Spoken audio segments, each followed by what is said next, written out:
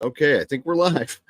Hooray! Welcome everybody to Comics Chat Wednesday. I'm your host Ray Dillon. I've been an artist in comics and video games and movies for about 20 years, and other things. Sorry, I just had camera technical difficulties, so I'm totally thrown off this week. But as usual, here's Renae DeLise, writer and artist of The Legend of Wonder Woman, also the artist of The Last Unicorn, a bunch of other stuff. Has a new book out from Dark Horse called Matriarchs. We also have Brent ENGSTROM, who's the Garbage Pail Kid artist for the last 17 years, currently working on his graphic novel, The Rise, and recently had the Weird Al Yankovic graphic novel that got a Ringo Award.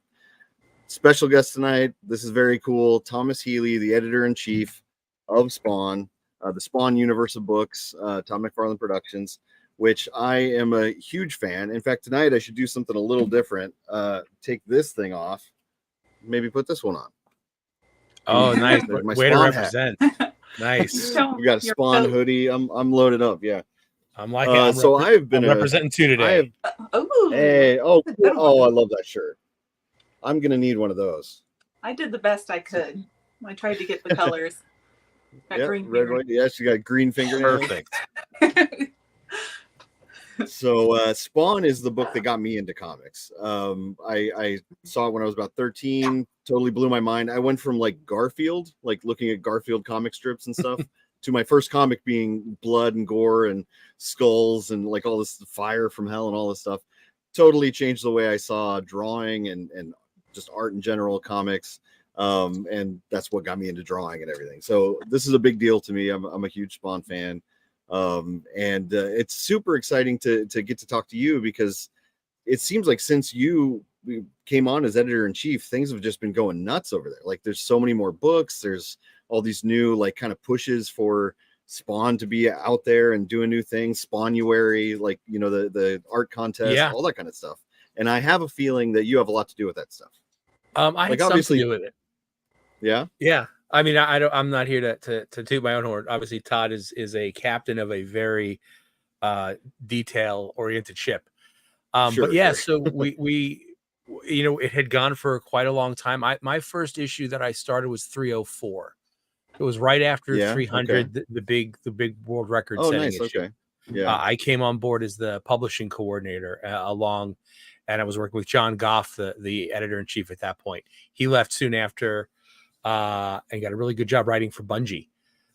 So he's in a really good place still. Him for I've known him for a long time, actually, just online.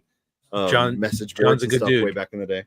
Yeah, he ran the old Spawn boards. And then what really the big impetus for a lot of this expansion was COVID hit, and you know, everybody's working from home, and Todd and I would go into the office together probably only a few times a month. Everybody else was home just to kind of touch base. Where are we at? Because, you know, a lot of what we do, I mean, all of our artists are all over the world. So we didn't need to be, you know, it's not like the old Marvel bullpen where everybody's working at a desk in a big room anymore. We could do pretty much everything remotely. But it is nice to have that face-to-face time. When we were sitting at one of the conference tables in the conference room, this big, giant, long stone thing. It's exactly what you would expect in a Spawn office. Awesome. And he's at one side all masked up, I'm at the other. There's hand sanitizer between us, like the Berlin Wall a little bit. And at that point, I don't know if you guys remember, there were companies, the big three were talking about whether or not they were going to stop publishing for a while and go and they were calling it pencils down. And I believe Marvel said, yes, we're going to do that. And we're going to take a hiatus. But then the retailers were like, no, because we still have mail order. We still have our live shows. We still have curbside pickup. We need books to sell. So DC and Image did not. And we kept going. And then, as weird as it sounds, you would think that that's the time to scale back. But what ended up happening was Todd and I were talking one day, and he said, what if we do a little bit more? And we just sat down, we brainstormed over the week for a couple of ideas, and that's where that first wave of Spawn's universe came from.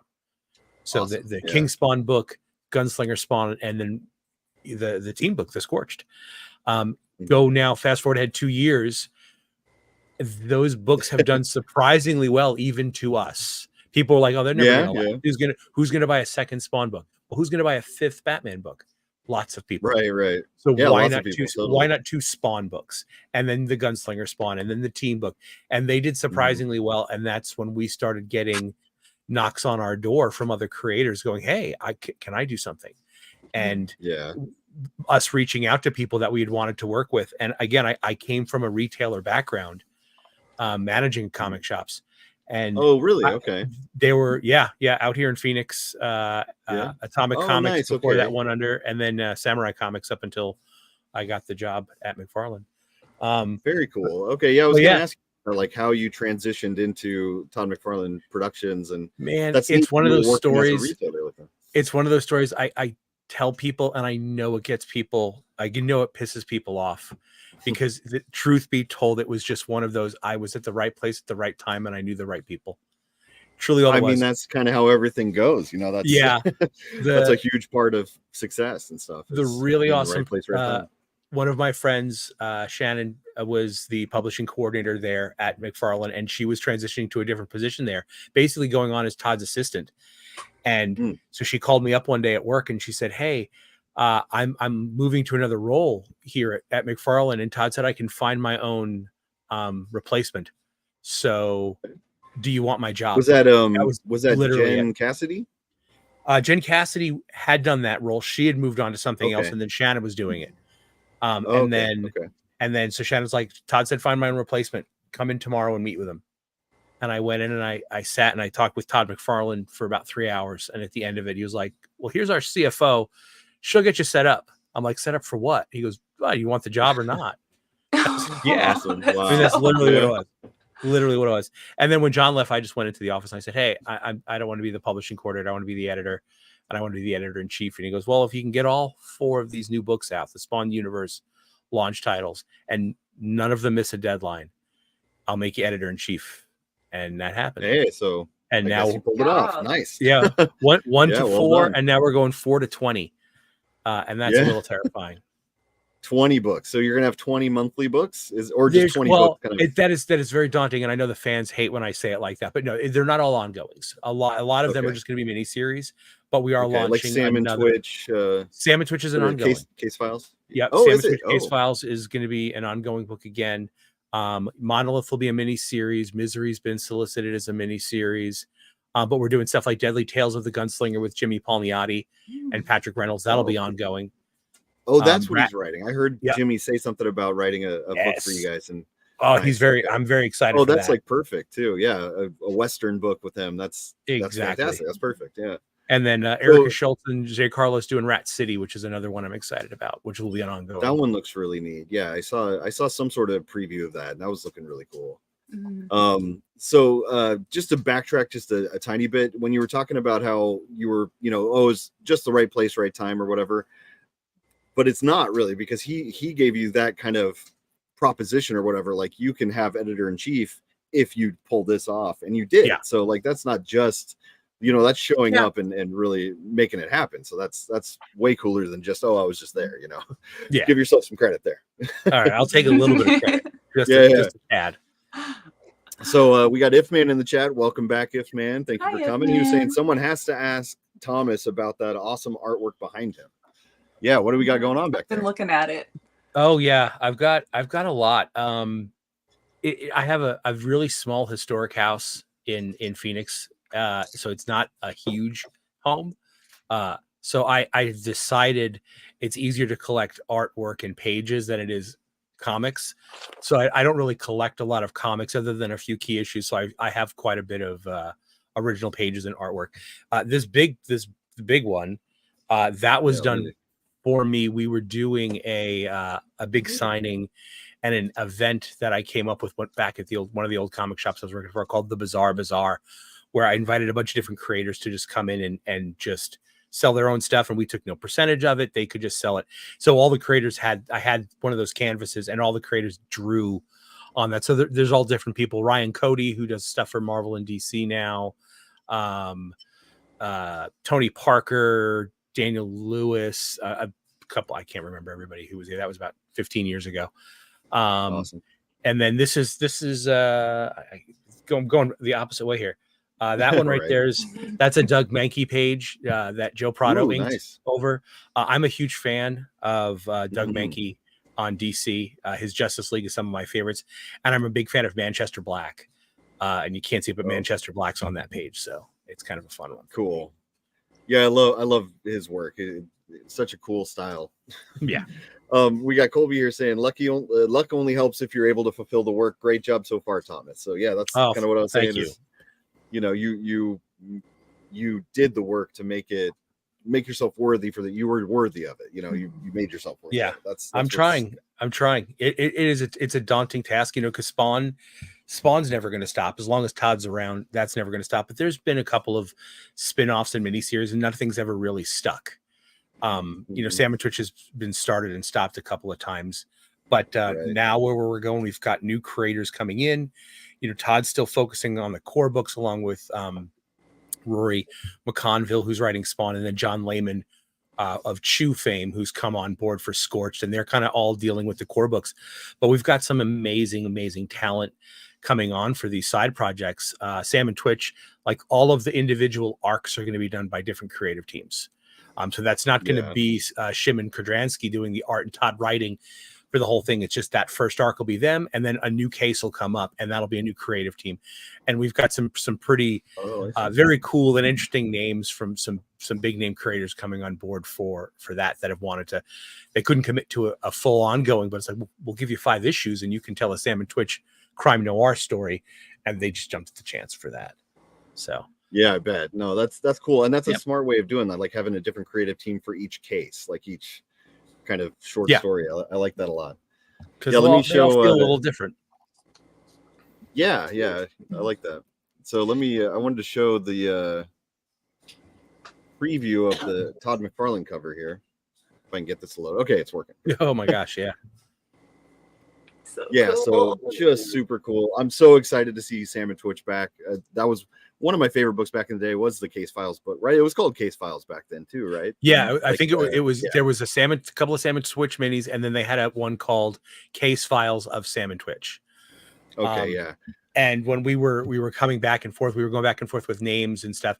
And originally, we were going to do it as a set of miniseries, much like we're doing it now with a different creative. Yeah. But we decided, well, why not just do it as an ongoing where the creative team? So that's why we ended up adding that Case Files, because it's going to just be different cases, and definitely it's going to lean more into the noir detective stuff. So for the most part, you're not going to see Spawn running around in this book, but you might see them running around in Spawn and King Spawn. So you'll still get your Spawn and Sam back and forth that people like. But in Case Files, most of it is going to be human crime and that kind of thing. There might be some weird mysteries or serial killers or something like that, but we really wanted to differentiate it. And that's one of the reasons we're doing all of the books. Is I know it sounds crazy to say, well, I can't buy all 20 Spawn books every month. It's like, well, we don't expect you to, not at all. The point was, if you go to Marvel or DC, nobody buys all of those books, but they might try different things. Like I like all of Marvel's team books, or I like all of the Bat Family books, or I like all of the Wonder Woman books. And maybe you don't like Daredevil because it's too gritty, street focused. So what we tried to do was say, okay, not everybody's into Spawn and the war between heaven and hell and angels and demons, but they may like some of the creators we have. So here's Rat City. It's Spawn adjacent, but if you like Cyberpunk 2077, if you liked The Fifth Element, if you liked Altered Carbon, that's this book for you. This is cool sci-fi set in the Spawn universe.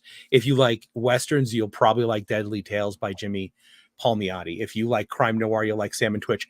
You don't have to read Spawn or any of the core books to appreciate any of those titles. So we're hopefully going to be just expanding our line to offer different things.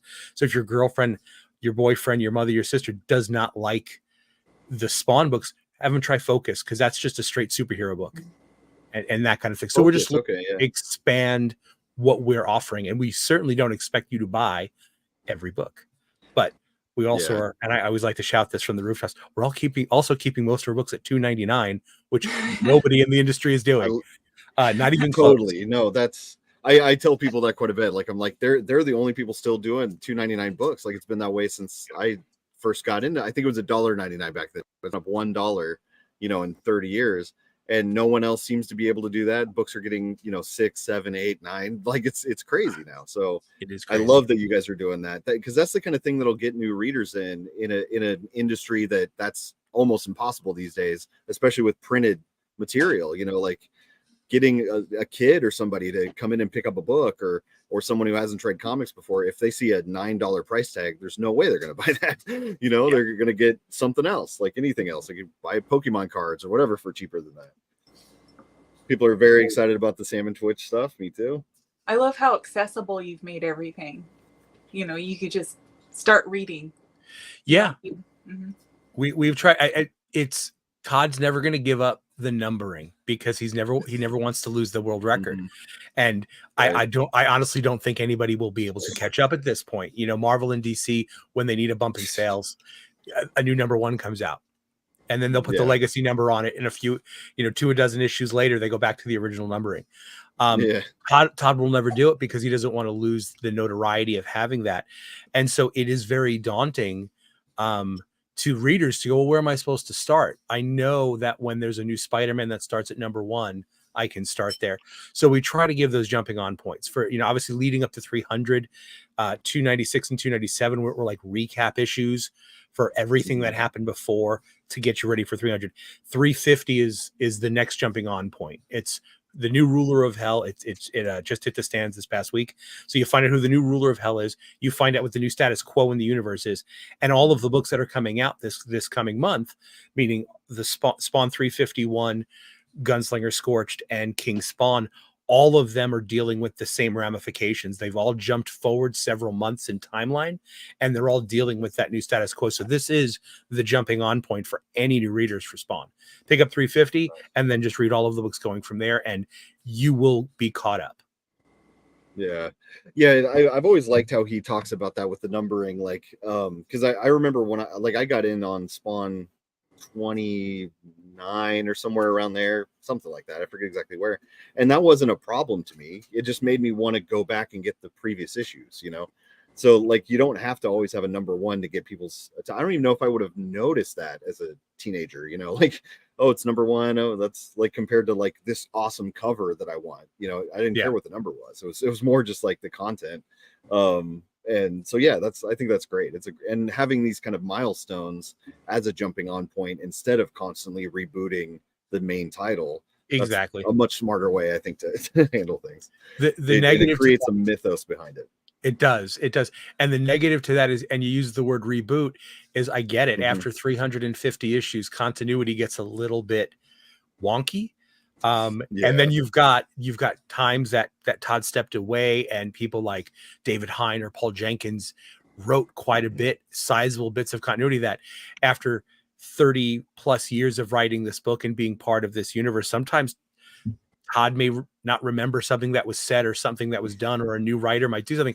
So people will call that out all the time. I'm the one that gets all the Spawning Ground emails. Oh yeah. People are calling it. It's like, come on, man, it's the tiniest bit of continuity. Just roll with it. It's okay. Yeah. It's okay.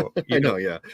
But yeah, it is going to be tough, and we have to be flexible because it can't be, Spawn has not been Spawn in universe for 30 years. He has not existed since 1992.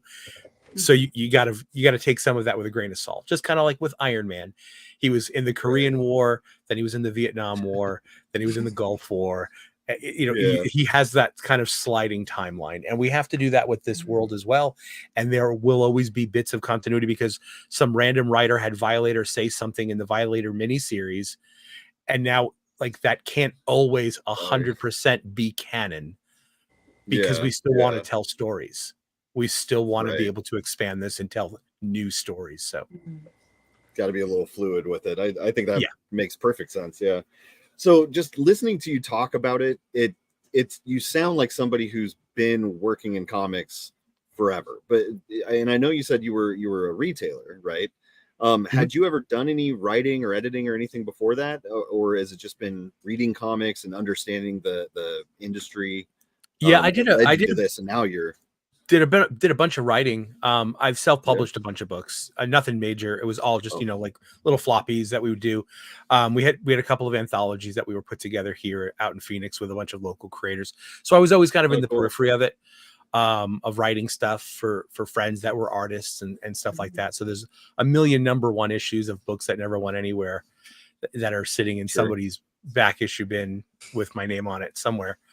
Cool. Okay. But that was really it. Before the comic book store, I was working for hospice. And I was doing that, which was a very different thing. And it's a tough job. So I was taking some time off back at working at a comic shop, and it just got, like I said, kind of fell in my lap doing that. And that's so cool. Yeah. That's really neat. So, and it's great that you had been doing comics sort of on the indie market before that, because that's my favorite area, is doing indie comics and stuff, and just thinking of you putting out like kind of ash cans or whatever you were doing, and anthologies, like that's some of the coolest material comes from that kind of stuff. We all started with digital webbing. I don't know if you were around in those days, but that was so we started on there doing the Digital Webbing Presents anthology, like a 5-page story, just kind of trying to figure out how to make comics. And we did like the first 3 issues of that, or I did anyway. And it just was such a cool experience. And there's so many creators that came out of that who are now, like Ryan Stegman, who did the issue 350 cover for Spawn. Old buddy of mine was in our studio, and just so many creators like that came from that kind of, what am I trying to say? That startup, whatever, that origin of like everyone working hard together, trying to figure out the industry, hungry to like make something happen, and then leading into something cool like this, like you doing Spawn, or Ryan doing a Spawn cover,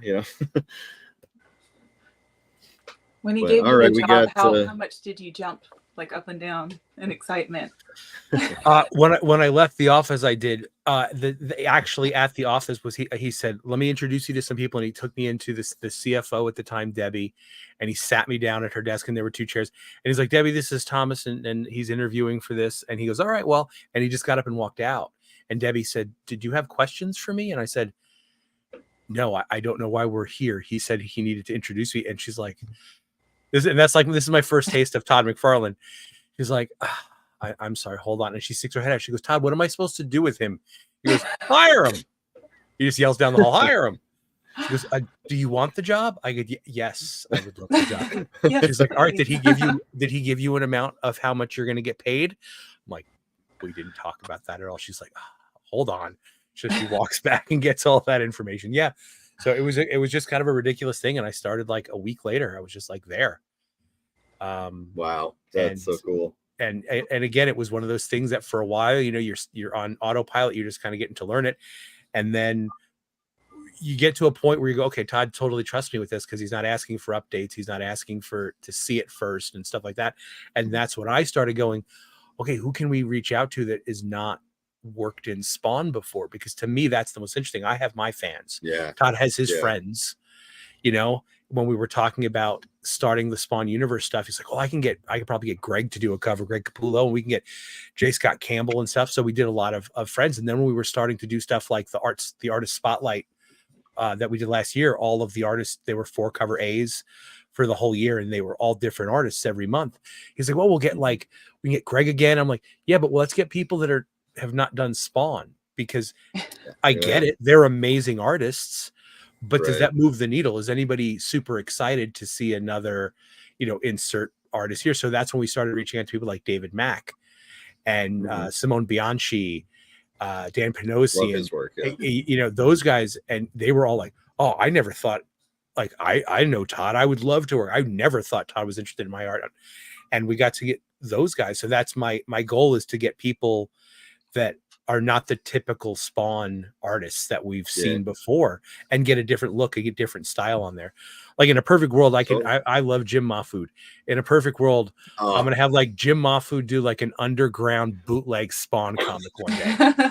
Yes, please. Okay. Make that happen. My goal. Yeah. We'll get him and Jim Rugg and Pisker and Rafael Grampa, and we'll just get them all to do like these little minis. But I don't think God, that would be so I don't cool. think Todd gets that yet. Really? I don't think Todd would get that, but maybe one day. Yeah. I'm working on it in the shadows. I hope so. I love all those ideas. That's fantastic.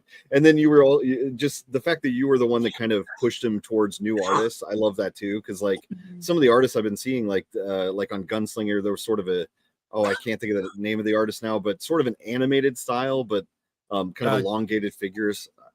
I wish I could think of the artist's name right now. But recently it was Dexter Soy. Are you thinking Dexter Soy? Yeah, he did a couple of villain recently. Okay, yeah, that might have been it. But just that was one of the artists, and I'm blanking on the name, which is frustrating. But one of the artists that really stood out to me, and I'm like, that's a style I wouldn't have expected to see for Spawn, and it works so well. You know, seeing it in a different light, and seeing like some of your favorite artists come in and do that you wouldn't have seen, previously do Spawn, having them come in and do it is great. So well done with that. Yeah, and Jeremy Hahn. Oh, Jeremy is absolutely phenomenal. So yeah, he did that fill-in issue for us for King Spawn 31, and he knocked it out of the park. And I can't announce yet, but he is working on a long form project for us right now that has not been announced. So he might be dropping some hints and teasers and some art very soon on his social media. But I think we're looking to probably see the big announcement for that around San Diego this year. Cool. Okay. Yeah, I know Jeremy from way back, probably Digital Webbing Days too, but he's also from Kansas. Brent and I are both from Kansas. So nice. We met him really early on, maybe even my first convention. We ran across Jeremy Hahn and some of his friends and stuff from Kansas City and stuff. So I've been following his work forever. So seeing him hop on Spawn all of a sudden was like, whoa, what? That's awesome. I wouldn't have expected it, and his style works so great for it. So yeah, that's super cool. That's what I'm hoping for. Like I said, we've announced some titles, but we have some creative teams coming on board, and I hope that's kind of the reaction we get. Not just oh, cool, yeah, that's a good fit, but like, wow, I would not have expected that. That's cool. I'm excited to see what this guy or this gal does, because I've never seen that before. So that's kind of what we're hoping for going forward. Very cool. Yeah, it sounds like just everything coming with Spawn is going to be exciting, and it sounds like you're a good driving force behind that, and that's really neat. I know, and definitely I have a lot of contest. people in chat excited here. The contest, it was like an event for all artists. It was great.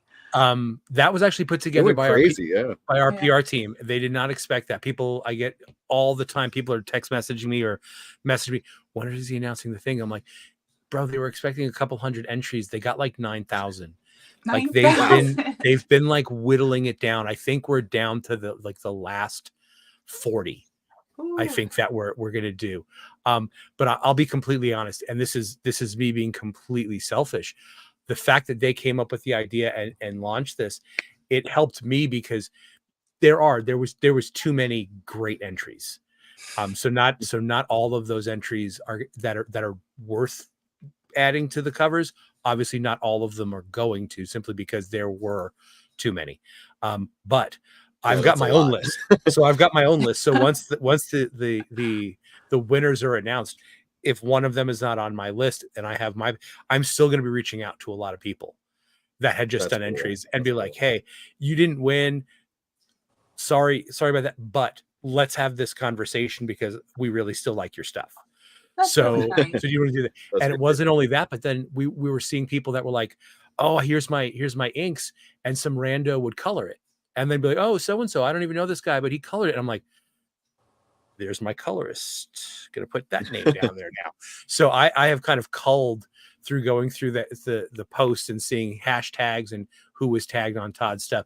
I've got a list of people that once the announcements are out and official, I'm then going to follow up and reach out to and go, hey, I want to have a couple conversations because I think you could do some cool stuff for us, whether it be interior work or covers alone.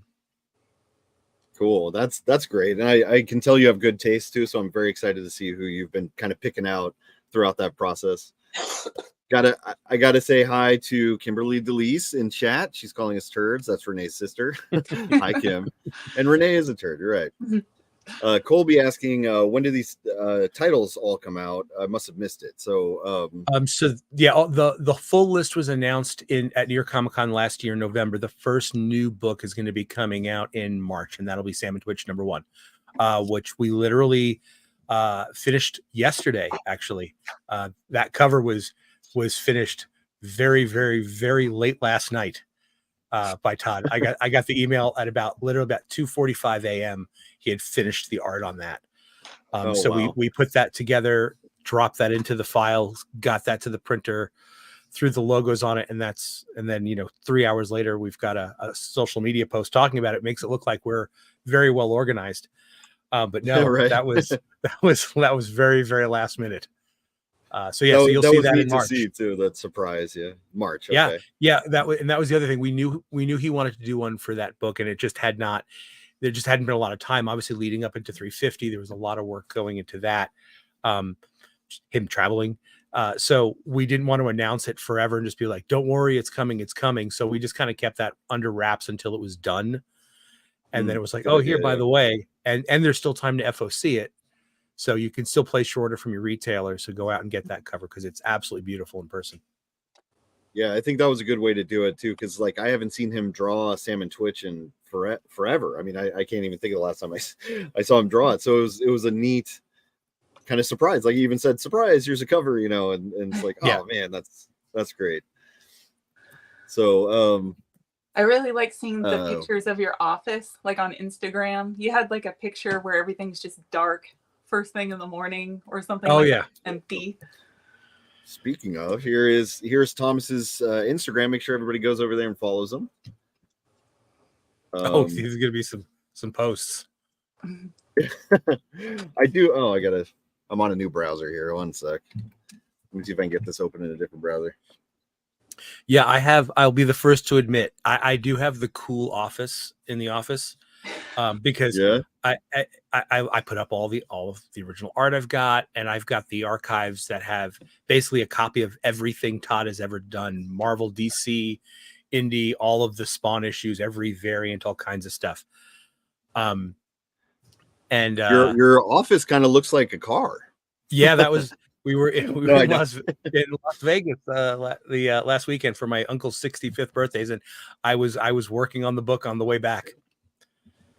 So I have the cool office. So they just posted. Yeah, that's it. So they just posted a video where they were interviewing Todd. It was about a collector's thing, and they're showing all this, and I'm like, it's not even his office, it's my office. He's pointing at that's not his. That's my page that Jonathan Galapian gave me, and next to that is my cover of Sam and Twitch that Thomas Knockwood gave me. It's my office. Hey. Yeah. And the circled one, this is an incredible artist. I don't know if anybody follows Wayshack. I think I just watched I think David Finch had a stream with him where they were painting. Yes, and I hadn't seen his work before, but I watching him do it, I was just like, oh man, this guy's stuff is great. Yeah, so I ran into him at New York Comic Con 2 years ago, and he had that Violator cover that he had just sketched onto a Spawn bank, and I bought that and I loved it. I bought that specifically to bring it back just to show Tommy, like, check out this guy. And you guys have worked in comics, sometimes the lead up before something comes out. So it's been literally over a year since I've been talking to him, but we are finally getting some covers of his that are going to be solicited very, very soon. Oh, nice. So can't wait to see those. That. Yeah. So we got somebody in chat saying, bring Angel Medina back. And I fully agree with that. I love his work. I agree with that too. I had not met Angel Medina until SpawnCon. Which was October. Oh yeah, it was the first fan con ever put on. It was in Denver. And Angel was a guest there, so we got to meet and we got to chat and we did talk. So I am hoping that schedules can align and we can see some Angel Medina doing some interior stuff again, because he's an incredible artist. Yeah. I see. When I was younger, I didn't fully appreciate it. Like I liked it, but it was a little over, like very exaggerated, right? And as I get older, I just realized how much he's really doing and just how skilled he is. It's just so good and such a unique style and everything. Yeah. Hey, we got the If Man saying, I kind of want to know what that disco picture is. Yeah, what is that about? That is the subtlety of Las Vegas. That was a rave club right off of Fremont Street. I see. Okay. Yeah. So yeah, I appreciate all your posts. You have this shining is a rug, or I guess rug. It's a desk mat. From the desk mat. Okay. It's like mouse pad material, but it's big. It covers pretty much the whole surface of my desk. That's cool.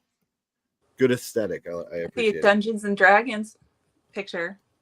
Mm-hmm. Yeah, that was from I DM a game every Wednesday at one of our local dive bars out here. I'll give him a shout. Called the Easy Tiger.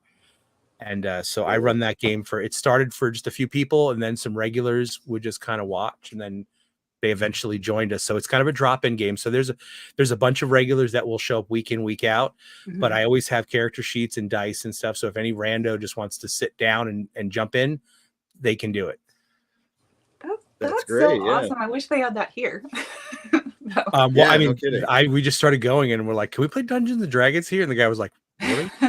I got to know the bartenders and they were like, sure. And it just became a thing. And now they're like, you should do it another night for newbies. And I'm like, well, I mean, at that point, you're going to pay me. So, I mean, I'm doing it because I'm enjoying it. It's not going to be my job. So what's happening in this scene here? So this was a weird one because we have 6 regular people. 3 of them called out sick. So I had to quickly come up with a well, I run it regardless, simply because so this was kind of like a little side when they got pulled into another dimension. And as they were hunting for a way back, they came across this temple. And that is a very large D20 die stuck on a little stand that I had at my house. It was given away back in, I think, the early 2000s when D&D had like a monthly subscription club, and it's called the Fist of a Miracle. So you get that die, and it's big, and you has a sheet of 20 different spells, and they're all incredibly powered. So if you're familiar with D&D, it's like using a deck of many things. You're not supposed to use it regularly over and over again, but if you give it to a player, they get one really powerful effect out of it. But they don't.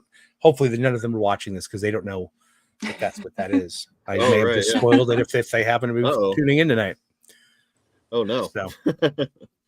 So you're the dungeon master. Yeah, I'm the DM for that one. It's one of those forever DM things. I don't get to play nearly as much. I'm in one game with a few people. We only meet probably once every 2 or 3 months. And my last character just died. Oh. Yeah. Oh no. Sorry to hear that. What was his name? Their name was Dex Blanco. They were a warlock. Ooh. It was only the 3rd session. So they were still they were still very young, very young. But I'm replacing Dex with a fairy barbarian. Oh yeah, a fairy barbarian. That's cool. Fairy barbarian that's taking Path of the Giant. So when they're normal size, they're 5 inches tall, and they're a fairy, and they float around. But then when they rage, they become 13 feet tall. Oh, neat. Yeah, that's pretty awesome. And yep. Do you ever do like drawings of your characters or anything? Are you an artist at all, or not at all? Anything you've dabbled in? I wish I was. No, I have not been gifted with those skill sets. I pretty much just write. And that's about it. But no, so I never do it. I'll do like the Hero Forge thing, or I'll have a friend draw it. But I've never really draw up anything. Yeah. Wow, I'd forgotten about Hero Forge. I remember that being a thing a long time ago, but that's still around, I guess. All right. A lot of my friends used to hire me, or ask me, not hire me back then, but to draw their D&D characters. So I did a lot of that back in the day. That was always fun because there was always really interesting characters that had these really specific things about them, and people got real into it and stuff. So that was fun. So just looking at your, like, I've seen several posts like this where it's just like stacks of stuff that you're going through. What is a normal day like for you editing? Want to run us through it? Yeah, Mondays and Tuesdays are always the busiest because those are the days that we go to press. So hopefully that weekend we would have gotten in all of the final colored pages in. Sometimes we don't. Sometimes it rolls a little bit late. But in a perfect world, I'd have all the colored pages in by Monday morning. The letterer would be wrapping up the last of the lettered pages. So we'd usually have everything in by Monday afternoon, the latest. So where my whole team is in the office, that is the new publishing coordinator. And then there's Ryan and Zabriel, who are the production artists. And then Amani, who's our intern. And Ryan and Zabriel are the ones, they're working on the InDesign files. They're literally building the books. They're taking the colored pages, overlaying the lettering. Then they'll do the pre-press printouts, the PDFs like that. And that's where we start doing read-throughs of the book, make sure lettering's in the right spot. Every once in a while, there could be a technical glitch where like text doesn't show up in the balloon or the color pages don't render right. So this is kind of our first shot at taking a look at a physical copy that's not on a computer screen of the book. And it's way easier to do that because, again, you can see some of those corrections that you might need. Sometimes maybe the colors don't right. Oh, you realize that She Spawn's hair is colored the same color as her costume, and that's not really the case. The costume's red, the hair's orange. So we can make adjustments like that. So that's usually if you see this, I'm almost guaranteeing you 99% of the time I posted this on a Tuesday, because this is usually my last read through. And that's when we sit and do final lettering placements, making sure all the ballooning where we want to go. Can we combine it? Do we want to make this balloon a little bit smaller? So can we trim dialogue? Can we change that up? That kind of stuff. And I write all of my corrections on here with the red Sharpie. So when I walk over to we call it the pit, to the production area, I can just sit and we can go through all of the edits and the changes that way. And then all of the other stuff that's always piled up in the office is just stuff they send us. So we get comps from all of the different companies and stuff like that. Some of those, the books on the top there, those were some comps from the New York Comic Con freebie book that we had given away for the attendees of that panel. And then that's Todd's ARAC book. Todd loves old comics, so he comes in a lot with stuff that he's reading out of his collection, then he just leaves it on my desk. Really? Yeah, I definitely noticed that. I was going to ask about that. Yeah, that's a lot of that's just random stuff for him. Very cool. Does it ever get overwhelming just having that sheer amount of just artwork and pages to go through and corrections? And yes, it is. I mean, I'm not going to lie. I'm now on blood pressure medication. I really am, and I'm a laid back dude. I'm not a high stress kind of guy, but it does. And you know what? I'll be the first to admit it. We miss stuff, spelling mistakes, a word transposed. Stuff happens. It does. And there's one gentleman, and if he's watching this, I'm sure I'm going to hear it, that he sends me letters to the spawning ground, and he just totally talks shit about me, that I shouldn't have a job, that he'd come in and do it. He'll do it for free. He's better than I am. Yeah. I get it. Good.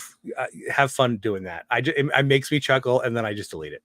But that being said, it's like we've put out millions of words over the last 2 years, and maybe 75 of them were misspelled. So I apologize for that. How dare you? But it is. With the new books, our procedures are going to be a little different because all of those are in development now. And you guys work in comics, so you might realize how frustrating this a little bit is to me. They're all working on it now. No Home Here comes out in October. Jonathan and Daniel, they're working on that book right now. So that's getting done. Erica is already lettering her own stuff for Rat City, which doesn't even come out till April. But for the core books, like King Spawn, that is going to press, that we just went out with, like Todd finished writing that Friday, the day we sent the lettering off, where we're going to press on Monday. So people are like, why don't you just run it through a spell checker? It's like, because by the time it gets to me, it's not words anymore. It's lettering files, and I can't run an AI file through spell check. So I'm not. So he loves the thrill of the last minute. And that gets him very, very worked on. So even if Rory or John Layman send in a script, he still wants to read through it since it's one of the core books to make sure like it's just nailing the Spawn thing, but he will wait until the very last minute. So I don't always have the opportunity to review the final scripts prior to them becoming lettering files. So I have to read that out, and it's like I just have to catch it. With the new stuff, we're so far ahead of the game for those. I am reviewing those scripts. We are doing that, so we should have fewer problems. But if it's a book where Todd has his hands directly on, we're usually up until the last minute on those. Fine tuning, so it is what all that kind of stuff. And that's something that people probably like. I don't know if most people would notice this or not, but as a letterer, because I've worked as a letterer a lot, while lettering, like the letters stop being words at some point, and they're just 100% kind of images that you're balancing and trying to make fit in a certain way and stuff. So you don't notice those. And I would imagine the same thing goes with when you're constantly reading the comics and reading scripts and stuff. Like you are paying attention to the story and stuff, but those little misspellings and stuff, it just it doesn't seem like that big of a deal to me. especially if you know what it's supposed to say. That's how you're going to see it in your head. So a lot of times if we have time, I found what does help me is I'll close my office door and I read it out loud. I found that it's helpful to read it out loud more than just looking at it and reading it. And then the other thing I do, because my wife does not read comics at all, if we have time and we're before our deadline, I bring the laptop home, and I'll throw it up on the big TV, and then she'll just read it, and she'll catch stuff that's like, oh, I missed that. Like I read this thing 4 times and I missed that, simply because like you're saying, it ceased to be a word. I knew what was supposed to say, so I just read it as if that was correct. So she's helped out quite a bit. So have you ever seen that thing where it's like they'll take a big block of text and they'll remove letters or like put different letters in, but you can still read it perfectly well? It's like that. It's like you don't know that it's not right because your brain is filling in the gaps, and and you know what it's supposed to say. So it's just, you can't catch everything. I find it just ridiculous that people would actually give you that hard of a time about some misspellings or whatever. Who cares? Oh yeah. As long as you read the story. I don't know. They do. There's a reason I don't go to Facebook anymore. It was just the worst. I'm sure. So. Colby is saying, if I may ask, without names, what are some red flags you've gotten from new hire writers? That's an interesting question. Okay. So we do it. There's 2 things. One is obviously you're looking for original content. We get pitches all the time, and usually we don't really spend time with unsolicited stuff. If somebody says, hey, can you take a look at my thing, whether it be my script or my art, absolutely. I saw somebody was asking, Tyler was asking about portfolio reviews. Absolutely. I love taking a look at that. Shoot me a DM on my Instagram, and I'll accept it, and I'll give you some where to send that. I absolutely love taking a look at people's artwork. But if you're talking about writers, for me, it helps me being a comic book fan and being fairly knowledgeable, because I'm not saying that anybody does this intentionally, but I found when I was writing stuff for a now defunct comic book company, it never really launched. But I was writing 2 of their titles, and I was also real deep into some random sci-fi novel at the time. And I realized on issue 2, I was just retelling the story from the sci-fi novel. Oh yeah. It was just not unconsciously I was doing it. But we'll get that sometimes. I'll be like, you realize that that's this movie over here, and they'll be like, oh, like, I can't take that. The other thing is for us, at least, you have to be very flexible. Todd McFarlane is an old school guy, and he learned a lot of his knowledge from other old school guys like Stan Lee. And Stan Lee's famous for being like, plot's all that matters. We'll figure out script later. And, hearing stories about, he would just shout like things in the bullpen, like, who's doing Thor this month? Somebody raised their hand and be like, give me 5 pages of Thor fighting a dragon, and then 2 pages of them making up. And that was the amount of direction they were given. So when we have a lot of writers coming on board, they're used to writing really detailed scripts, and Todd tells them right out the door, no, we don't do scripts, we do plot.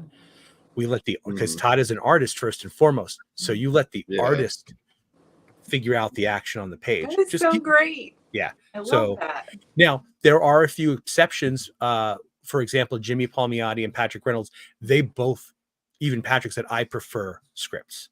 I would like a full script.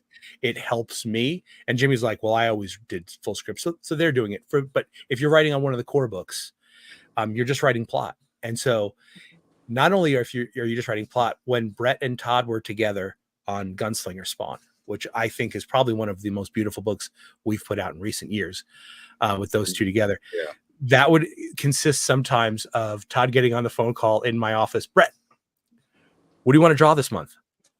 And Brett would be like, can I do a werewolf? But it's like a Frankenstein werewolf, and he's got different werewolf body parts. And Todd literally would be like on the phone going, cool. Give me 4 pages of Gunslinger walking through the woods in the middle of the night, and he gets attacked, 3 pages of fight. And then Gunslinger gets thrown through a tree on page 7. Let me know when you've got most of that done, and I'll get you more plot. Done. That is now the plot for the first 7 pages of Gunslinger 22. That's literally, I love that. That's but great. Brett is the artist that can just do it. He just knew what to do. Javi is another one. Javi Fernandez on King Spawn and Todd work so well together, because Todd can give him just, this is what needs to happen on this page. And then Javi can just come up with these layouts, and then he'll sometimes be like, I just decided to make this a double page spread, and I combine these 2 pages, but it all just works. And it's so fluid and so beautiful. So that's one of the big things for writers that have come back or have come to us. They have to be a little flexible with that aspect of their writing. They kind of have to learn. Same thing with artists. They have to learn to do that, because sometimes an artist is like, I need to be told, or I want to be told how to do this. And it's like, no, just figure it out. Just draw something cool. Yeah. I mean, I've heard Todd say that more than anything. Just draw something cool. Just draw something cool. I love that. Yeah. Cool. See, depending on the project, like, I would want a full script if I was working with a writer, maybe on an independent project or something. It's their vision or whatever. But yeah, on something like Spawn, if they did say, like, just, draw this cool scene with these 2 characters, I think that would be a great way to work with, just doing the plot. Because you can just have fun and draw what's cool and, just enjoy it and stuff. Like, and someone like Greg Capullo or someone like that, they're obviously artists that I'm sure he excels at that. He knows what the story is and what all the characters should be doing. And I love that way of working. That's really cool. Yeah. I have a fun question here. I don't know if you'll know this or not, but is it true that Boof is coming back? Do we got any Boof fans in the audience? Do you know who Boof is, Thomas? Of course I know who Boof is. Do you? Boof came back recently. He did? There's another phenomenal book that is out in the Image universe called Local Man by Tim Seeley and Tony Fleeks. And Tim actually called, this is, almost a year ago, and asked if they could use Boof in Local Man. So really? The issue, he was only in 1 issue, but the issue that they used him in was called Local Man. I think it was called Local Man Gold Edition. It was like a 1-shot. It was like an oversized 1-shot they did. Local Man Gold Edition. Let's see if I can find that. Yeah. And I believe on one of the covers, Boof is on the cover. So I think there were a couple that, so it wasn't necessarily this one. I'm looking at that, but yeah, if you do the Boof, he's in it. Yeah. So yeah, you got to check that out. It was a very fun issue. So go down. Really? Oh, it moved again. But yes, he was in Local Man. That's all you need to know. Yeah. Find that. I'll have to look into that. Yeah. Find that issue of Local Man. It only came out probably about 6 months ago. So nice. Okay, but there was a couple of secret Spawn cameos that happened this past year. The biggest one, which really wasn't too much of a secret, was he showed up in Philadelphia for an arc. Oh yeah. That was cool. Yeah. And that was obviously with Jason Sean Alexander, former incredible Spawn writer. I mean, Spawn artist. Right. He asked. Yeah. But a lot of people did not realize Medieval Spawn showed up in one of the Radiant Black issues. Oh no, I didn't catch that. It was the issue where I guess Radiant, there's a character in Radiant Red who died, and she was from the past. So at the end of the issue, they send her back to the past, and she's supposed to be from medieval times. And anyway, you see the body laying in a field, and then there's these big armored hands reach down and pick her up. And then you see Medieval Spawn holding her, and it says, you know, he says something like, "Come, sister, we're going to give you the burial that you deserve." And it was just that. Nice. It was just a fun thing. They reached out. They were like, "Can we use this? We're not going to ever use him again. We're not saying he's part of the universe. We're just big fans, and we just want to use Medieval Spawn because this character's from medieval times." So we did that. So that was a fun one. That's interesting. I wonder how they ended up with that idea. Like, were they thinking, "Ooh, it'd be really neat if we maybe could get a Spawn character or Spawn or something in the book," or did they like organically have this storyline where a medieval type character would say that, and then, you know, oh, it could be Medieval Spawn? Like, you know at all how they? No, I don't know. They reached out, the creative team, and they were just like, "We're just huge fans. We would just love to do it.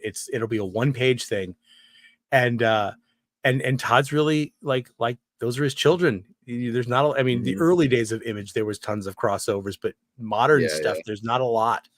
But I was like, come on, man, it's kind of cool. And Radiant Black's a cool book, and it's one of Image's best sellers. And so we did that. So that's neat. You know, I knew a lot of people were expecting Spawn to show up in crossover, Donny Cates' book. Oh yeah, right. Yeah. Because that had a ton of different characters, and he's on the cover of one of them, which is it's on that wall somewhere. I have that cover, but he doesn't appear in the interior of the book. And then I was like, because it's too obvious. It's too obvious that Spawn's going to show up, so they shouldn't use him. So, and I think it worked out because he got Madman, who's one of my favorite characters. Oh, nice. So yeah, I haven't read that series, but it definitely seemed cool. So I'll have to. It's very meta. It's kind of like very Grant Morrison-esque Animal Man meta story. Yeah. So. Animal Man was cool for sure. Yeah.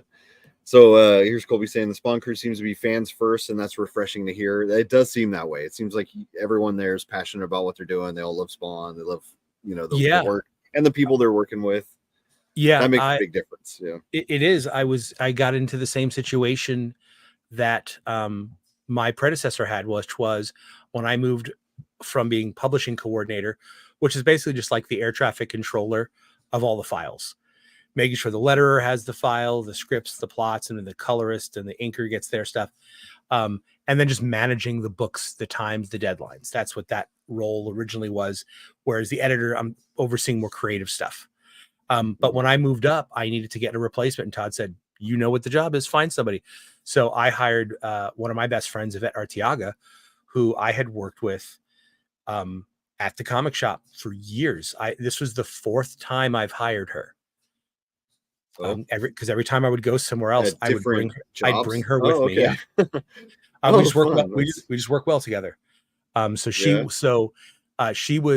took over as assistant manager at the shop that I had left to go to McFarland. And then it was about 2.5, 3 years later, I said, "Hey, do you want to come over here?" She's like, "Hell yeah, I do." And she is a comic book fan first and foremost. So we brought her. And then when we needed our production artist got poached by Wizards of the Coast, and I couldn't be mad at her for going to work for that company because she got to design Magic cards. So she left and moved to the Pacific Northwest, and she was phenomenal, Nicolette. But I needed a new production artist. And I called back to one of the dudes that was working at the comic shop, and I said, "Hey, you've got your degree in graphic design, right?" He's like, "Yeah." And I'm like, InDesign? He's like, "Yeah, I've literally lived in InDesign for my entirety of college." I'm like, "You want to work over here?" He's like, "Hell yeah." So I had to call up. Nice. I had to call up the owners and be like, "I'm stealing another employee, by the way." And so they laughed. So yeah, so fun. All of the people working on these books, they are all comic book fans. There's been times in the past.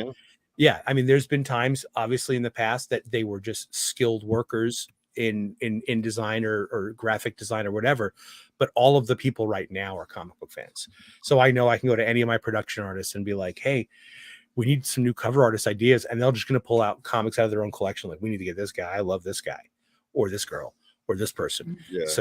So yeah, we are a team and we all read comics and go see the comic book movies. And I think that makes it helpful that we hopefully are making cool stuff. You definitely are. Yeah. Here we have Eric Williamson, who's someone I'm doing some work for. He's got a book called When We Were the Voyage, which is a really cool sci-fi horror kind of almost anthology kind of thing. And he's saying, cool. Question for Mr. Healy, going from Miscreant to When We Were the Voyage, any recommendations from submissions from creators to Image in general? Well, it's a weird thing because Image is its own company, just as TMP is its own company. So when we look at submissions, we're looking for submissions specifically for people that are looking to write, and I'll use just the umbrella Spawn, even though it could be something different like Rat City or Salmon Twitch. But we're looking for people that are going to write stuff in our vein. When you are submitting to Image, you just need to provide them with, I think it's 3 months of completed work to show that they're going to get at least 3 months out of it. And then the panel at Image just decides, oh yeah, this is definitely going to be good enough for us to publish. And then they cover the cost of publishing and you get your percentage of that, or they just take a percentage. So submitting to Image is a little different than coming to work for us, simply because we're specifically focused on our properties. Very rarely are we going to get anything that's not Spawn related. We do have one project, only because he was a friend. The actor who played Polka Dot Man, David Malchian. Right. Yeah, I saw that. I saw him at a convention kind of talking about that. That seemed like a cool project. He came to us to pitch a book, Knights versus Samurais. And Todd liked it and he said, what do you think? And I read over the materials and I was like, yeah, this is cool. It's totally outside of our normal stuff, but it could be cool. And obviously he's got name recognition because he also does the Count Crowley stuff. He's known for being a horror fan. So Todd was like, cool, you manage it for him. So, I mean, it's kind of cool. You get to hang out and get to talk to David and talk Polka Dot Man. And yeah, he's just a big nerd. He's just a big fun nerd who loves this industry. And I think like he's one of those guys that, acting pays the bills, and I'm sure he loves doing it, but he loves comic books. He loves making it. Definitely seemed that way. Yeah. When I first saw him, like it was announced or whatever, I was like, okay, an actor doing a comic book, like that's kind of a common thing these days, especially. But then when I heard him talking about it, I was like, oh no, this guy is actually a comic fan. Like he has been into comics for a long time. So I like that. And he definitely seemed passionate about his story and everything. And it wasn't just like, putting out something. It was, something he really, really wanted to do. That's really neat. So why did he come to McFarlane? Like how did that come about? I think he just going to Image or whatever. I think he just wanted to work with Todd. I think he felt that Todd could offer him some insights into the process, into the writing process, into the art process that would be beneficial. Todd he's the reputation. I told him, I tell him this sometimes. It's like and I could be completely wrong, and you guys are all very, very knowledgeable. When Stan Lee passed, I would argue that Todd's probably the most recognizable person in comics, because people not in comics know who Todd McFarlane is, because that could be from the movie, or it could be from the sporting stuff and buying the baseballs and owning the Oilers for a while, or part owner for the Oilers. There's other things that people might know him from. So like he is kind of, at least in my opinion, he is kind of like the next ambassador to comics. So we do get reached out. A lot of people want to do work. We did a book last in 2023 with that John Leguizamo wrote. Because a lot of people don't realize, like, they became fans on the set. John is arguably the best thing that happened in the Spawn movie. John Leguizamo as Clown, for sure. No, absolutely, he was perfect as Clown. I loved him so much. He was great. I would love to see him come back as Clown. Oh, so would I. He's just so good at it. Trust me, I have had that conversation with Tom. I was like, you can get John again, right? Like you can. Oh, So man. they became friends. They just talk. They just chit chat. And then one day he came in and Todd was on the phone with somebody. He's like, hold on. I'm in my editor's office. He's like, hey, do you know this artist? And I'm like, no, I don't know this artist. And he goes, okay, well, we're going to do a book with John Leguizamo. Hold on, John, say hi to Thomas. And it's John Leguizamo on the phone.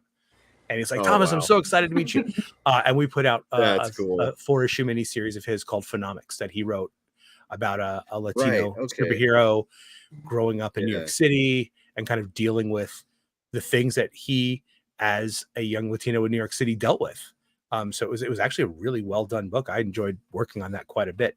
But I mean, that was just somebody who's like, Todd's the guy. Todd knows. It's the reason that bands like Korn and Pearl Jam came to him to direct their music videos, and Ozzy Osbourne. We did, Patient Number 9, and that included a comic that was done. So people they look at him and go, that dude is a creator. That dude has vision, and we want to tap into that somehow. And I think that's what David wanted to do too. So yeah, and you're totally right about Todd being like, I don't know if the next Stan Lee is the right way to put it, but being that figurehead of comics, sort of, or like the most well known, because he is like cross-platform, toys, movies, comics, video games, just all over the place. And he is kind of the biggest personality, I would say, in comics. And no, it's a big role to fill, but I think if anybody was going to do it, it'd be him. Yeah. Speaking of which, here's the I'm so excited about this with the Todd toy. He's got a Todd toy.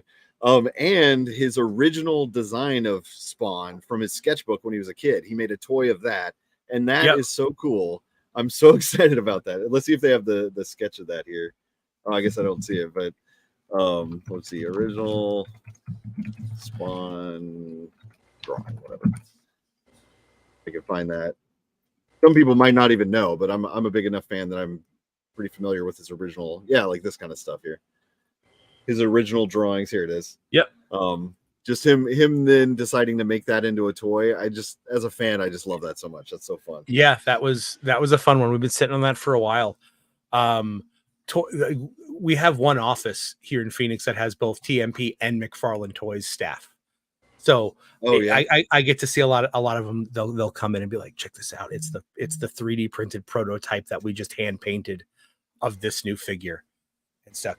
The baddest, the worst part about that is I get spoiled by tons of movies, especially the DC movies, because like they have to, the figures are in production for so long into that time frame. And so like Aquaman stuff, I was just sitting, it's just like around the office. I'm like, what is this? And they're like, oh, that's from that movie. I'm like, oh. Yeah, then you know what's going to happen. I wish I didn't know that. Yeah. Yep. So that has always kind of frustrated me with toys in general, is they'll come out before the movie, and then I'm like, oh, I'm seeing stuff that I shouldn't see yet. I don't know.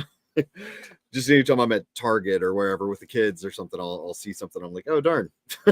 Now I know that character's in it or whatever. So here we have Ray G saying, greetings. Thomas is the coolest guy you'll ever meet and an amazing editor. I'm assuming he's worked with you, huh? I'm assuming that this is Raymond Gay. And here's a perfect example. We talked before about just, finding people online.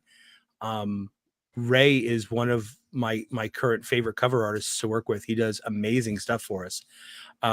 And I think we found him, and correct me if I'm wrong, Ray, we just, Todd and I just go through Instagram sometimes. It just looks like # comic art. And we'll just start scrolling and it's like, check this out. What about this guy? I'm like, no, he's cool. He's like, cool. Let's shoot him an email. and Ray is one of those guys. And now he's been doing covers for us for going on 2 years now. And I absolutely love his stuff. I absolutely love his stuff. Yes. I'm familiar. I've been following him for a while. Hi, Ray, by the way. Nice name. Yeah, he's been doing super cool stuff. Yeah. He's just got like a really energetic style and just really cool stuff. He does. And I think right there. Yeah. If I'm remembering correctly, I think I actually approved his Badass Salmon Twitch cover that he's doing for us today. I think that was one of them. But yeah, so nice. An absolutely incredible artist. And as we have more books coming out and Ray has more time, you're going to see more and more covers from him very, very soon. Can't wait. I can't wait to see this one. Where's the finished one of this? I need to see that. Oh, what's this character here? Rat City. Oh. That's the main character from Rat City. Oh, okay. I haven't seen that yet. That's a neat design. Yeah. Jay Carlos did the original design, and much like the current Spawn, I think there's a lot of room for every artist that does that to kind of give it its own kind of flair to it. You know, the amount of spikes, you know, and then when Greg came on, he's like, I'm gonna give him a big boot. Why? I don't know. I just wanted to draw a big boot. So was that Greg? Kind of that was Greg's idea? The big boot yes. when they changed the I didn't know that. That was such a big moment to me. And the gauntlet. You know, he has the big big gauntlet. So yeah, I remember because I was early on in my collecting of Spawn when I was a teenager, you know, and I didn't know characters could get new costumes, I guess. So like seeing this silhouette of him with like spikes and it like his shape looked different and stuff, I was like, what is that? I could not wait to get that next issue. And then you know, just seeing a different costume that inspired me to like, oh, you can redesign a character and maybe put something new into it and stuff like that. That was cool. I never knew it was Greg Capullo's idea though. That's neat. Yeah. He just wanted to draw a big boot. Yeah, and then in Spawn 351, you get the first kind of look at his new look that Brett Booth designed. Oh, okay. It still looks like Spawn, obviously, but I don't want to spoil it if anybody hasn't read what happens in 350 yet. But there's a reason for it. Yeah, and so they'll all get it, and then even some of the other characters, if you pick up the books in the next round, you're going to see a few new looks for a couple of people. Oh, really? Okay. Yeah, that's exciting. Oh, we got Kimberly DeLee saying, all I know is I need a live action Spawn TV series. How great would that be? Yes, please. That would be great. I would say, just, and again, this is me talking solely as a fan, I'd rather there be like an HBO or a whatever, like just an R-rated Salmon Twitch long form series. Oh yeah. They were talking about that, weren't they? Or yeah, I think that's, you know, I think it's been series? talked on and off. Like I'd be okay with Spawn sticking to the movies, but a TV, let's be honest, TV series would be great too.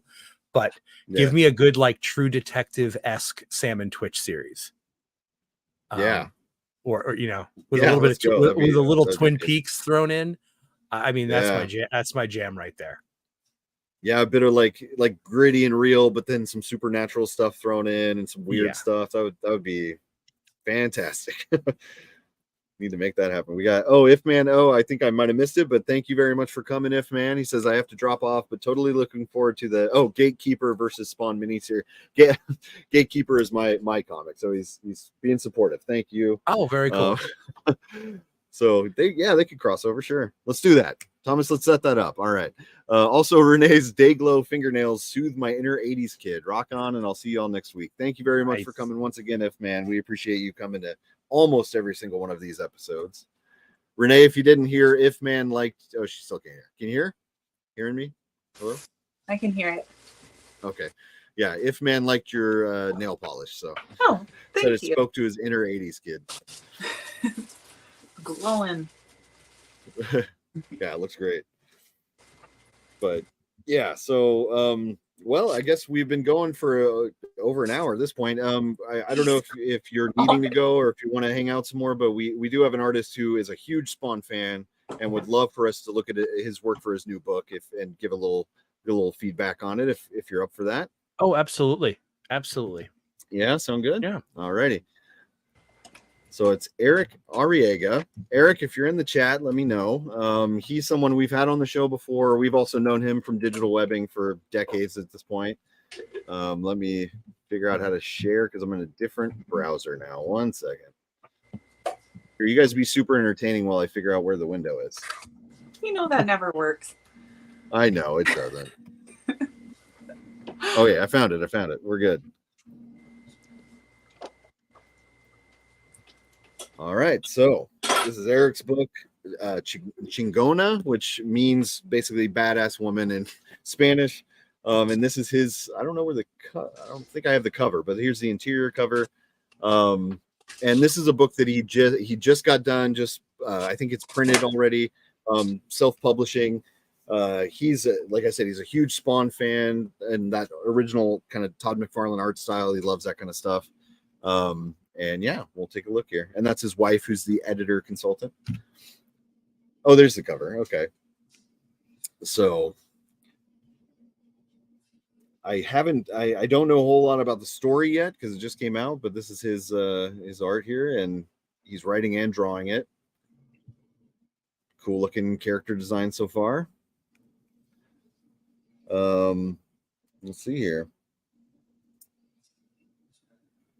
So I like the design in general. It's got a kind of a cool face to it. Let me see if I can zoom in closer there. That's interesting. So it's got sort of some different kind of snowflakey looking textures and stuff in that. Can you guys see that in the screen too? I can't tell. Yeah. Oh yeah, this is coming through clean. All right, great. Yeah, so what did you think about the composition on the cover and things like that? Like ways to improve it or things he did well? I would say that the art is cool. It's a cool pose. So if you know you're going to be utilizing your art for your cover, I would design your art and I would do your layouts knowing you're going to put logos all over it. So if he would have just pushed that character back a little bit, you could have had a clean spot for the logo and you wouldn't have been cutting into the hood and the ribbons that are coming off. And then you just get a better clean shot. Now, sometimes you can't do it. I mean, even professional cover artists, they still do it. We'll get stuff from guys and Tom be like, this guy's doing this 30 years. He knows there's going to be a logo on this. Why would he put the head here? Because sometimes you're just into your art. And I get that. Yeah. But one of the things that we're doing with all the books right now is kind of going back to traditional trade dress where the image eye is always going to be in the left-hand corner. The logo is always going to be at the top for across our line, at least. And hopefully many of the image books will be following that. There will certainly be exceptions. You know, sometimes the art just begs for a special thing, but in this, I think it would have just been it would have been a stronger cover. Again, just push her back a little bit. And then you've got a little bit more room for your logo, or I mean, you can shrink your logo down a little bit more, and your corner box. Sure, too. Yeah. The corner box, I would say maybe size that down a little bit. I'm not sure if this is Ashcan size or if it's full size, but that might be part of the issue. Is you might be trying to, if it's smaller, maybe make it still readable. But yeah, like even then, like you're right, like size the character down so she fits into the shot a bit more, because you're kind of losing like that hand. I just noticed the hand behind the corner box there. If we had a bit more of that would be good. But so what do you think makes a cover pop and really good question. I like very, very basic dynamic covers. To use an example, the Salmon Twitch cover that Todd did, that we showed earlier. It just black and white. We knew we weren't even going to have time to color it, so he just did that in a style that was going to be black and noir. It pops. I don't like covers that are so full from top to finish of so much art. It just becomes tough to read on the shelf.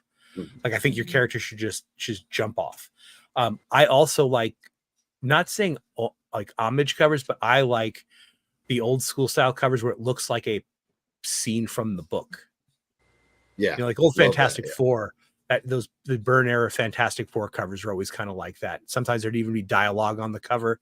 Like I dig that. That's just fun and interesting to me. Again, coloring would make this, if it's colored well, would I think help everything we've talked about here. You put the highlights in the eyes with the head being shrouded like that. That's going to make that face pop. So losing that hand in the top of the hood with the right coloring might not even matter. Yeah. Good point. And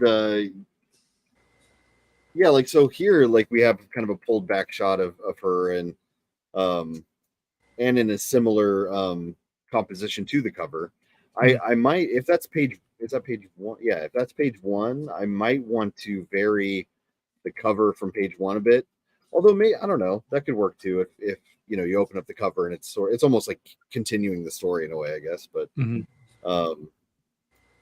but yeah, I mean, you're doing a lot of really cool stuff with the textures. I've been a fan of his art for a long time, and I guess this is some of her powers. So that's an interesting way to approach the powers. That's sort of like snowflake.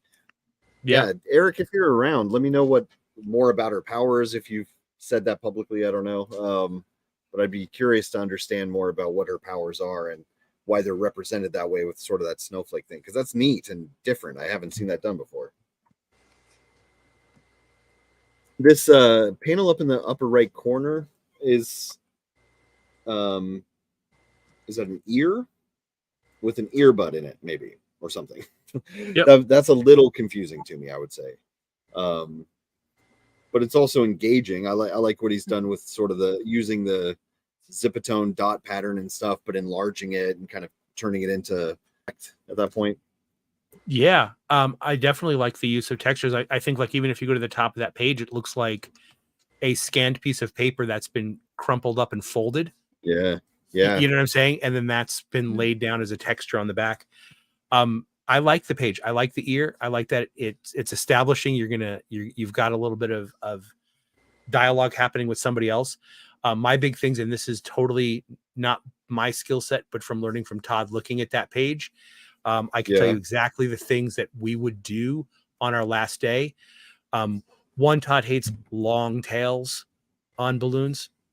So yeah, like the one that says Quetzalcoatl, that's nice and short. That it's Chingaso time, nice and short. That's long. So what you could do here, I would take the first balloon, the Quetzalcoatl, I'd pull that up and off the head completely. Put it above the head. You've got that corner where you've just got texture and sky. That way, you get the full art. The I'm Here Chingona, you could actually get rid of the tail. And if you moved the I'm Here Chingona to the bottom right of the ear panel, that you're setting you're setting that there. And then the Chingaso time, again, I'd pull it to the right a little bit more. So that's off the head, and you don't have a tangent between the lines of the balloon and the lines of the thing. And then I don't think you even then need the tail for the playing Chingaso playlist, because you've established it's like a radio thing. So you can get rid of that tail and then just move that a little bit down and to the right.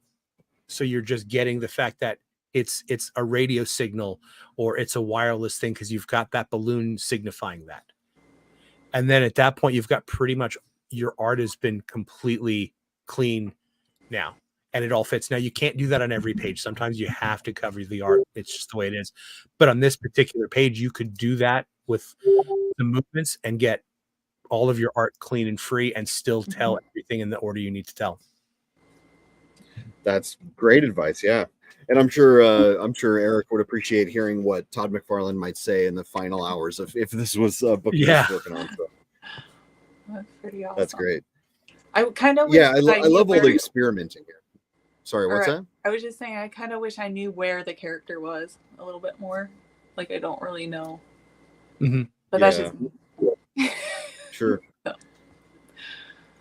But I really like it. All right. Ooh, action. Here's the next page. We got nice action scene. I like this character. Cool shape to him.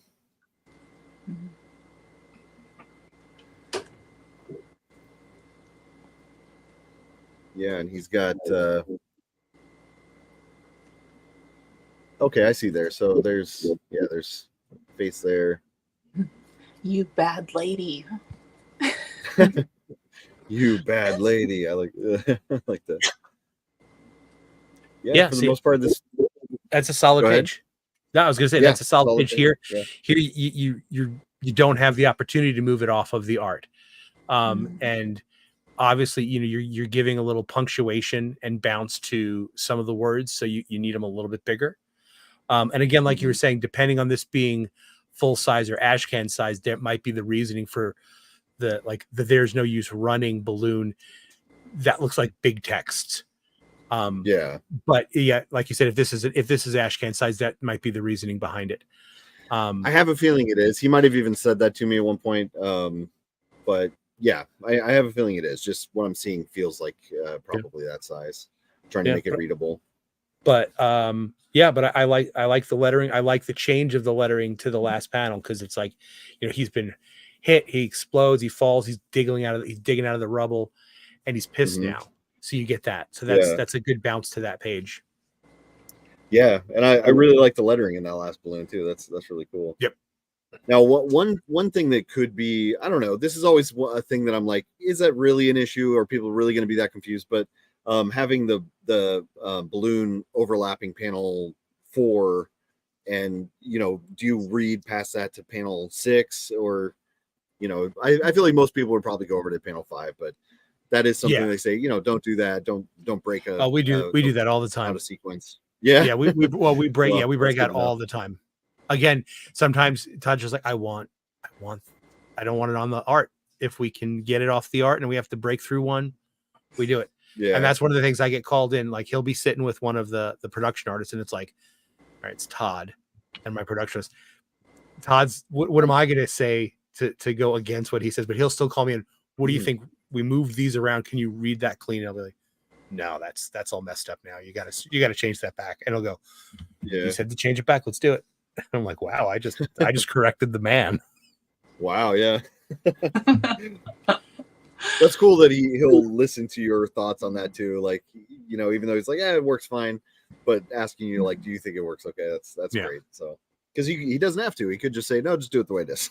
But paying attention to whether or not it works. And it's good to know that he's still got that kind of like mindset of like trying to make everything right. And, just putting that kind of love into it still. That's awesome. Yeah. After all these years. By the way, I don't know if you noticed, but Colby was saying such a great editor, because he was liking thank you, Colby. Changes that he suggested. Thank you so much. Oh yeah, and Eric, I was gonna say the experimenting you're doing with all the textures and different effects and all the zipatone, all that stuff. I love that. I love seeing that, because that's something we talk about off and on too. Is there's so many artists that kind of grow stagnant or like become kind of a caricature of themselves, after years and years and years of doing it, and they're known for one thing or whatever. And I love artists in their earlier days when they're experimenting and they don't really have everything formed. That sort of energy and hungriness and just experimenting, trying new things and trying to figure out that style. I like when artists don't lose that all the way, and that's something that Eric's kind of always done, is been experimental and kind of pushing his work. So that's cool to see here too. Here's the next page. That's a cool shot of your main character. I like it. Yep. And yeah, after having Angela, from Spawn with the ribbons like that's one of the only characters I can think of that has ribbons like that. Having that no longer be in the Spawn universe is just ruins my life a little bit, but so it's cool to see a character here that has the ribbons again. Like, let's see some more characters. I'm sure that's a subject as well, but it's a little bit. Such a bummer. More than a bummer. Yeah, that would destroy me if that happened. It's like you said, it's like his babies, like whatever. We don't let's not even talk about that. Colby saying that's why I like Todd. He hires the right people and trusts their decisions. Yeah, he does seem to do that, doesn't he? I love how he trusts other artists and just everyone else around him. Like, he utilizes their strengths, Yep. Oh, Renee disappeared and now she's back. Okay, here's another. So this must be a 2-page spread, I'm assuming. You back, Renee? You got audio? I think so. Do I? Right. You do. Okay, so she's attacking with the ribbons. Okay, that's cool. And he grabs them, yanks her. He's got some powers as well. I like how the mouth is sort of this energy. That's really neat. Yep. Yeah, if you look through our books, I certainly don't mind them. Todd is not a huge fan of the overuse of sound effects. When we use them sparingly. They're usually smaller. And since you did that really cool, I'm saying you did, but Eric did that really cool shot of the ribbons shooting out, I would almost say that you'd not that you'd get rid of the womb, but maybe just make that either transparent or just the outline of the word, because you're covering up the really cool art. Yeah, that's a good idea. Sure. And the fact that you've got the crack of him hitting the wall, you've got your sound effect. I don't know that you need the womb there,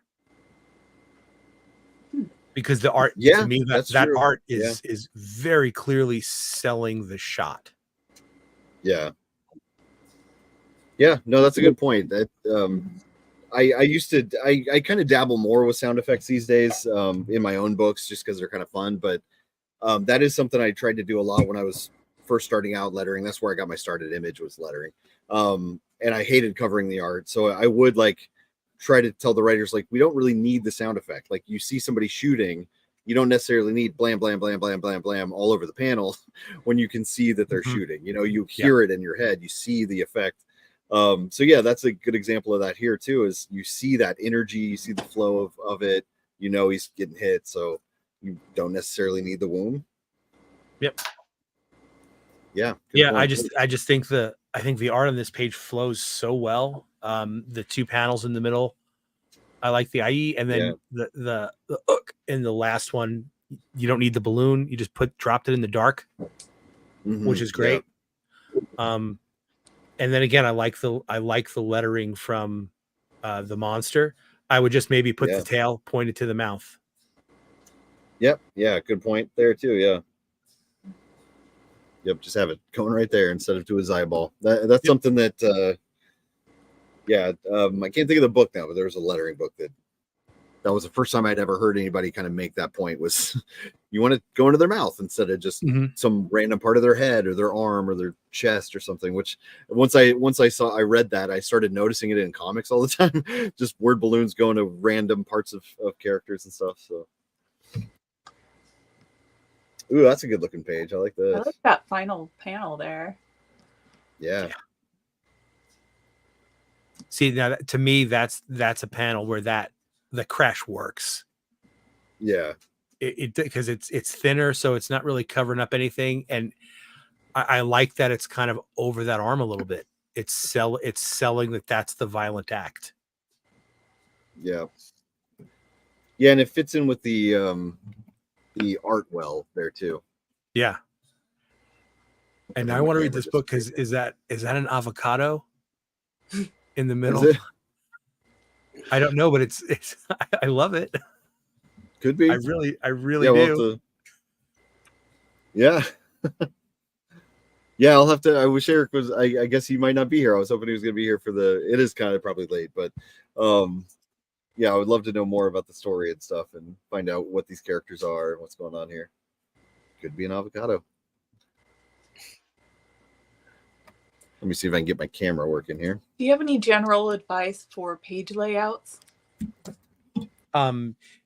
Yeah, actually I do, especially if you're doing a page with a lot of characters. We use the term bounce a lot, and that goes to the layout of your page, and then also for the lettering. Like we want to make sure that picture like a very standard comic book page layout. So maybe there's 5, maybe 6 panels on a panel, not necessarily like a triptych or anything like that.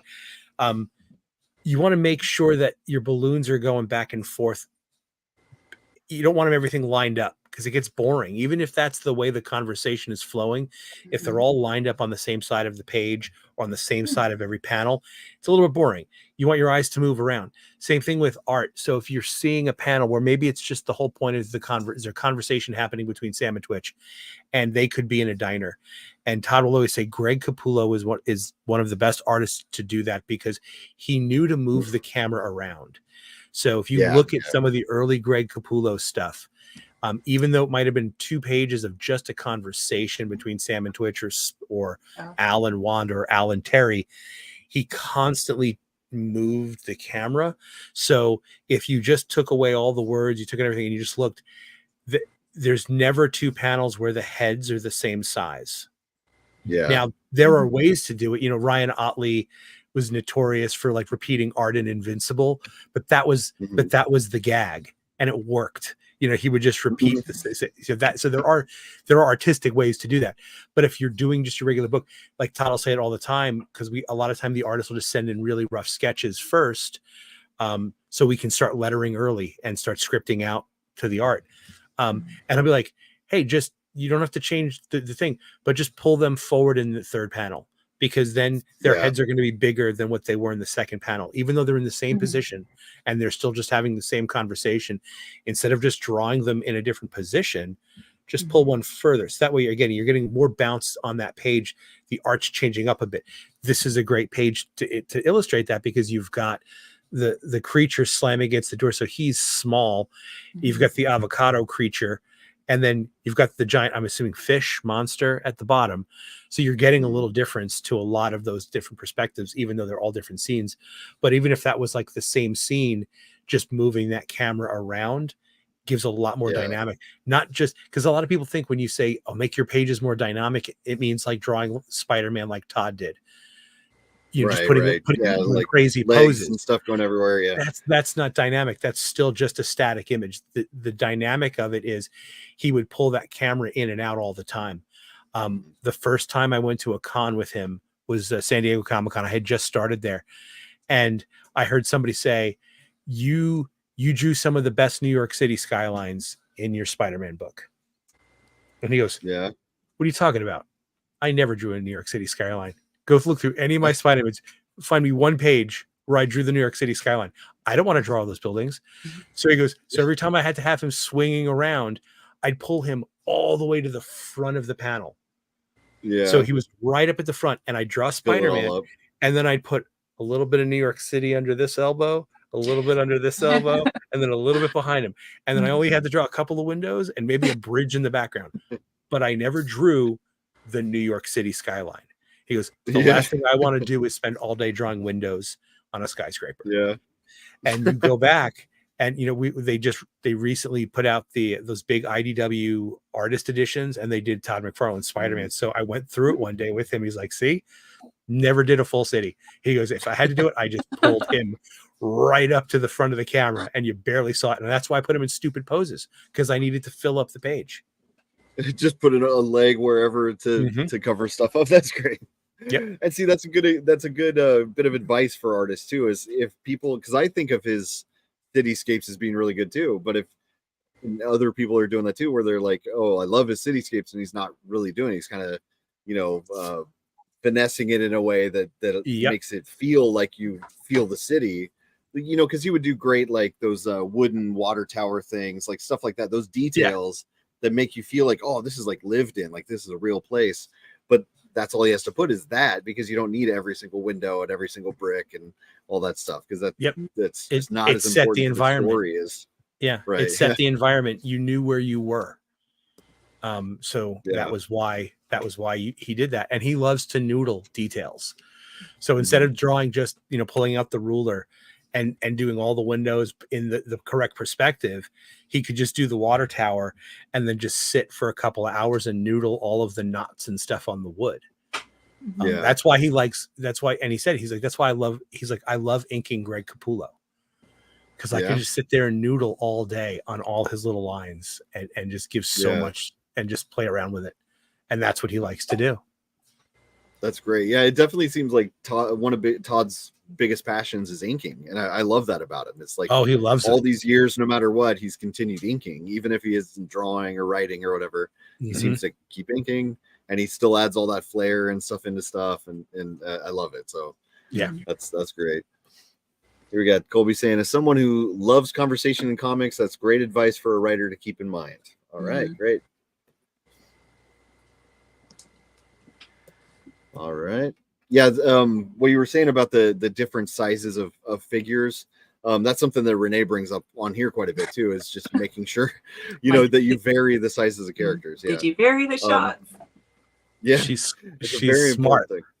She's smart. She is super smart. And like, I think Greg Capullo and probably Steve Dillon are the two artists that I can think of that just a scene of people sitting talking, or not even talking. They could just be sitting there, and they would move the camera around in ways that just makes it so compelling that you are engaged. And I love that. And I've tried to take stuff from both those guys, to kind of spice up scenes and keep things flowing.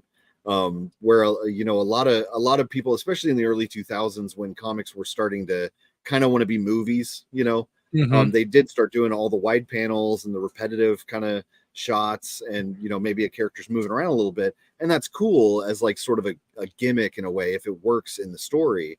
But then it became everyone was doing that in every issue of everything all the time, and it's like it made me miss the like, you know, maybe do a 9-panel grid and have the camera work be the effective storytelling device that it can be, instead of having it just static shots, you know, kind of just with a character moving a little bit. That can be cool, but I think comics is a medium where it can be a lot more fun and engaging to break it up with the camera work. Yeah. All right, so I guess that's the last page of our preview here of this book. Eric, thank you very much for sending this. Chingona, which I believe he has that available. Let me see if I can find his. There we got Colby saying, Greg and Oming are masters of the combos. Michael Avon Oming, he's a very good at that too. Well, I'm going to say Eric did a good job, because it makes me want to read more about that book. I want to know about the characters and the avocados, and I apologize if they're not avocado, but I like I like little creatures like that. You know, we've got the little clown minions in the Gunslinger book right now, and the darkness had the darkness had the little monsters, and the Max used to have the little creatures that would follow him around. So, but I thought he did a great job on that. Well, I bet he loves hearing that, because I agree. It's a very compelling setup for a story already, and his character designs are cool. I really do like that same character you mentioned, like just the shape of him, almost like star shaped or something that's going on there. Very cool. Here's Eric's Instagram. Everybody go over there, Eric_Arriaga_art. Make sure you give him a follow. Tell him that you appreciated seeing his stuff. And then here is the link to his book, which is at Eric Arriaga Art. How do I open that? Hold on here. Go to that. That work? Is it going? Okay, there we go. So you can buy it right here, $10. 24 pages. So it's all done and ready to go. Everybody go over here and buy this book. Let Eric know you appreciate his work. He's been a really good friend of ours forever. He's also a big supporter of like San Diego Comic-Con and just the comic book convention scene in general. So he's a good guy to know, good guy to get to hang out with at conventions and stuff. So go over there and get this book to help support him. Thank you, Eric, for sending it to us to check out. All right, that was fun. Thomas, we're going on 2 hours. This is about the point where we get into fun drawing games and stuff, but if you need to go, that's totally fine too. Or if you want to stay and hang out. I don't have any drawing supplies because I'm not an artist. That's okay. You can just hang out while we draw silly stuff and laugh at it. No, for anybody new, paper and a pen. Yeah. You know, paper. And we've had writers do it too, because it really doesn't matter. The point isn't drawing anything good, and I'll prove that to you. Because, for example, and Brent will probably appreciate this. By the way, I haven't said anything about this the whole time, but Brent's working also. So that's why he's been kind of quiet tonight. But hi, Brent. What's up? I hope work's going well. He wanted to hang out, but he's got he's working for Tops on some new Garbage Pail Kids and stuff, and has several other projects all going at the same time. He's been doing like 2 paintings a day for weeks at this point, and they just kind of keep giving him more. So he's a very busy guy, but never misses a deadline. So he's making sure he gets it done. But yeah, so Brent loves this one. But one of the prompts that we had, and for anybody who's watching for the first time, we draw cartoon characters from memory without reference. And one of the ones we had was Betty Boop, which seems like a pretty easy character to draw. But look at this. Look at that. I've been a professional artist for over 20 years, and this is what came out when I tried to draw Betty Boop. Just a nightmare. Look at that. What do you You're going to see this in your dreams tonight, Thomas. Yeah, what do you think? Can you critique my... No, that's 100% like some creepy egregore that shows up while you're trying to sleep at the end of your bed. And they liked well, they cracked up at my drawing so much that they've had me draw her several times, and it never gets better. It gets worse every time. We'll get her right. Just One atrocious. I don't think I'm ever going to get it right. I don't know what's wrong with me. And that's the thing, is we even look it up afterwards, and I try to like, okay, I'm going to pick up some information here so that next time I draw it right. It's not happening. This one at least looks like a drawing of not just lobster claws. Look at those lobster claws. You love her? You love her, don't you? But yeah, we've done tons of these, and they're always really funny. Occasionally we'll do one that turns out okay, like we did a Gambit. That was last week. That was fun. I suck at this game. You do, huh? You're the trying to remember all the just can't do it. There's just Gambit, random Gambit. That one turned out fine because I know how to draw Gambit. It's just a person. I can draw people. It's the cartoon characters that get way out of hand because the slightest line off, and it just is a train wreck. So, all right, and yeah, Thomas, if you have any characters you'd like to see us draw, let us know. Oh, absolutely. Any favorite characters? I could be the character master tonight.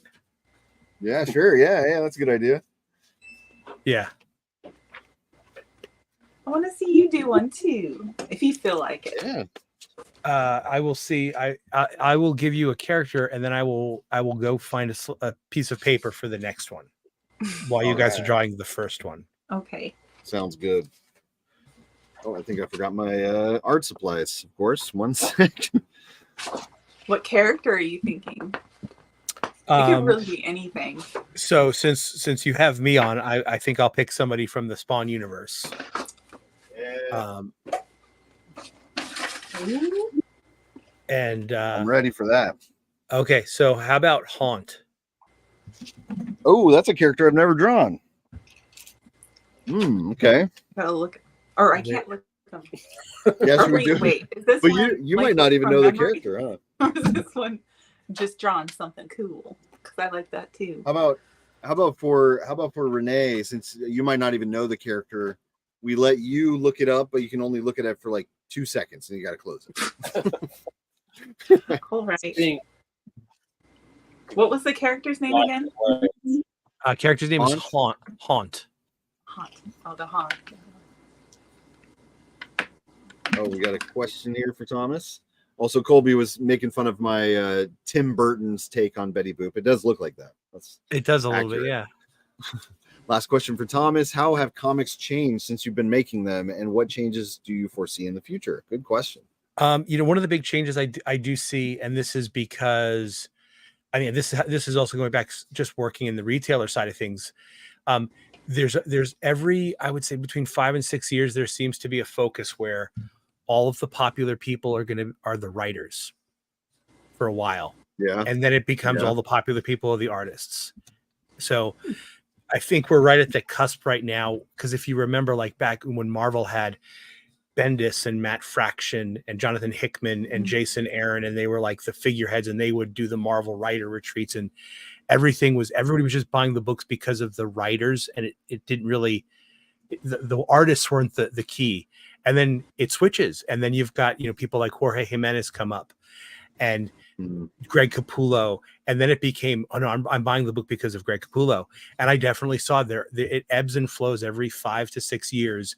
Who has the power in the industry, where it's either artists are more popular or writers are more popular. And I mean, for a while, I remember Bendis was like, he could do no wrong.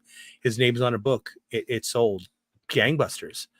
And I think right now we're kind of in the artist style, especially now that there's a huge resurgence of action figures being made, not just of the characters, but of the style of the art characters. So like it's Jorge Jimenez's Ghostmaker, or it's Greg Capullo's version of Batman for this statue. It's not just a Batman figure. So that was something that I've seen kind of change and kind of ebb and flow for a while. We're seeing more again, the pricing changes a lot. The pricing changes the physical qualities of the book. If you pick up any of our books right now, you get the cardstock cover. It's really good interior paper. and then you pick up other books, and it's just like it's really thin. It's dinged all to hell. You're not going to get a 9.8 when you send that into CGC. And I see that the fans, I think, are rebelling against that. I think they want to have an artifact that comics are not necessarily a throwaway medium like they were. And I think we're going to have to see all of the companies kind of come to terms with what the pricing of a comic book should be. Yeah. And I think that's going to be good to have that the next renaissance in the industry. And then on the retailer side of things, in the industry, I've seen a lot of retailers being like, "Oh, it stinks that Diamond's a monopoly. It stinks that Diamond's a monopoly, and I wish we had more options." And now you've got Lunar and Penguin around, and I can see on some of the retailer groups, they're all complaining that they're still all complaining about like, well, now I have to order from 3 different places. Right? Yeah. It's like, what do you want? Yeah, it is. It's tough. It is. I would never want to own a comic shop. I've been firsthand on the lines, and I've seen what the owners have to do. And man, I don't want to do FOC every week. I don't want to do FOC orders. And then you find out, oh, this is a variant, and it's is it order all? Is it an incentive? Is it foil? I don't want to have to worry about that. Boy, so being a comic retailer, man, I give them all the respect in the world. But it's a tough gig. It's been weird seeing comics kind of going back to the days of like variant covers and foil covers and all that. I really thought that would never come back, because everyone who went through that time period was like, we're never doing that again. We made a mistake.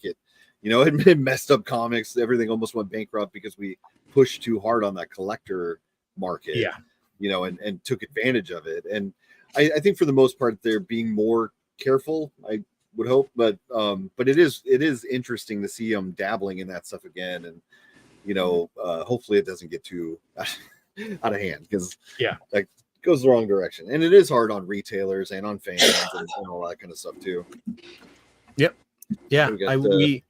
We don't really do a lot of, I mean, at least for us, we don't really do a lot of ratio variants at all. I think the last set we did was for the launch of the Spawn's Universe stuff. We do 2 covers, cover A, cover B. They're both order all. They're both the same price.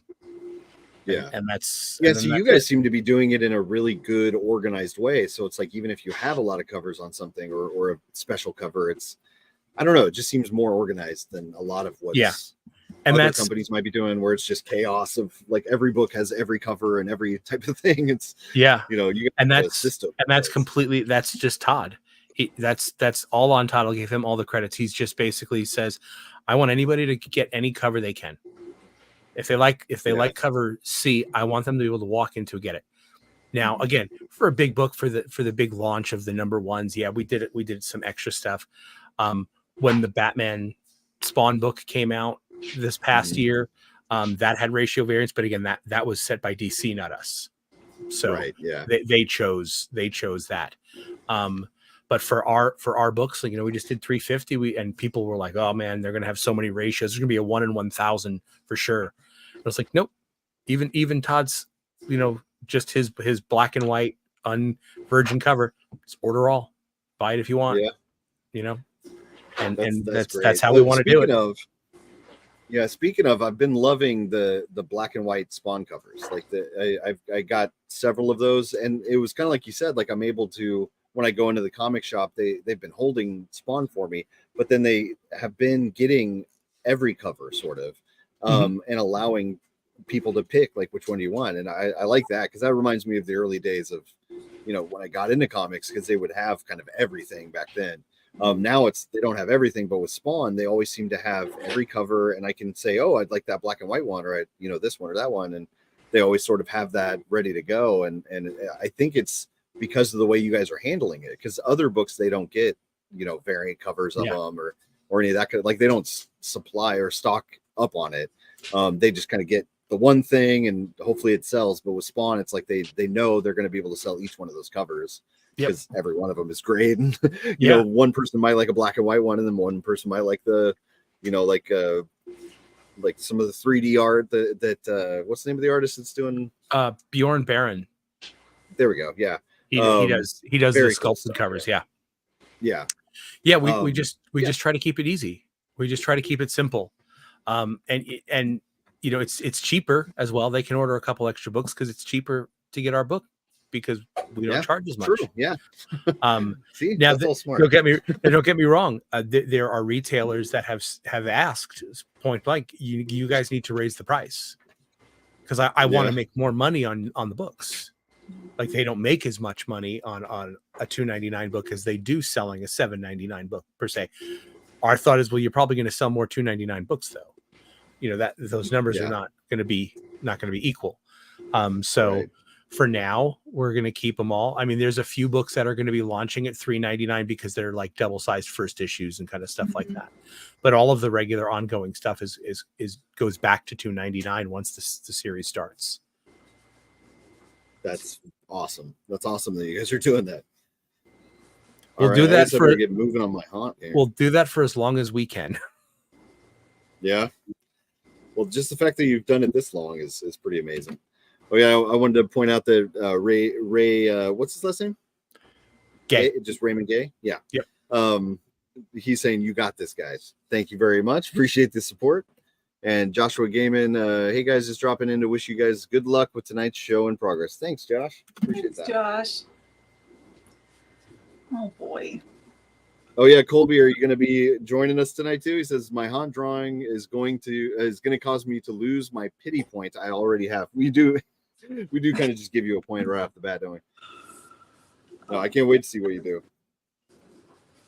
He's kind of been joining us in the drawings that we do each week and stuff. So that's awesome. Yeah, this is a fun idea. I like that as the guest, I can just give you the names and I don't have to draw anything. Yeah, sure. But maybe maybe you guys can scan those and send those to me, and I will write dialogue for your individual. Yeah, there you go. Your individual. We'll see how they turn out first. Yeah. I'm not as familiar with Haunt. What are his powers? What is it that he does? Haunt is a priest. His brother was a black ops operator who gets killed in action, and his ghost basically they can merge, and he gets so he kind of has a Spider-Man-esque look and build, but his powers can manifest, so he can get sharp claws and shoot out kind of like ectoplasm webbing and stuff like that. Yeah. He's a very interesting character that's been we've been using him quite a bit in Scorched, and John Layman has some very cool plans for him in the upcoming year. So you're going to see, if you're a Haunt fan, you're going to see a lot more of Haunt in the universe. That's cool. I love the design of Haunt. It's just such a cool, simple design. And I mean, it was such a cool. If you think about it, it was such a cool. It was like one of those like jam bands that are just like famous members from other bands come together to form like a super band.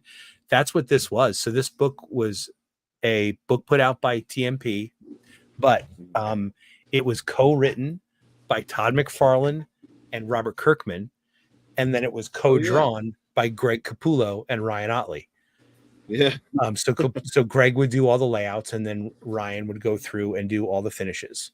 So I mean, and at the time, this was, you know, Greg was super hot on Spawn. Todd was writing Spawn. Greg was drawing, and then Robert and Ryan were on Invincible, and then they all said, "Let's do another book, and we'll all do it together." And that's kind of how. So I mean, it was the top Image talent at the time came together for this like super book. Yeah, Ryan is another guy from Digital Webbing. We know him from way back, and just seeing his career just skyrocket. We always knew it though. Like when we would see him just posting sketches and stuff on the forums back in the day, we're like, where'd this guy come from? Like, where's he got this energy and style and stuff from? Like how? And he already had started influencing other artists on the boards like right away. So yeah, seeing him just go from that to it. He I don't know if you've ever seen it, but he did a book called Ted Noodleman. I worked on it too. Have you ever seen that? Kind of and he just the way he drew that character, even, which is just this skinny little guy on a bicycle, you know, with big buck teeth and glasses and stuff, like nerdy looking guy. He just made him look so cool and so energetic and stuff. Like he just did such a great job of that. And yeah, seeing him move over to McFarlane was fun because it's like, oh, he's gonna really, express himself there. Yeah, he's great. My Invincible thing is I know Corey Walker, the original artist on Invincible, who co-created it with Robert. Yeah. So Corey used to live out in Phoenix, and he was a customer in our store. So I got to know him pretty well. And he's a really nice guy. And my favorite character of all time is Detective Chimp. I love I love Detective Chimp. And at the time, Corey was working on Shadow Pact with Bill Willingham. So I bought one of the original pages of Detective Chimp. It was from the Christmas special, and it was Detective Chimp and Rudolph the Red-Nosed Reindeer crank calling Santa Claus. How did that play out? Not well. Because I like when they write Detective Chimp. I like when he is like a preacher character, when he's not a super monkey. I love when he's got the deerstalker cap on and he's in the bar drinking with John Constantine and smoking a cigarette. So I like that version, and that's the version that they were using at the time in Shadow Pact. So he was just a fun character. I think he was wearing a T-shirt that had like an arrow pointed at Rudolph that says "I'm with stupid," So it was just kind of a very irreverent take on the character, which I enjoy. That's funny. I'll have to look into that. I don't think I've seen that book, but that would be neat to see Corey's work on that. Sounds like a fun one. Brent, are you drawing Hunt? Yeah. Oh yeah. Are you working? Are you done already? Did you do like 5 drawings already? I have a vague memory of what Hunt looks like, so I don't know. I don't know how to turn out. He's someone that I've never drawn him before, and I'm familiar with him, but not as familiar as like a Spawn or anybody like that. So I'm trying to piece it together from my head. We'll see how that goes. Do you guys do any betting on this? We usually just say Brent's probably going to win. Okay, I just want to.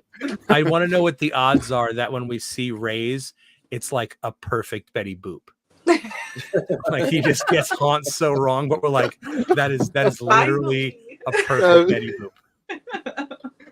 Boop. That's hilarious. That could happen. I don't know. I really don't know what's going to come out of my hand with these drawings or with these challenges. But this one I think will be less weird, just because it's drawing like a superhero figure, and as long as I can figure out what kind of costume he's got, where to put the details.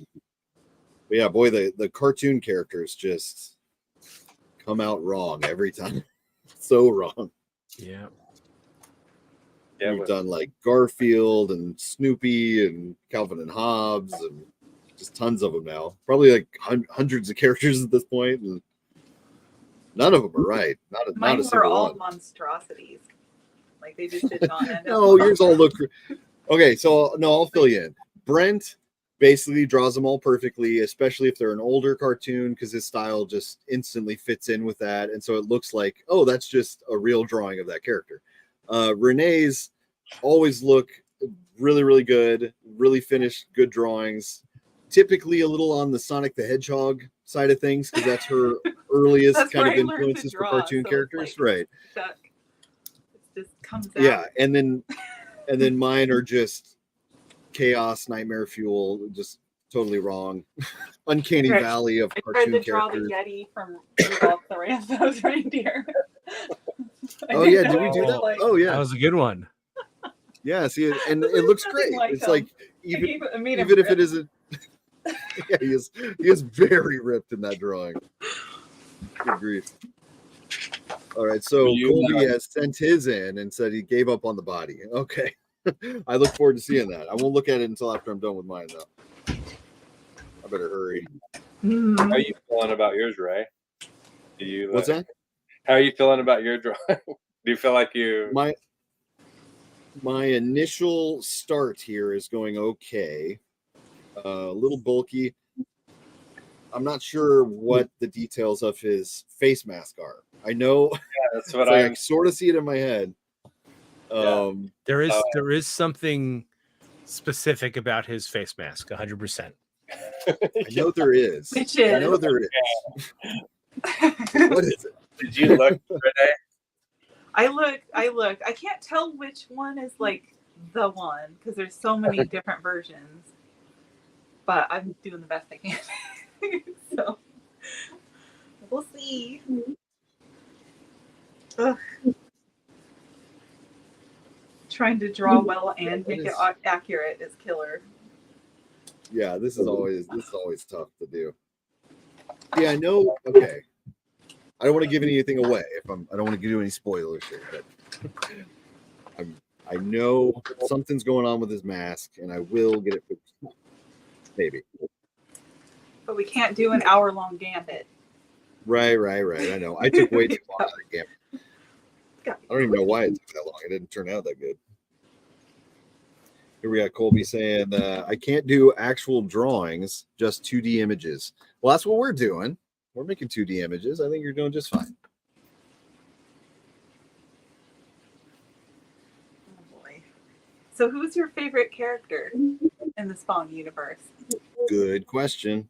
Oh, in the Spawn universe, I'm a huge Jessica Priest fan. I'm a She-Spawn fan. Oh, yeah? Yeah, I'm glad they brought her back. I enjoy her. I like that she's the leader of the team.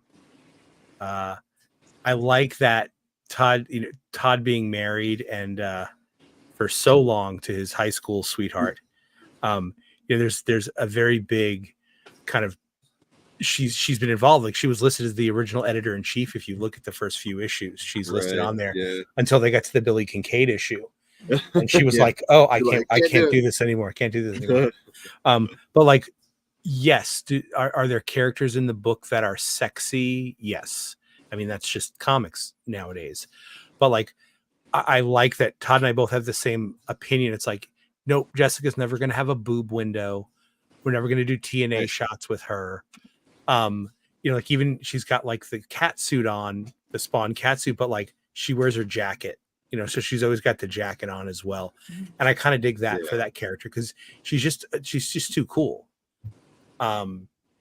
She's just too cool a character. I like Sam and Twitch. I mean, those two, I remember those. I read them more than I read Spawn. I remember telling Todd that when I was my senior year of high school when Spawn came out, 1992. I remember going to the comic book store, and the first thing we noticed was the paper quality. They went from the flat newsprint.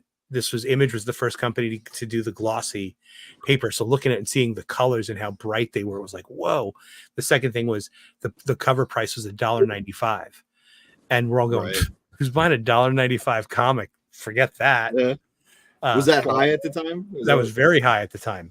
Was it? Okay. That was higher than Marvel and DC at the time. But I told Todd, he's like, when Image first was the thing, I was a Will Spertasio fan. So I was really into Wetworks. I wasn't the Spawn guy. I wasn't a Spawn fan. Yeah. I liked Wills more quite a bit. Man, I saw a video today. Rob Norton, fan of the show, old digital webbing guy, and he has his own YouTube channel. He had the Nick Manabat like art book. It's this 11x17 art book that fans put together of his Cybernary work from the Wetworks stuff. Oh yeah. Incredible. Are you familiar with his stuff? Yeah. He passed away when he was 23, so he didn't work in comics for very long, but his stuff was just mind-blowing. Like I was looking at it again today, just like how did a 20-year-old put out that work, and just the whole Wetworks design and stuff was neat. That was a different kind of book. So that you were into Wills and that kind of stuff. I was a fan of Wills because I followed him over because he was doing X Factor at Marvel. So he was the guy that basically reimagined Archangel and made him cool. Because they made him, they gave him blue and they gave him the wings, the metal wings. But then when Wills took on, he made the wings crazy. They were huge and they were all different shapes and textures, and so he just did some incredible stuff there. So I followed him over for that because I was a big X Factor fan, and I just thought the concept of that was I liked a lot of the Wildstorm stuff. So I was reading like Stormwatch, which was another big one, and then got into the Authority. That was like the second wave of Image. So I read a lot of the Authority stuff. So I never read that. I'm not sure why.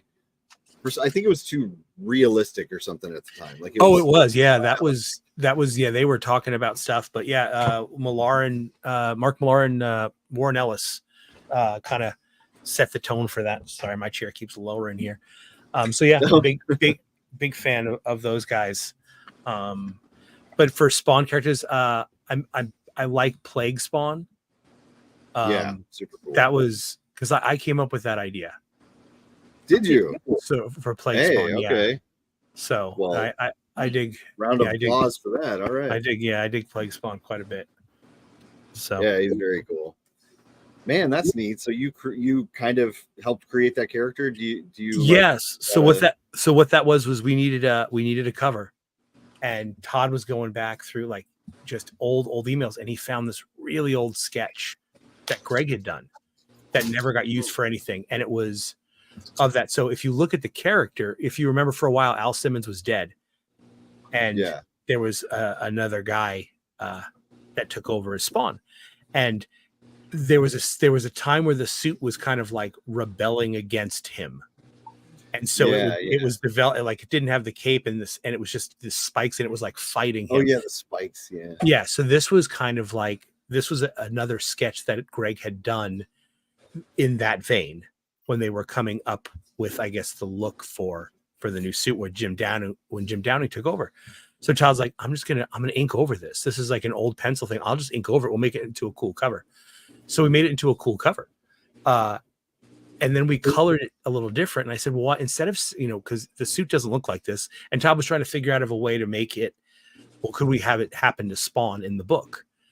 Can we do that? Ray, I think one of Ray's first covers he did for us was Plague Spawn, actually. I know that's why he's saying that. That's cool. I think that was it. So I said, well, what if we make it a new character?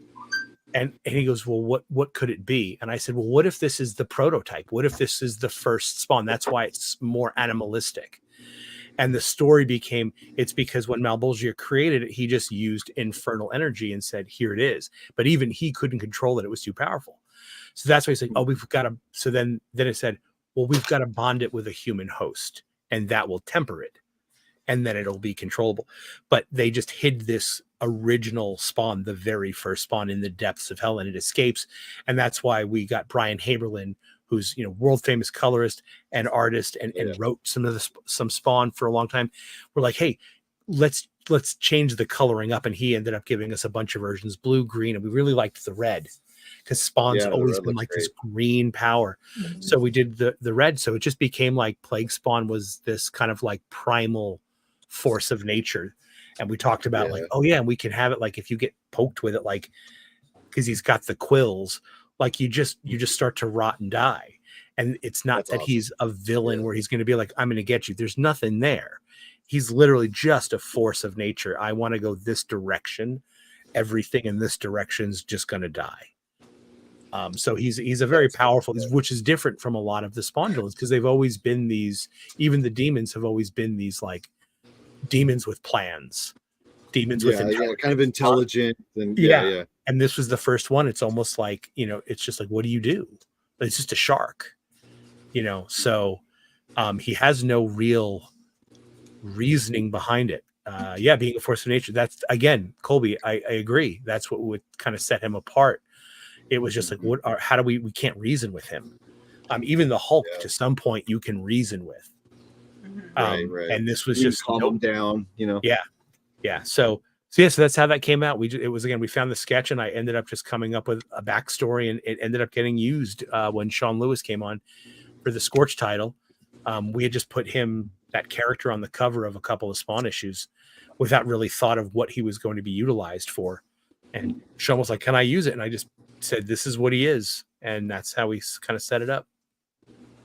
That's cool. That's so cool that you invented that. Because when I first saw the Plague Spawn character, that it's the first time in a long time I was just kind of like, whoa, like that's badass. Like it's so creepy. Like he really does look like vicious, and that's awesome. Like, I mean, you see things like I mean, just all the villains and all the characters in general in Spawn are cool, but this one like really stood out as like a gnarly kind of character.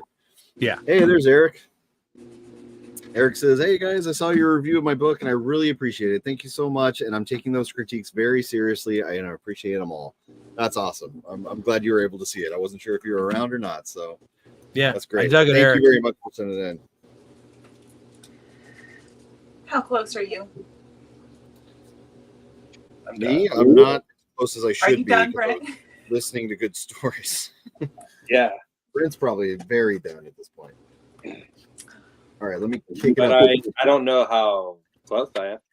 I feel like it kind of looks like it. I bet it looks good. You probably pulled it off. Even a character you're not super familiar with, you probably did it great. Let me pull out my Tombow, then I'll get real serious about this. Oh, and there's Eric saying, or Colby saying, "Hey Eric, that was some great work, man." All right, making friends in the chat. Love it. Oh my goodness. So who are your favorite characters? Ooh, good question. Me, not specifically Spawn, just anybody. Yeah. Oh, okay. Renae, do you want to talk about your favorite characters? So just in general? Yeah. I don't know. I'm kind of a big like Batman DC fan. I like those guys. But I also did grow up with Spawn. I only could find a few issues because I lived in this tiny, tiny little town with one comic shop. And so like, but yeah, I loved Spawn when I was growing up. Like just the style was beyond anything I had seen anywhere else. So I was like poring over it all the time, like trying to figure out how to do those textures and stuff. And, you know, I actually didn't draw my first full Spawn until recently for the contest. I know. I saw them all. Those are good entries. Colby was freaky. I love seeing her. Yeah.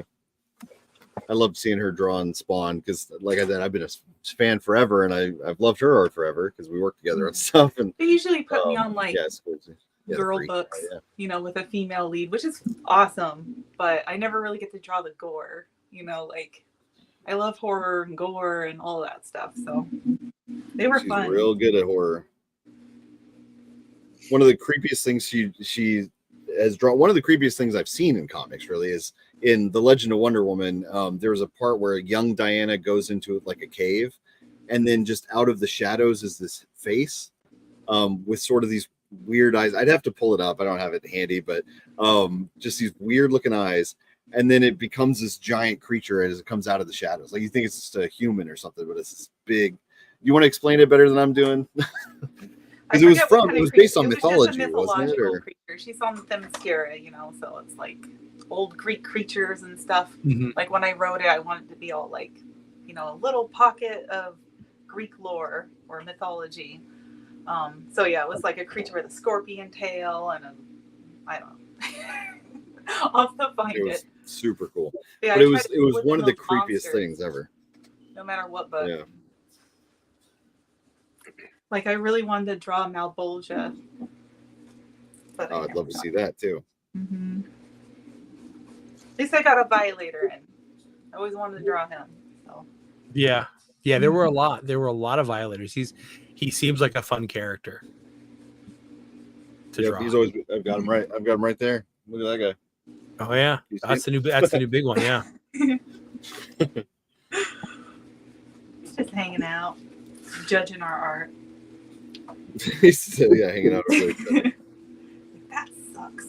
I know he's got white and black, and I'm trying to figure out for Hans which areas are white and which are black on his mask here.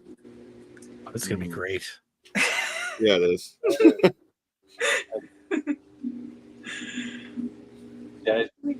Yeah, I didn't know where to add black, so I kind of just didn't add any. Yeah. Oh God, I work digitally normally, so like going back to paper is just like. Ooh. Oh, there you go. That goes back to that earlier question about changes in the industry. It's definitely we're getting far fewer artists that are that still work traditionally. Everybody's moving over to an iPad, and and Todd always tells them, it's like, it's cool. I get it. Time consuming. It's a lot less. He goes, but if you're doing shows, at least do a page or two of each issue. Traditionally, do your splash page, do your double page spread, because you go there, you sell it for $2,000, and there's your cost of the con. Yep, that's true. So, yeah. So it's tough. Tyler's saying, Renae, your Spawn covers are unbelievable, or was unbelievable. Yeah, no, they were awesome. They were fun. They were good. I might be doing this right. Maybe. I say that every single time and it ends up being wrong, but I have to give up on this one. I'm not as familiar with them. Darn it. Never give up. Never surrender. Did the best I could. Do you feel like you could draw Spawn out of your head? Me? I could. Renee, I'd have a better chance of drawing Spawn than the Haunt. I remember buying Spawn #1 off at the grocery store. Wow. Lucky. That was one I had to go searching for. I even I had a hiding place under the magazine rack that I would hide comics. I remember hiding Spawn under there so I could get it the next time I got to the store. Yeah, didn't we find out that we were both going to the same Dillon supermarket and hiding comics in different spots? We both had a spot. There were multiple little stacks under there, so I knew other kids were doing it, but we all kind of respected each other's stacks. Yeah, don't take my. That's awesome. There's a code. Yeah, we were like, I was like, I'm not gonna touch anyone else's stack, but I did see one kid hiding something under there. Also, you did, yeah. That's the only time. You might have been one of the other kids. I just might remember there were a few little piles under that, but it was kind of. Oh, nothing. Go ahead. What are you gonna say? I don't even remember now. Sorry. I didn't get much sleep. I even got Todd McFarlane to sign that because he came to Kansas City. Oh man. It was when he had the Spawn race funny car and Oh yeah. Oh yeah. Do you have the pictures of that? I do have pictures of me meeting him, but those are long gone. I think it was before phones and stuff. So it was like he still has the car. Oh, does he? So yeah, weird story. They're gonna be auctioning it off next month for charity. Really? He's got the funny car. So one of my hobbies, and every once in a while I'll post about it on there, is picking locks. Mm-hmm. Really? Cool. Yeah, I enjoy lock picking. It's relaxing, it's fun, and it honestly comes in way more handy than you would expect. Cool. No, I could have used your help a month or so ago. Our neighbor, this really nice elderly lady, had gotten her garage locked, or maybe the power, or what was it? Yeah, I think the power had gone out, so her garage door wouldn't open, like automatic, garage door. So I was out there trying to pick the lock, like the old-fashioned lock, to get in there, and it was a mess. I couldn't do it. I got so close a few times, not quite though. That's gonna be a really big skill. Yeah. It is, and then I've taught classes for it, and then I taught my wife, and we sometimes we'll just lock each other out of the house because I always have like a set in my wallet, Yeah. So, but so I got a phone call today from the head of our PR, Shannon. She goes, "Hey, are you in the office Monday?" And I'm like, "Yeah, why?" She goes, I can't get into the storage unit that the race car's in, and Todd lost the key, and I bought bolt cutters and I couldn't cut through the lock. Can you pick the lock? So I actually have to go pick the lock to break into the auto storage unit that the funny car is currently residing in, so they could take photos of it. So that's amazing. Yeah, you're gonna be the hero. Mm-hmm. Colby saying lock picking is so peaceful. I do it while watching TV. It shuts my brain off. Yeah, that's cool. Really? I feel like I really need to learn this skill. It sounds yeah. I might have to take your class there, Thomas. So yeah, like what Colby said, it's true. Once you get what you have to do and understand the workings, you don't need to focus on it. You just do it by touch. So yeah, I can just sit on the couch with a padlock and a set of picks and not focus on it. You're just watching TV, but your hands are still doing it, and it's super. And then all of a sudden, it's just like you're just sitting, you just go, click, oh hey, and then you relock it and you just do it again. You just keep doing it. Yeah. So that is so interesting, man. That's really making me want to. You open like vaults, safes. Safes are different. That's a different type of lock. I've not gotten into safe cracking yet. I had a. Are you trying to recruit Thomas to rob a bank for you? No. I had a house with a built-in wall safe, and it was locked the entire time. And then I found a guy that was really into safes, and he cracked it. Like he had an old book that had all the old house safe like numbers in it, I guess. Like yeah. So he got in, but it was an empty safe. Darn it! Yeah, but I was gold in it. Excited. Do you have a lock to pick right now? Can you show us? I have a practice lock on my desk. Yeah. Ooh. Really? Oh, hey, let's see. Yeah. So if you don't mind. Yeah. So this one it's from a company called Sparrows who make lockpicks. So this is one key, and it turns around like that. But what there is there's actually 5 different cylinders in there. So what you do is you rotate the key to the first cylinder, and then take the key out, and then you just pick it, and then it'll go to the next one. And what it is there's different numbers of set pins in there. So the first one only has 2 pins that you need to hit, and then the next one has 3, and the next one has 4. So it's like a progressive lock that gets harder as you rotate it and as you continue to pick it. Wow. That is neat. Okay. How long did that take to learn? I've been doing it for years. I just got into it one day, and I bought a cheap set online, and I actually had, I don't know where it is right now, but I actually had a gentleman who was a Spawn fan and saw that I posted lockpicking one day, and he made a Spawn themed set of lockpicks. Oh, no way. Cool. Yeah.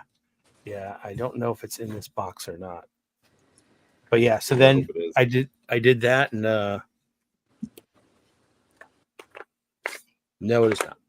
So I have it somewhere in my other room, but yeah. So yeah, it's just practice. It's the word knack. It's very knacky. You just get the knack of it. You go, oh, there it is. That's what I'm supposed to be doing. It just comes to you. Now, I'm not saying that makes it so the locks all just open up. Mm-hmm. But yes, like Colby said, they have a transparent lock. It's completely clear. It's made out of acrylic, so you can see all the pins. So you can see what you're doing, and that's what helps you kind of learn. So when I do the classes, I have like 5 or 6 of those, and then we move to like the basic master locks, and then I have some higher end ones, and I have some store stuff, and I've bought some books off of online that talk about like high end security locks for like governmental buildings and stuff like that. Like I'm never gonna go do it there, but yeah, like there's companies called like. Yeah, exactly. So, but yeah, there's some really, really fancy stuff, and there's tons of YouTube videos. So, yeah. Now there's a YouTuber. What's his name? I want to say something Ramsey or something like that. He's a magician, and I've seen him do lock picking and like puzzle boxes and stuff like that. Have you? Anybody familiar with that? I bet you'd like his stuff because he gets these really big. People send it to him, like companies will send it to him, like the hardest possible puzzle box, and he has to figure it out and stuff. And he records himself doing it live and stuff, and it's really cool. I've gotten into that, but I've never tried other than maybe a puzzle here or there, puzzle box kind of thing. Any kind of lock picking or anything. That's a different kind of thing altogether. That's neat. Yeah, I mean, and then it's like I said, it's a hobby, but it honestly becomes a useful skill. I have had to get into several different offices at McFarland headquarters because various people have locked their keys in there. That's great. Awesome. So can you get in the cars? Yeah. We gotta. It's that's helpful too because I've definitely had to deal with that before. Yeah. So they'll definitely keep you around. They gotta keep the lockpick guy around too. You're good at the editing and you can pick locks. You're not going anywhere. Yeah, there you go. I can get you into your office. This thing isn't getting any better. Mine is doing something. I'm definitely wrong about what's going on with this part of his chest area. I definitely don't have that right. So we'll see if I can figure something out.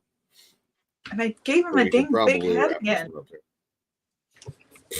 I always does he look like a Sonic character? No, he does not look like a Sonic character, at least. I don't think. I'm sure he doesn't.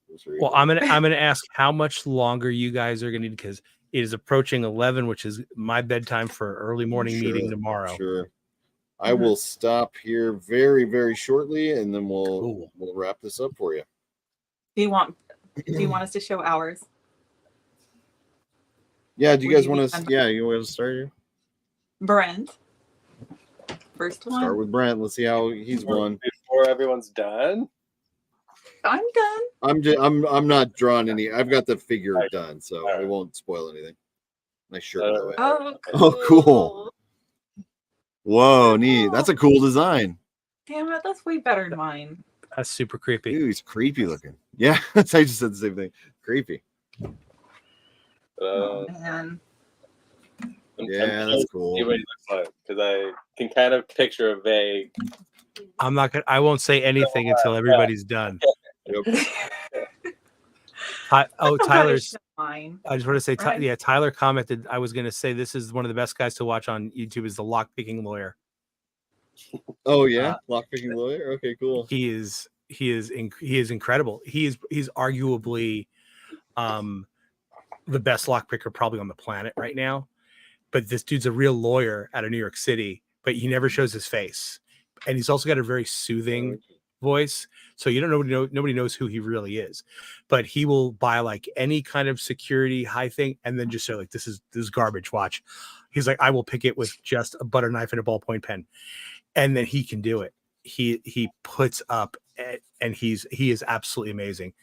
So he'll rate stuff but yeah, he's a great one to look and watch as a resource. What was his name again? The Lockpicking Lawyer. That's the YouTube channel. Yeah. Would there be any way to pick it? What'd you say?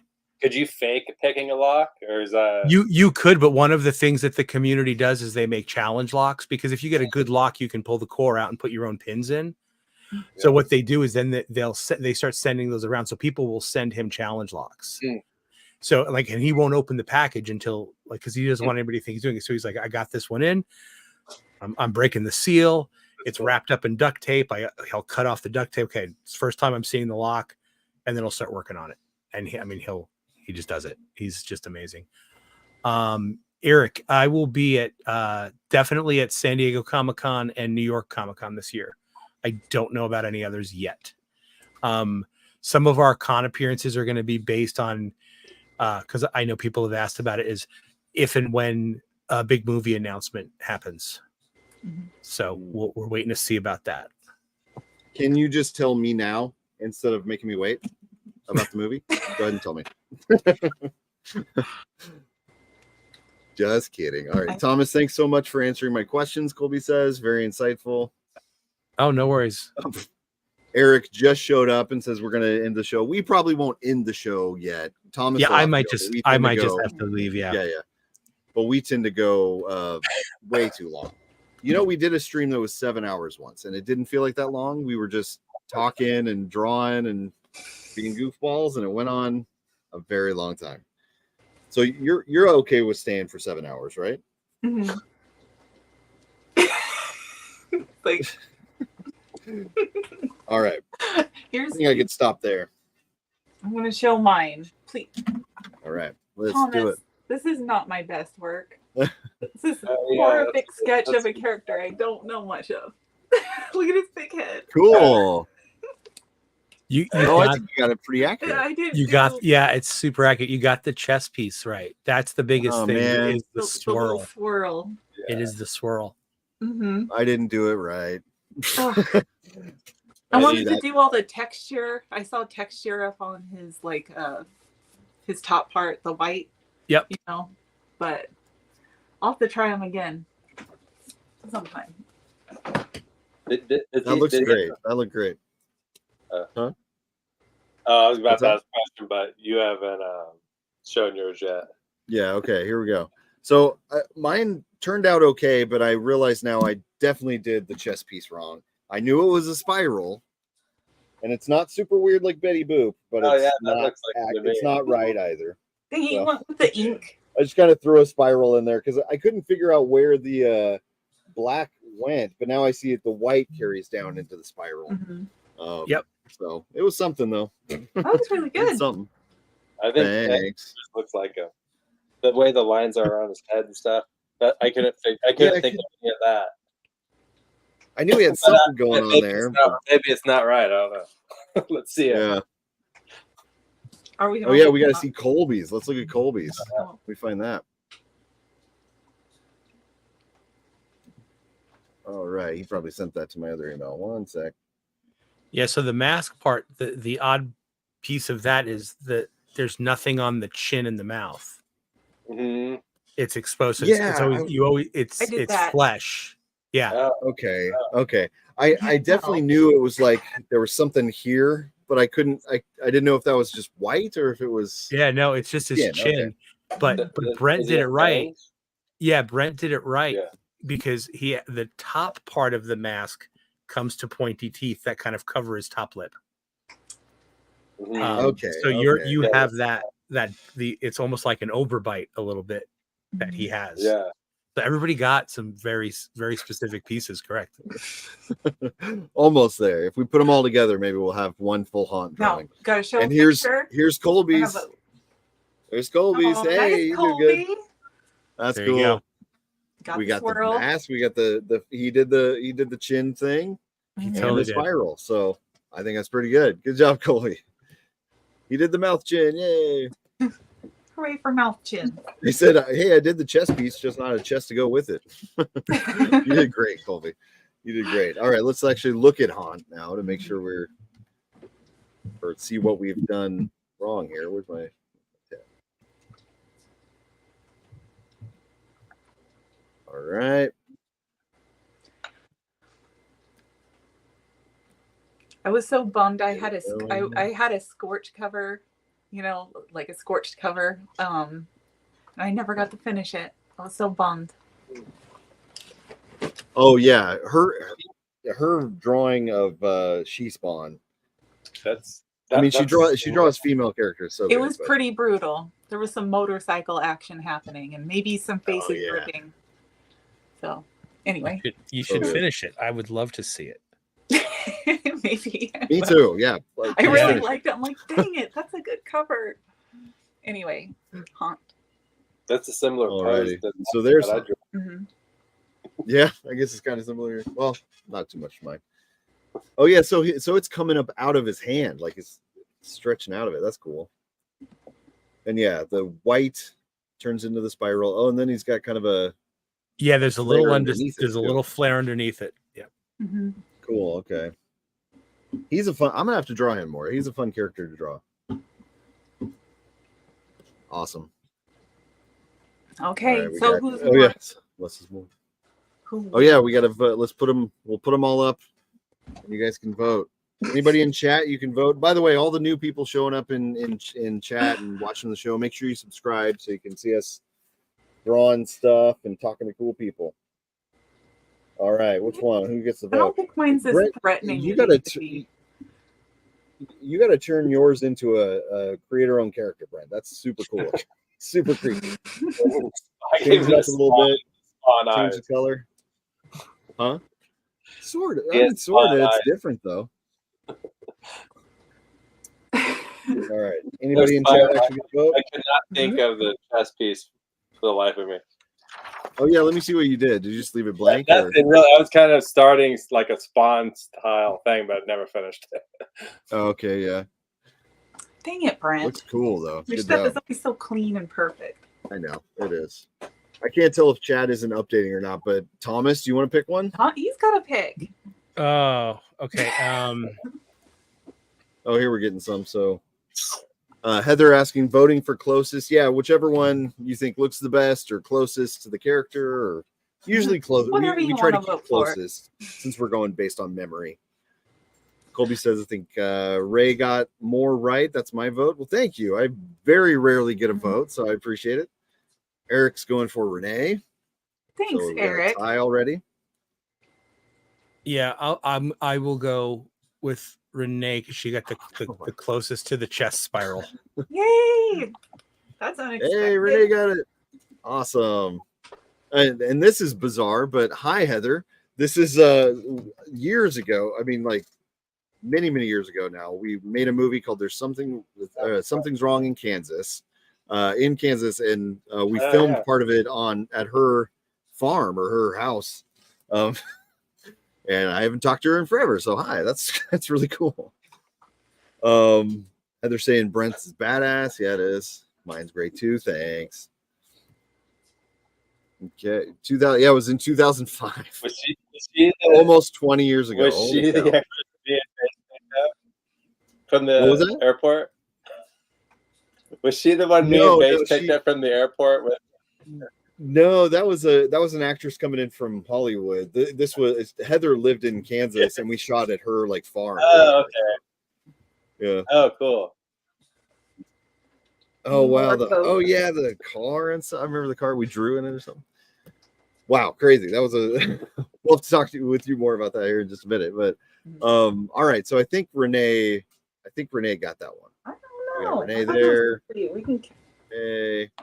And Thomas voted for Renae, and his vote counts more than everybody's probably. So we'll just go ahead and count that. Renae got it. Hey, congratulations, Renae. You won. Didn't even know the character and still won. This is Spiral. The Spiral stood out. So yeah. Can't believe I got that wrong. It was a white spiral. Thank you. All right. Well, Thomas. Yeah, thank you. Thank you so much for having me. This was super fun. Oh man, yeah. Thank you very much for hanging out with us and all the cool stories and everything. It was great. Really appreciate it. Yeah, just thanks so much. Well, right on. You guys have a great night. Mm-hmm. And you too. Good luck with that meeting. We'll chat soon. Yeah, I hope we'll stay in touch with stuff. So thank you very much. Right on, guys. Have a good night. Bye. Bye. Good night. That was awesome. He figured out how to get out first time too. He did. Don't you just pet the axe? I just closed the whole window. Do you? That'll do. I get out. I just close the whole. Isn't that how you exit, or is there a certain spot you go? I go to. Well, I have to like in stream and leave studio and stuff, but I think other people do. Yeah. Ray, thank you. We're probably going to keep going for a while, but if you got to go, that's fine. But if you want to hang out with us for a little bit, you can. Brent, you might need to go and work too. Today's a little different. He's got extra work. Yeah, I got quite a bit of stuff done. Kind of what I was wanting to get done. Oh yeah, but I'll probably start. How much do you have to do tonight? I should probably finish at least one painting. At least one. It's a light day for Brent ENGSTROM. Just one. You're a machine. But I don't know if I will. So Heather, if you have any photos or anything from that movie or from the behind the scenes or any of that, that would be amazing to see. That's so crazy. And how have you been? And what in the world? Something's Wrong in Kansas. We actually watched the trailer for that on here in one of our episodes. I don't even remember which one now, but bizarre. All right. Oh, she has a copy of it. I don't even have a copy. I want a copy. Brennan has a copy. He's got a copy too. Why don't I have a copy? I had like 5 different jobs on that movie. You had to ask. Tyler saying, I'm glad I found this stream. You guys are all amazing artists. Thanks so much, Tyler. Appreciate that. Thank you. Yeah, and thanks for hanging out with us. And come back for future episodes as well. And we also have, this is episode 26, so we have a whole bunch. We've had a lot of cool guests and done a lot of silly drawing and all kinds of stuff. Love silly drawing. You guys want to do another one? Or what? What do you think, Brent? You want to do it? Just what I need to do. Let us know what you want to see us draw. It's what I need to draw tonight. I'm just kidding. What do you need to draw? Yeah, this is what you need to draw. I will, though. Yeah, let's do it. Thank you for coming, Eric, and thank you for sending your book to us. Everybody, make sure you go follow Eric on Instagram and buy his book. Oh yeah, and Eric said he said he's in Seattle, so he's at what is it, ECC Emerald City Comic Con, right? Yeah. There. Yeah. I think I went there, right? Yeah, that's the one we went to in Seattle. Yeah, I think so. Yeah, that was a good 10 one. years ago or something. I'm jealous. I've been wanting to go to Seattle. Yeah. Having we were in kids the Killdeer house. just warps you forward in time. Yep. But what's up, everybody? Oh, Colby's saying I still want to see Alvin and the Chipmunks. That could be a fun one. Oh God. I could see myself messing up the chipmunk face pretty bad and giving him frog legs. Colby says I've never been to Seattle but want to. We should go. Me too. Let's go to Seattle. Never been. I want to see that Space Needle, and I'm sure there's other stuff in Seattle. I don't know what, but who's your favorite chipmunk? Alvin. I'm Alvin. He was just the coolest one in the 90s. I bet you like Theodore. I do like Theodore. Theodore, He's happy, you know. And then Simon, he's just like the worrywart, you know. He's like the Cyclops of the team. So I didn't think X-Men at first. I'm like, Cyclops? He says, what do you mean? But you mean Cyclops from the X-Men. Yeah, you just kind of telling everyone what to do. Oh, cool. Tyler is graduating from the Kubert School in May and asking if we have any advice on starting my art career. That's super cool. I was going to go to the Kubert School back in the year 2000. In the year 2000. Nobody gets that reference. Never mind. Conan O'Brien? No? Colby probably gets it, I bet.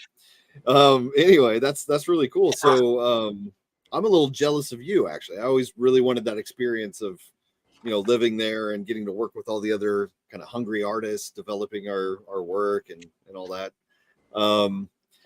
Advice on starting a career. That's a little trickier these days than what I would have told you 10 years ago, 5 years ago, even. Things are a little weird at the moment. Pause. But something that I learned. What's that? Walt is here. Walt. Walt. Sorry, Tyler. Hold on. It's Walt. It's Walt time, everybody. It's Walt time, everybody. Oh, hi, Walt. Oh, little Walt. What's up with Walt? That's what he put it up here for. I was just eating cookies, so he's just getting my head. Licking the crumbs clean. Oh, hi, Walt. Does Walt miss me? He does, right? I figured. Say hi to everyone. Such a cutie. What a cute dog. Can I pet that dog? Can I pet that dog? Can I pet that dog? What were we talking about? Right, Tyler. So advice for starting a career. Something that I learned from the Kubert School. I took the correspondence courses over the mail, and then was going to be going to the school. But one of the most important things I learned, and I'm sure you have, is doing all the jobs, because every, penciling, inking, coloring, lettering, all of that helps you to do the other. If you ink, you're a better penciler. If you color, you're a better artist. If you letter, you know how to design your panels well. But it also, and this was true for me, it opens you up to more jobs. My first good paying job was lettering for Image Comics. I ended up lettering a bunch of books, and then I ended up coloring because of that, and then inking, and then drawing and designing stuff and whatever. So like I eventually ended up doing full production, but because I was able to do all the different jobs and I had a portfolio up that had those samples and stuff, I got hired, or I could apply to a bunch of different jobs, and that helped me to, you know, be able to pay the bills and stuff. And whereas if I was just solely focused on one thing, it might be hard, especially in the kind of industry that we're in right now, getting a good paying job that isn't so like, if you're penciling, you know, that's 8 to 10 hours a day. A lot of the jobs I see posted lately are not great rates, you know, $50 a page. I see a lot of that now, which would have been unheard of, you know, 10 years ago. That just wouldn't have been offered, you know. But that variety, or that what am I trying to say? That ability to do a lot of different things can be helpful. Renae, what would you suggest for a new artist starting off in this industry? I don't know. Given my history, what would you think? Like, I mean, I usually make sure you just go and ask them. Like, just go straight up to them. Like, don't be timid. Yeah. Just ask them. You know, because eventually somebody's gonna say yes. So, so like, don't stand back because you think you're not ready or whatever. Just go, hey, I want to do this comic, or I want to do this. That's a very good point, actually. And for Renae in particular, being, I guess, brave enough to ask for what you want. Like, for example, she got to write and illustrate her own Wonder Woman book, almost 300 page book, Eisner nominated. And that's almost unheard of with major publishers, letting an artist write and draw a book and like have kind of the creative vision of it. And since I ink, color, and letter, I did the other half of it. So together we just did the whole thing ourselves. And that doesn't happen a whole lot. It's happening more and more since we did it back in 2015. Nowadays you see more books like that, but at the time that was basically unheard of. And as a female creator, that was even more unheard of. You know, there weren't female creators working in mainstream comics as much back when she got started.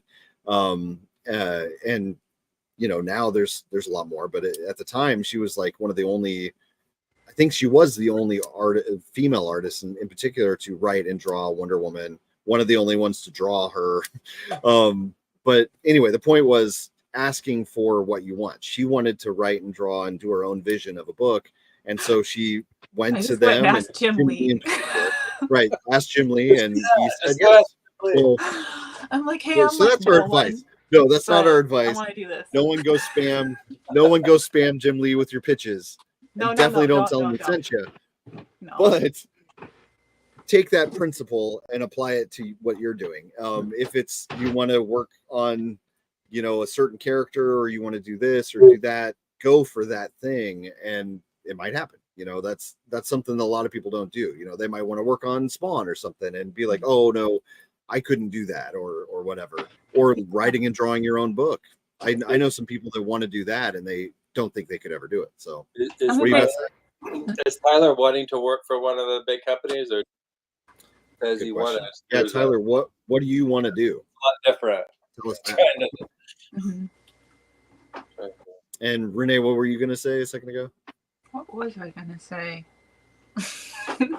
Oh, just that I've noticed that, like, a lot of editors, like when you're trying to get on a book for the first time, if you just give them the ideas that you have and have that ready to show as a package, instead of waiting for them to put you somewhere. Like, I feel like a lot of people just send their art and then wait for the editor to put them somewhere, but it makes their job easier if you just say what you want and show them the art for it, and like, it's easier for them to fit you in there. So yeah.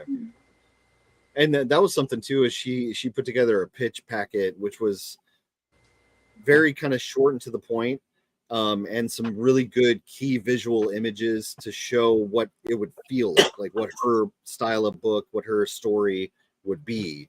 And that's definitely, I think, what sold it is just having this clear vision that's easy for them to pick up on, and they can just look at it and go, oh, okay, it would be this if we just let her do it. And that's, I think it's worked out. She's currently working on a new book that was kind of the same thing. She asked for what she wanted. She gets to do the character she wanted in the way that she wanted, and we again with that made a pitch packet to show them what it could be, and it worked out. And like it so places, here's Tyler saying, or go ahead. I was just saying at places like Random House, like when they were searching for children's books, you know, like if you say like, yes, I would like to do a children's book, they're like, okay, and you know, they'll have to think about that. But if you just say, this is the children's book I want to do, like, just way easier. Anyway. Yeah. Like for example, you know, we had Thomas Healy on. If you really wanted to draw Sam and Twitch, or like, don't just say I want to work for Todd McFarlane, you know, I want to do this Sam and Twitch book with this plot and these characters and this style, like that. Tell them and show them exactly what you want to do, and they're more likely to go like, yeah, okay. You know, that's an easy to understand idea, and they can imagine, you know, paying for it essentially, because they got to pay for the production of it. But they can understand what it would be. They can understand how to make money off of it. Those kind of things. What were you saying, Tyler? I love your Blade Runner piece you did. I want to see that. If you got any links, post them in here. We'll check out your work real quick. Heather saying there was too much cuteness in that frame with Walt. Or there was. Oh yeah, Colby got Conan O'Brien. Thanks for backing me up on that, Colby. From the year 2000, 24 years ago. Yeah, Phil, with like Instagram and everything, like breaking into the comic, like he said, they just scour Instagram and find artists. Like it's such an open world now, trying to get a job. You never know when if you post every day, you're bound to get someone to write you at some point. Mm-hmm. I get jobs every once in a while on Instagram, just some random. That's an interesting thing, is because I know when we were starting out, or when I was starting out, they said don't do pinups or covers, just don't even do it. Do sequential pages, or you're never going to get in the industry. I heard that a lot. You know, nowadays it seems 100. Like you couldn't even submit until you've done like 100 pages. They're like, just do that. Oh yeah, or like 1,000. It was like 1,000. It was like ridiculous. It was like you have to do 1,000 pages before you even think about trying to get in the industry. So I basically did that. I was like, okay, I guess I got to draw 1,000 pages. Not that many, but you know, but yeah, like it's sequential pages and that's it. And they also said don't ink yourself. Like they said all that kind of stuff back then. And it's a different landscape now, because like Brent was saying, Instagram is kind of where it's at, and a sequential page won't get you as much attention as a cover would, or a pinup, or a character shot, or whatever. So it does seem like a lot more cover artists are getting hired, or creators are getting hired based on pinups or character shots or whatever, because that's what most people are posting on Instagram, because it grabs attention, you know. So they might look into your work more. Definitely have sequential pages, like you need to have that, because they won't hire someone to draw a book if you don't have that. But it probably is a good idea to draw some really powerful character shots of whatever character you want to work on, Batman or Spider-Man or whatever. What are we seeing here? Dang artists, us writers need actual finished books to show. God, artists have it easy. No, that's true. It is harder for a writer, you know, other than like doing an elevator pitch, and maybe it's so good that they're like, okay, send me more. You still have to then send scripts, and they have to read it and all that stuff. Whereas an artist can go, hey, look at this. Isn't that cool? And then you might get hired. So sorry, Colby, but it is that way. But yeah, so for Tyler, you're wanting to draw superheroes. So draw superheroes, draw really cool ones, mock up covers, do sequential pages. I would recommend working from a script or something, because that's gonna get you to draw things that you might not think of on your own. You know, you might have to draw a coffee pot, or a certain type of car, or a spaceship, or, you know, random things that you wouldn't, or like populate a kitchen, or populate an office building, or things like that you're gonna have to draw, you know, daily if you're working in mainstream comics. But if you're just doing a fun story, you might not put that in there. You know, if I was drawing my own story, I would have werewolves in a forest or something. I wouldn't have, you know, people sitting at a desk talking on the phone, you know. And those are the things that editors look for too, is like, can you, and Thomas was kind of talking about that, like being able to handle just two people talking in a room and make it interesting by moving the camera around or having some sort of emotion in the characters. I have a question that you hope is appropriate for a stream. Now I'm scared to, what does that mean? Let's find out. Okay. This is fine. I'm an artist myself, and my biggest concern is copyright issues. How do you protect yourself if you pitch your creation to someone? If you're pitching something that you own, like your own creator-owned project, typically a publisher or whatever kind of project you're working on, they wouldn't want you to pitch that to them unless they agree to it and they want you to sign typically like a contract that says if they later come up with something that's similar, you can't sue them. I forget what the paperwork is called, but that's a thing, and that's why a lot of places don't take unsolicited stuff. But if it's just art, you don't really have to worry about the copyright there. If it's just like you're just drawing and trying to get a job or whatever. So it kind of depends on what type of project you're talking about. Maybe give me some more details and we'll be able to give a better thing. But you can also copyright your stuff. The old method is to mail it to yourself, like print it out or whatever and mail it. Yeah. Huh? And don't open it when the time and comes. Don't, right. Because only postmark. Right. I did that. Did you ever do that? I did that, yeah. I did that with a bunch of stuff, yeah. I never actually went as far as copyright, or no, I did copyright some stuff through the government or whatever, but I've never the copyright office. I don't know. It costs a lot of money and it seems a little bit like a scam. Mm-hmm. I mean, you do end up with a copyright, but it's like you still have the copyright just by printing it. You know, I have the copyright of my comic right there because it's been in print, so it's already existing. Or if you send yourself a letter or whatever, that also works. But anyway, yeah, Tyler, if you have any other questions or anything, or Heather, if you have any details about your thing, we'll add some more to that. She's saying mailing seems like a much easier solution. It is. It's not foolproof, and lawyers would definitely say you have to officially copyright your stuff and trademark it and all that. Trademarking is a whole other thing that costs way more money, and it's kind of nuts to deal with, and it takes like a year to get it back and stuff. It's kind of crazy, but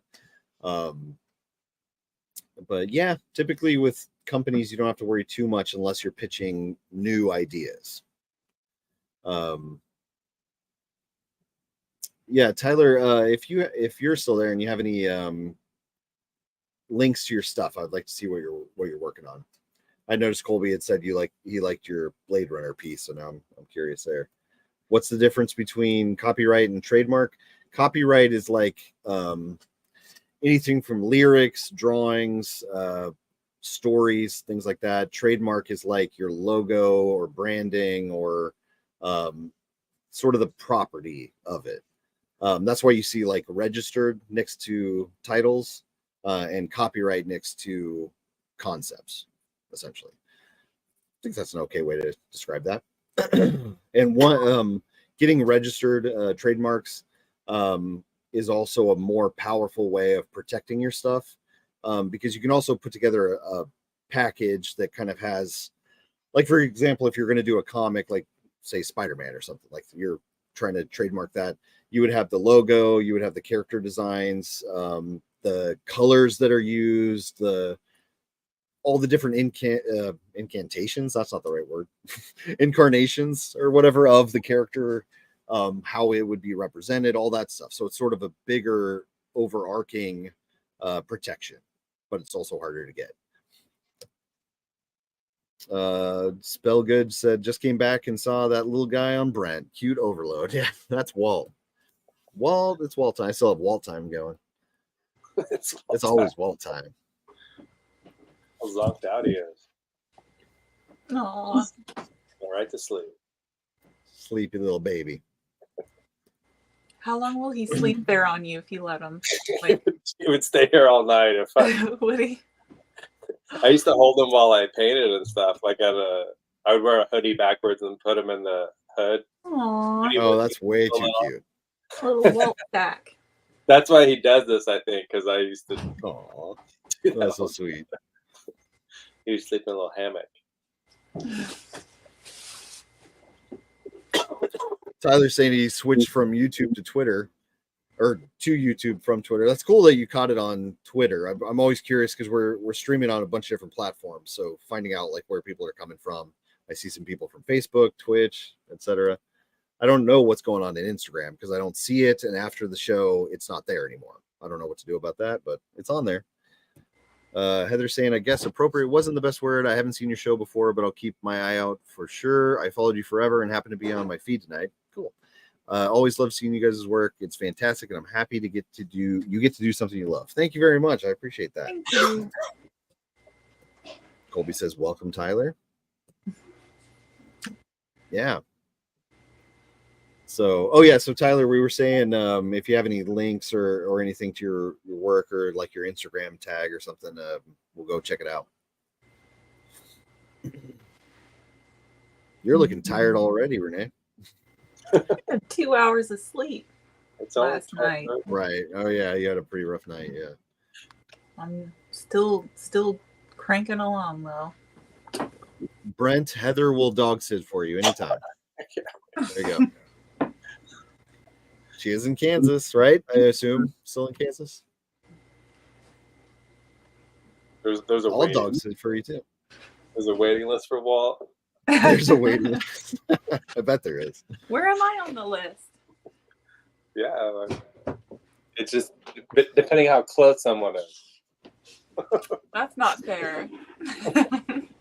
Heather's still there in Kansas. Just have a drone carry him over here. Yeah. Like all the way to Maine. Just He'd like that. Mm-hmm. Strap a drone. He just takes on you. Lump. Aw. Hello. Hi. Are we gonna draw something? Well, yeah, you guys want to draw something else? We can do that. Colby says he couldn't sleep last night, so I did some writing for a certain project, hopefully future issue. Colby and I are working on a comic called Catastrophe. I think it's okay to say that. Oh yeah, I think he actually sent me.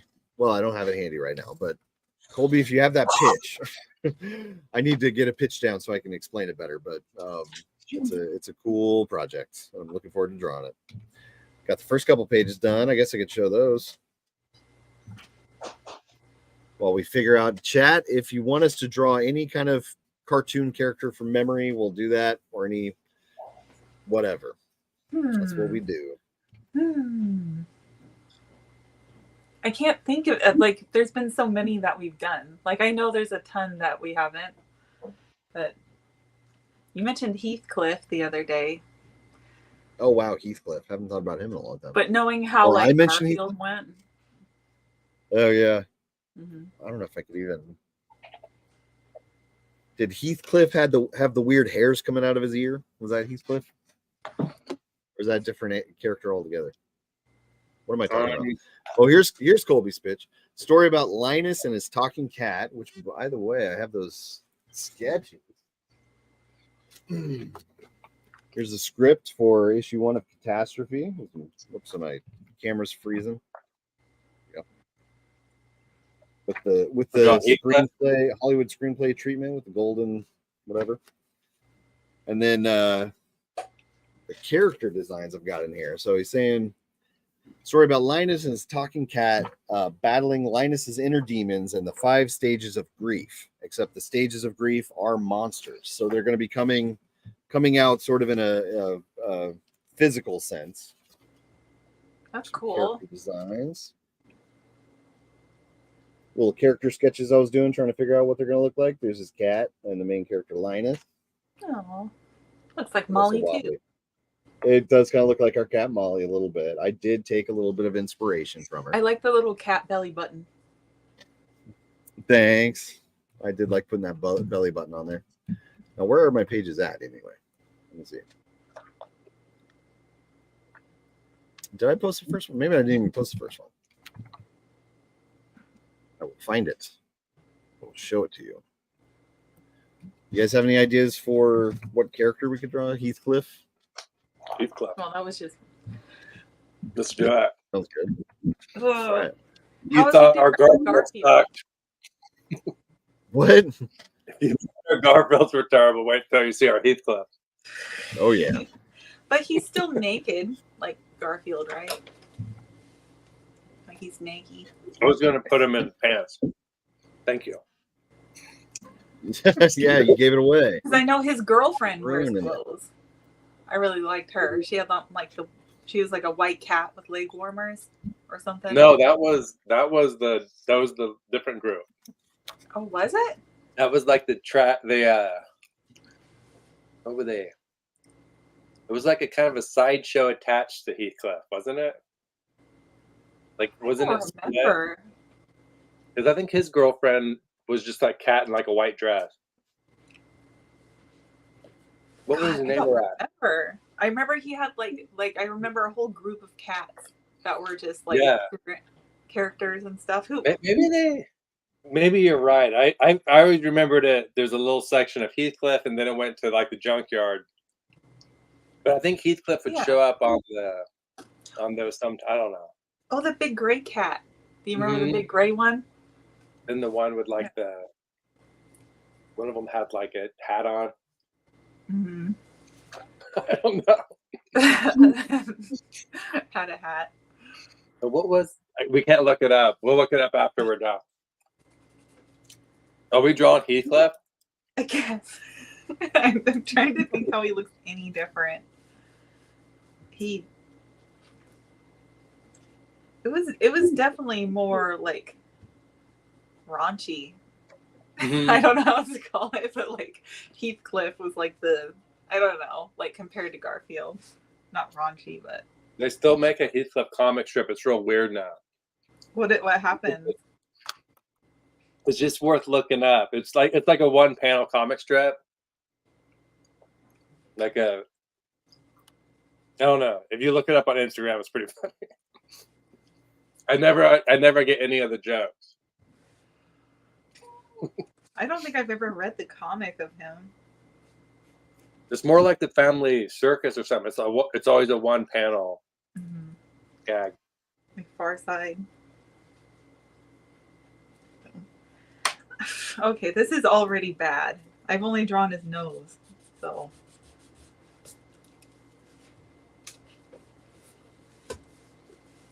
Let's see. You like tried to think of the length of his mouth. Or like... Guess who's back? Back again. My camera's frozen. Maybe it's not. Hello? Hello? Hi. Okay. You're back. Hi. I'm back. Cut out there for a second. What was I doing? Oh yeah, so this is the first page of Catastrophe for Colby there.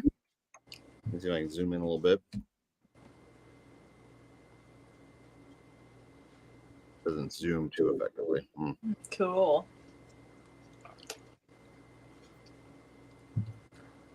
Look at all those details. I'm surprised you didn't draw a full bookshelf somewhere and through one of those windows. I am trying to limit the amount of insane detail I put because that's not the look I'm going for with this book here. Kind of a sad moment, but then what happens after that? Who knows? Kaliak. So he's killing himself. Thanks, Colby. I'm having fun working on it. It's a lot of fun. And I just felt like I resonated with the story kind of right off the bat. And Colby's a cool dude, so we're having a good time. All right. Now we're going to draw Heathcliff. And stay tuned for more of that Catastrophe. We're going to have a lot more of that. What the heck does Heathcliff look like? Tyler has. By the way, I see you new people showing up. Did you hit the subscribe button? You should have. You need to, because you're about to see us draw really bad Heathcliffs, and if you don't subscribe, you won't get to see us draw more bad stuff later. I really can't draw Heathcliff at all. I have no idea where to even start with Heathcliff. I was thinking about it the whole time I was away there. I was like, when I heard you guys talking about like the different cat characters in it, like the gray one and all that, it's such a weird little faint memory in my head. I can't quite I loved it though. I loved the Heathcliff. Colby asked if it was Cadillac Cats. It was something like that. Oh, Cadillac Cats. That's so familiar, but I can't remember what that is. Oh, you're saying one with a big floppy hat? Yeah, there was a show called SWAT Cats. Did you ever watch that? Totally. I do remember SWAT Cats. They had cool designs. Oh, here's Tyler saying his Instagram. So it's Tyler. Let me. Oh, I can't copy that.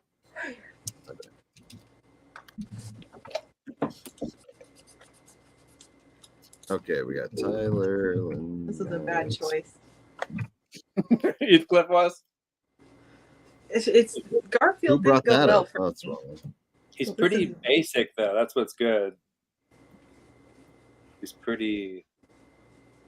Yeah, he had like a certain attitude about his face. Yeah, I can't think of his mouth at all. I think it was a cat mouth. Cat mouth. I have a cat mouth. Just a little. Yeah, it's like a little. Ooh, that looks kind of right. Does he have a I'm just drawing Ray now. All right. Okay, here.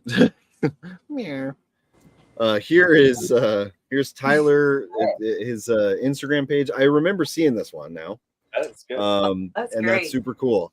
Great job using just the white, gray, and black tones there. That's really well done. I like the spikes. Good spikes. Yep, good looking spikes. Some people don't do the spikes well. That's cool.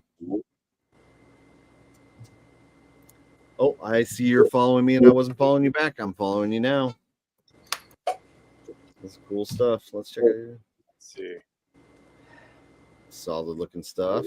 Good signage. I appreciate the lettering work on that building there. I like that 3-panel sequence. Yep, looking like they're teaching you well at the Cambridge School. Hey, that's cool.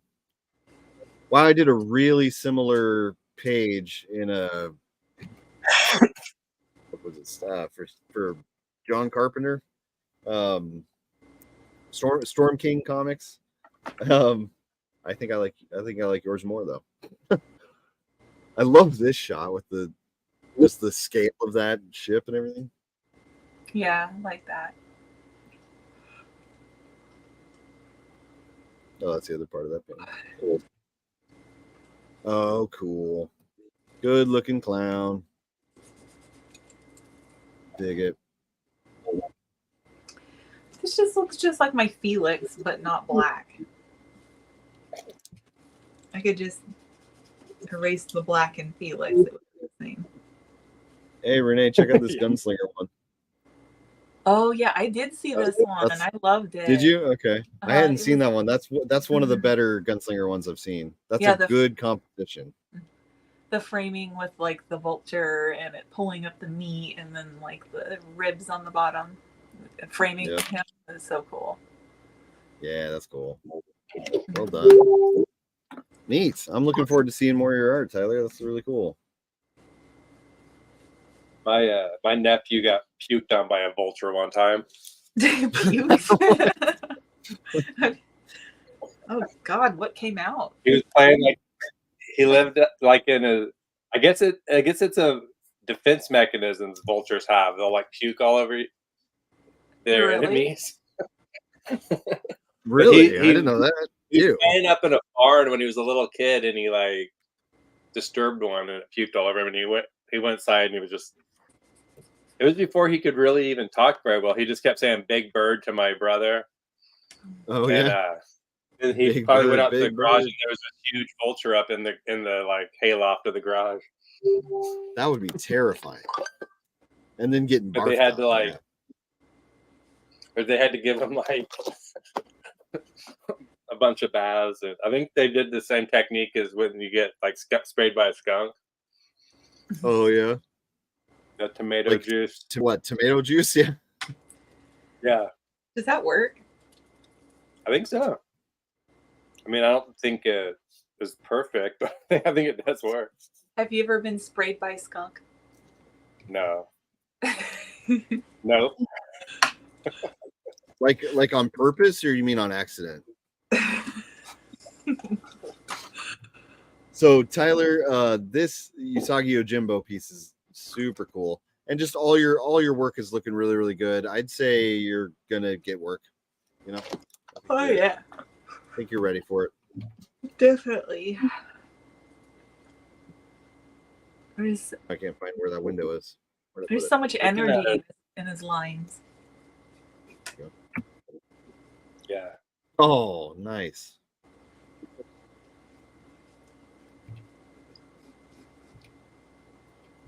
Does he have a hat? I think he has a hat. All right, I better stop oogling, whatever the word is, Tyler's art, and get to drawing Heathcliff.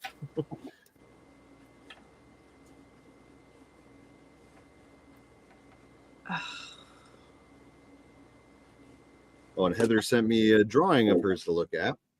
Mm-hmm. I will go check that out. If I can find Facebook.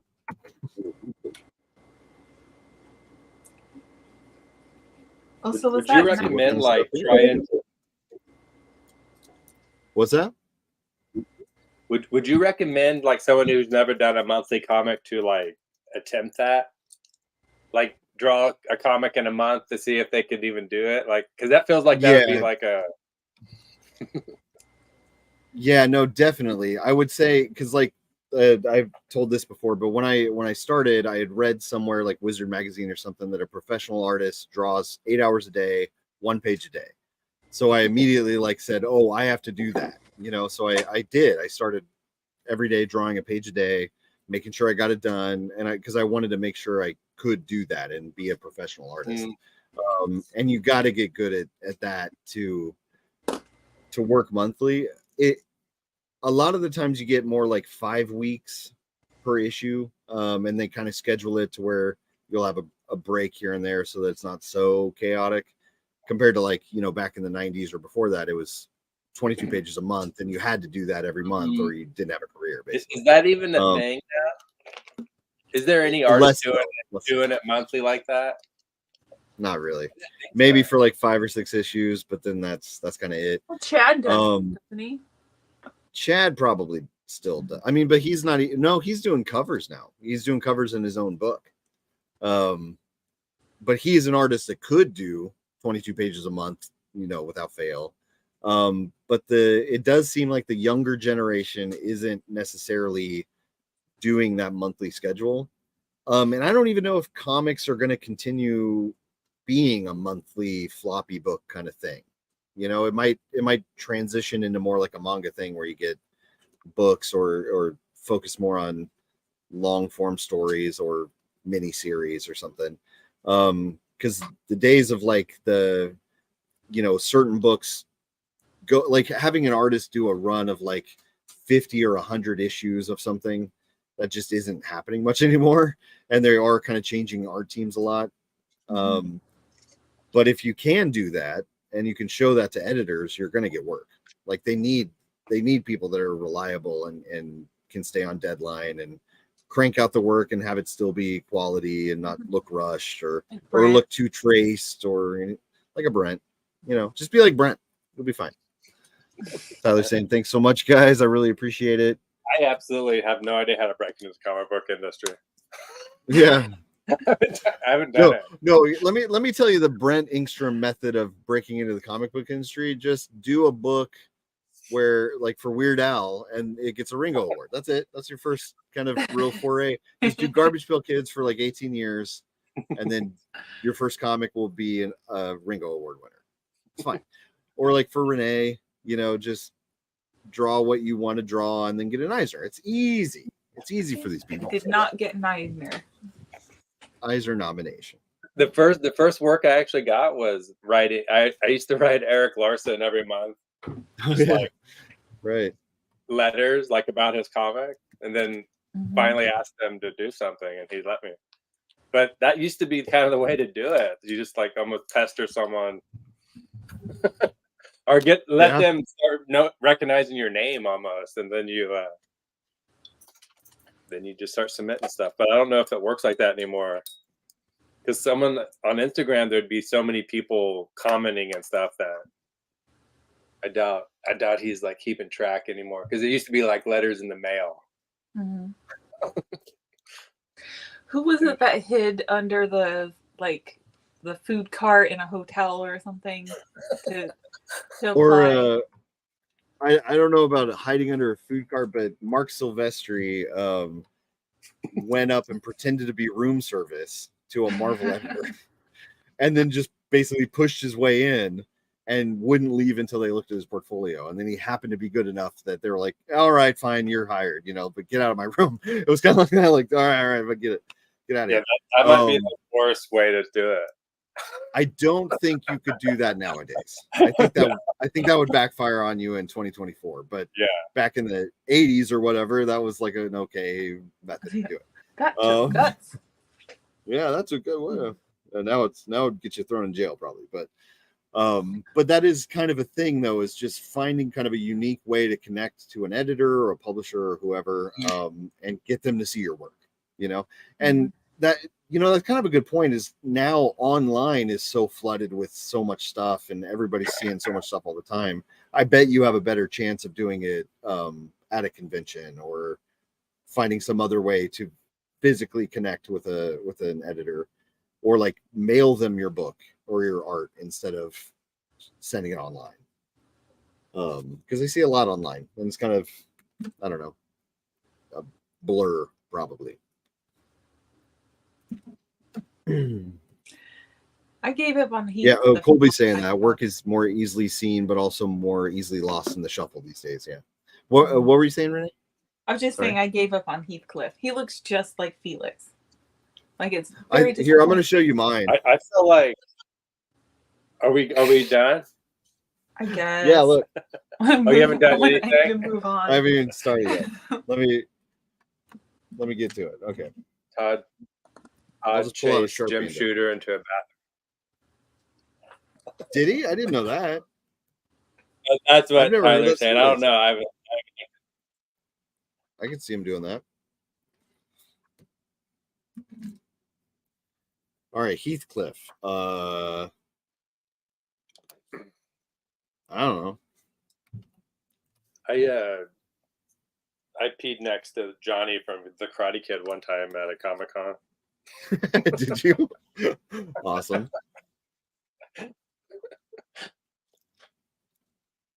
So I got that going for me.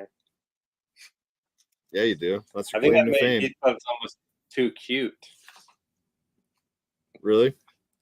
I don't know. I'm done, but I feel like it kind of looks like him, but not really.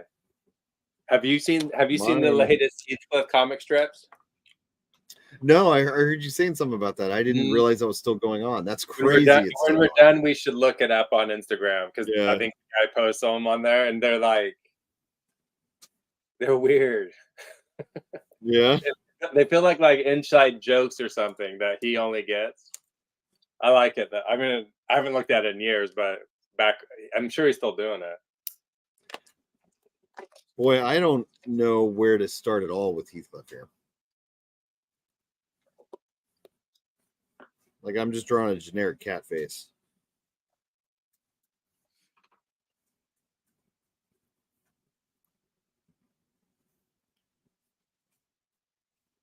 I feel like he had, well, I won't say it, but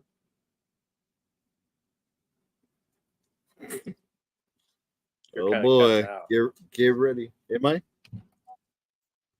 little bit. Hello? But I don't know if it's just on my end or what. Hello? You're froze. Oh, there you are. Yep. Am I there froze? You are. Am I still froze? Okay. You're froze again. It's like your ear. Oh, there you go. Am I still you're froze? Back. No, you're good now. I'm good. Okay. All right. I keep you're having good, to but you're frozen. Keep my what? Am I good or frozen? I don't understand. It's like you're good for a few seconds and then you'll freeze again. You're good now. Let's see. Let's see. Yeah, you're good. Am I moving in real time? La la la la. Colby says he's done, and he feels good about this one. Actually, oh okay. Heather says you're not. Heather freezing says up, I'm so it must not be on that. frozen. Yeah. So Heather is cooler than you, I guess. Sorry about that, Brent. What in the world does Heathcliff look like? I have nothing.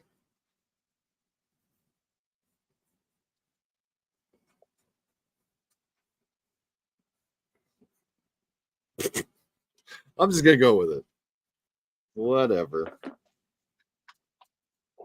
Mine kind of looks like Garfield's little friend, Normal. You remember that character? Oh The yeah, I love cat. Normal. Yeah. Apparently everybody hated Normal, but I love Normal. What? Yeah, I don't know. I guess it was just his like little cute kitten that I could see a lot of people maybe hated. Same with okay, maybe there's a trend here because Scrappy Doo, that's my boy. Yeah. I love Scrappy Everyone Doo. hates. Yeah, everyone hates Scrap. Jar Jar Binks.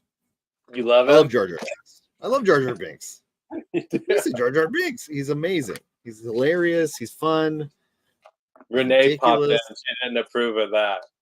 No, she does not approve of my enjoyment of Jar Jar Binks. She's not okay with it. Chat, what do you think about me loving Jar Jar Binks? Let me hear it. That'll get some engagement. Hey, chat, I love Jar Jar Binks. I'm not a Jar Jar hater. Yeah, most people are. I feel like if they redid the, if they just dubbed in a different voice, maybe he would be salvageable. Or do you like his voice? I love his voice. I love the way he talks. I mean, now they could just like animate a whole new character over the original Jar Jar and save it. They'd probably take him a day. Yeah, no kidding. They could just tell AI to do it. Oh my goodness, my nephew Oren is here. Jar Jar's all right. Yeah, all right. I sort of have support. A little bit. He's all right. Hi, Oren. How you doing? He popped up on Clone Wars. Yeah, I think he's actually a big character. That's what Tyson was telling me. Not a big one. Well, or not in the show, but like in the mythos of Star Wars, he's like an important role or something. There were. Colby likes Jar Jar. Heather likes Jar Jar. Everybody likes Jar Jar. Jar Jar haters. Why is Renae blocked? Did you block her because she would be talking too much shit on Jar Jar? She is muted. I have the power. This whole time I was talking crap about Jar Jar. I kept seeing you respond. I was like, why can't I hear this? Oh God. It's been like the last hour. I was trying to. I think I had brought up that episode before of Clone Wars where he like has a love interest. Oh, he did. I didn't remember that. I didn't like that. I do. Was like, it another Gungan? Was it? No, it was something. It was something else, but it was like an old flame, you know. And I just don't like thinking of Jar Jar reproducing. You don't. Ew. He's just hooking up. Well, there's like a love story. Just... You know, I don't know. I love thinking about Jar Jar reproducing.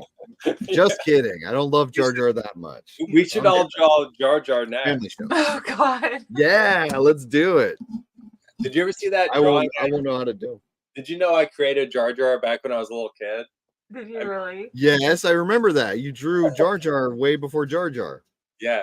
One of my old art teachers like sent me this drawing that I drew back in elementary school, and it looked almost just like Jar Jar. Man, you need to sue. Yeah, get some of them billions. So this is all your fault. I created Jar Jar. I knew it. I like my Jar Jar better though. Me too. I think my biggest issue with him is that he becomes a senator. A senator. Yeah. Jar Jar. Why would he? No. Yeah, well, that's what I was trying to say. He's like a senator, I guess. A senator? Space has senators? I don't understand Star Wars. Star Wars is all about senators. Uh-huh. It is. That's how I like my sci-fi. No, I do remember a lot of Senator stuff in there. I just I've seen stuff. I just don't. Did you watch the Clone Wars, Ray? I still haven't watched the Clone Wars. Tyson wants to kill me because he's been trying to get me to watch Clone Wars for years and years and years. Yeah. Mm-hmm. I'm sure I would like it. It's probably the best Star Wars stuff, modern Star Wars stuff. Yeah, better than the last few movies. Yeah, I think that's Tyson's favorite. You like Clone Wars too, right, Renae? Yeah, I loved it. I even liked Rebels in the end, but Bad Batch. There's a new season that came out just now. Tyson's been wanting to watch it with me. Excited. It's very good. Jar Jar being a senator makes total sense to Colby. Okay. It kind of makes sense. I mean, most senators are idiots. How dare you? Excuse me? What is he going to say? What does he say to like thousands of other senators? Misa. Yeah, Misa want law. Like, I don't know. Like, Misa pass laws. It's a little bit Yoda in there. Yeah, everyone's so mad at Jar Jar's voice, but Yoda has a pretty crazy voice. Yeah. That's the thing is there's Ewoks and there's Yoda. Well, everyone hated Jar Jar Ewoks. Seems to fit in there. Because I remember when I saw Return of the Jedi in the theater, I just remember all the adults talking about how dumb the Ewoks were. Really? I didn't know that. I loved them. I loved them when I was a little kid. Yeah. The Ewoks. But also Yoda, like if Yoda wouldn't have hit with audiences, that's such a hard thing to sell, like a little puppet, like a noticeable little puppet. Yeah. Like it could have backfired so easily. It could have been Jar Jar Binks, but people just accepted it. They're like, this is as good as it can look, I guess. Here, I'm sending you a picture of Jar Jar and his girlfriend. All right. Is she the same species or something? No. Now I'm intrigued. Okay. She's a droid. She's like a bird thing. I don't know. Do you see it? Oh dear God. Okay. Let me share that. Oh, this is the wrong. How do I share? Well, hold on. Okay. Nope. And here's the other one too.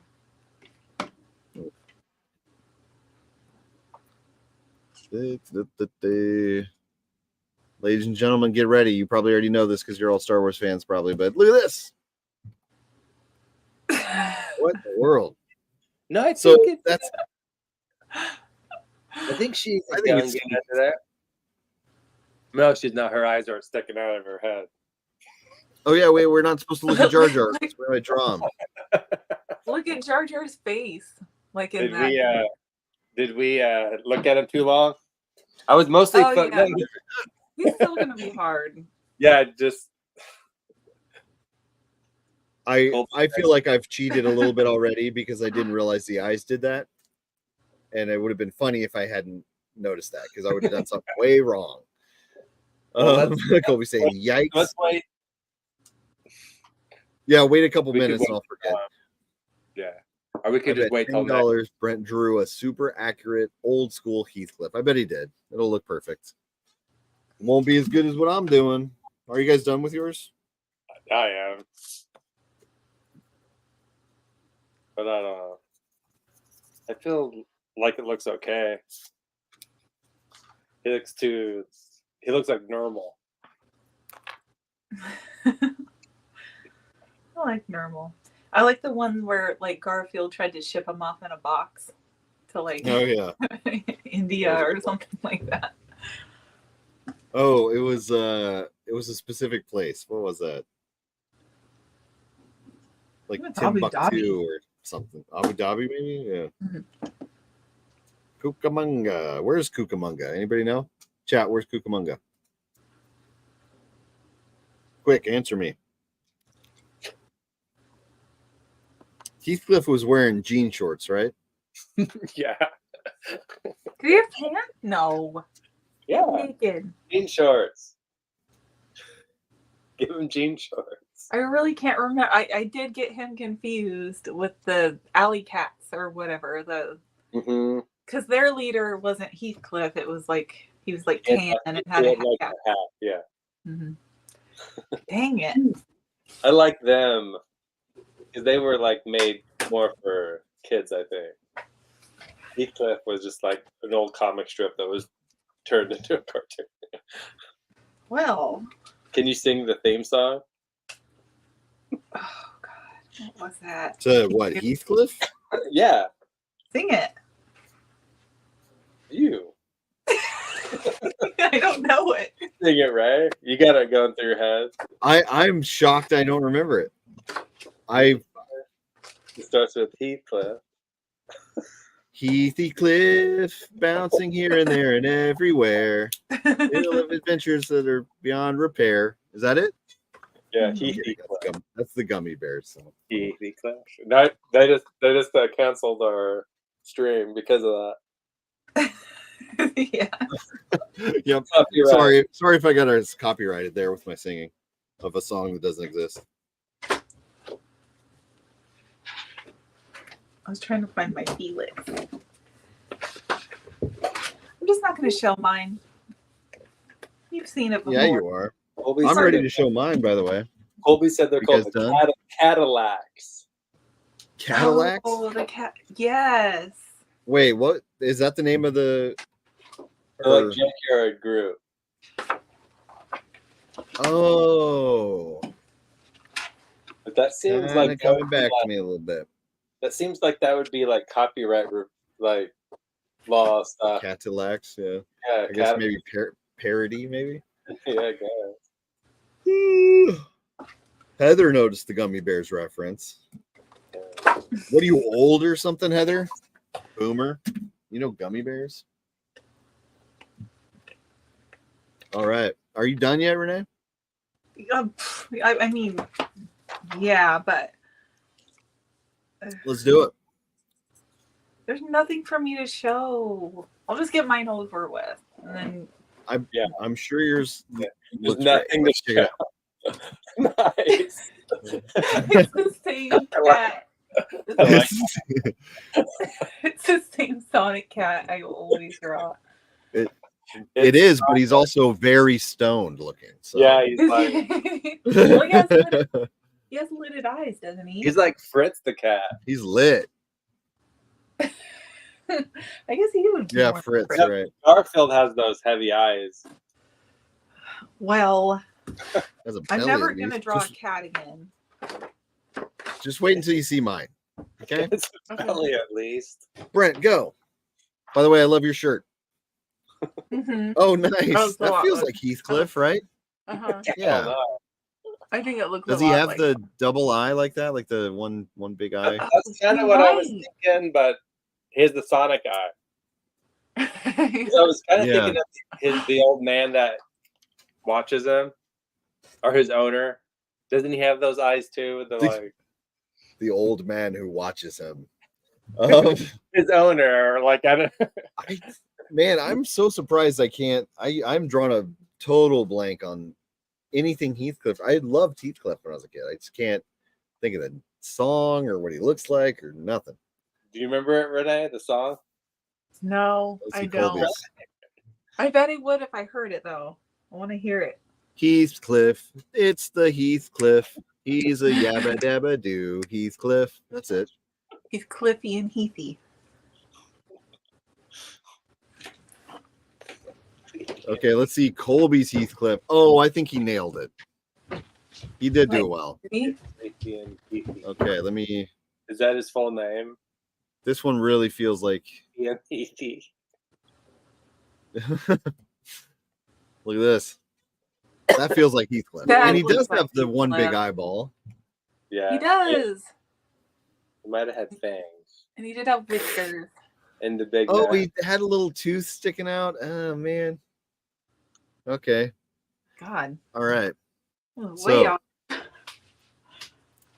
Y'all ready for this? What do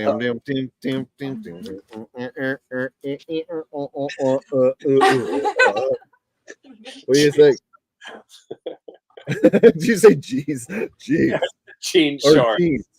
Jean shorts. I like how super tight they are. And how They're detailed so tight. they are. You're so Yep, sure that he had them that you added all the details, like the the seams. And... By the way, is my image flipped? No, or not? That's right. I don't think so. Okay, let me do something here. Okay, now is it flipped? No. I think it only flips for you. That's weird. Why would I want to flip it the wrong? Why would I want to flip it the wrong way? Maybe so you feel more comfortable looking at yourself. No, that would be back. Like now it's right, but before it was backwards, and I had it mirrored, which is the option they give you. Yeah. And I think that means to not make it back. Whatever. Who cares? Tyler says that Brent nailed it. Of course he did. Of course. Colby No, really we look at sending art to an actual artist is insane. Well, hopefully your cat friend will help you work through your mental issues, Colby. All right, love the jean shorts. Thanks. Pretty accurate, Heathcliff. I'm thinking. Why is he so stiff? Why is he standing so stiff? He's hot Cliff. Right, let's look up Heathcliff. Huh? Oh no. He's hot cliffing. In the shorts, he's hot Cliff. That's Hot what I Cliffing. Hot cliff. He's so hot. I want to look up the like Cadillac. Oh yeah, we gotta look that up. Oh yeah, So look there's at that little guy. Heathcliff. He does have one big eyeball and some little whiskeys.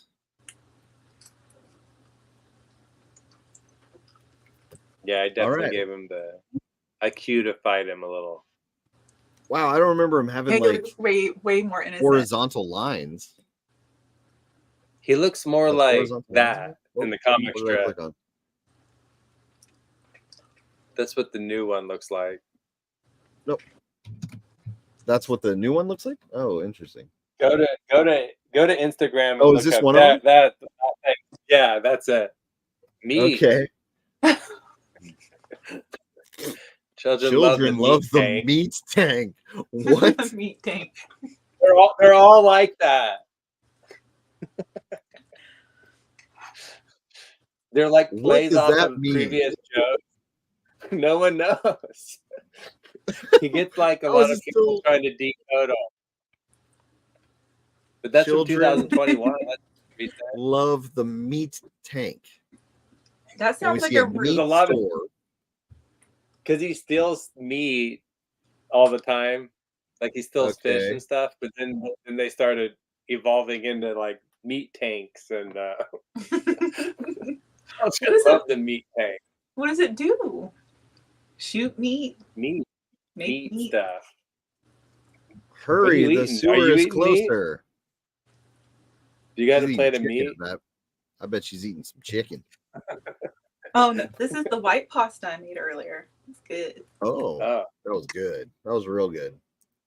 Yeah, look at this one. Hurry, the sewer is close. That one makes kind of sense. Does it? Because it doesn't get down in the water. Hurry, the sewer is close. Okay. Look at that Heathcliff car, like the Catmobile. Oh yeah. Oh, he's wearing a mask too. That might be his like little superhero. Hide the ham. He has the ham helmet on. Hide the ham. That's a good joke right there.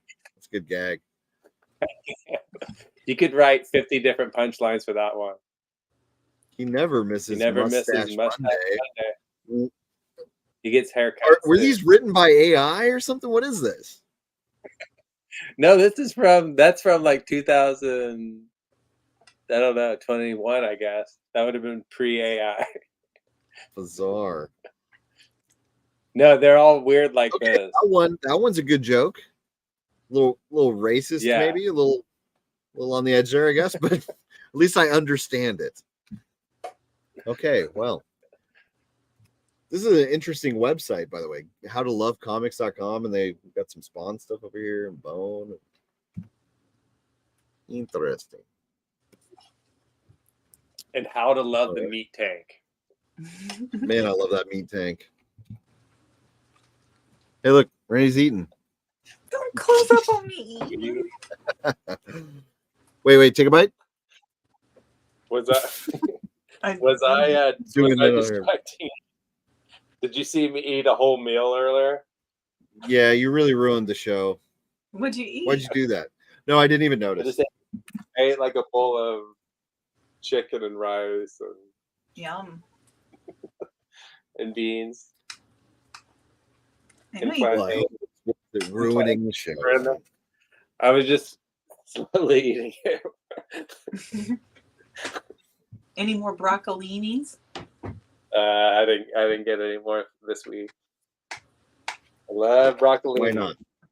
It's good. Broccolini's the best. Look at this though. Look at that thing. That's Jar Jar's. Oh yeah, are we gonna draw Jar Jar? No. Or are we gonna save that one? We can maybe save it until I don't know what his eyes look like. Also, welcome new people into the stream. Thank you for showing up. Make sure you subscribe. Are we getting a bunch of new people? That 4-hour mark. Yep. Where people are just popping in for no reason. Yeah. Who's Heathcliff one? Oh yeah, we're supposed to do that. What comes next? Okay, yeah, everybody vote for Heathcliff.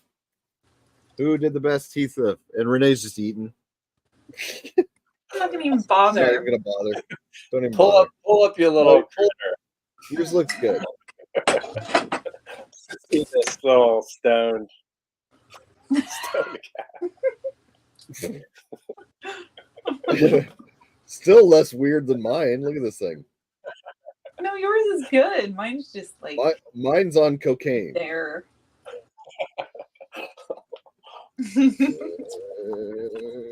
I have Brent. Brent's got this one for sure. Why is Brent's always cheating? I was the only one who still read the comic strip. True. I have a meat tank toy in the other room. Meat tank. You have a meat tank toy? No. Oh. Of course, all the kids love meat tank. Maybe I won't even bother with the score this time. I forgot what the other one was. Renae won. Let's see. Renae got a point. I didn't even do any points.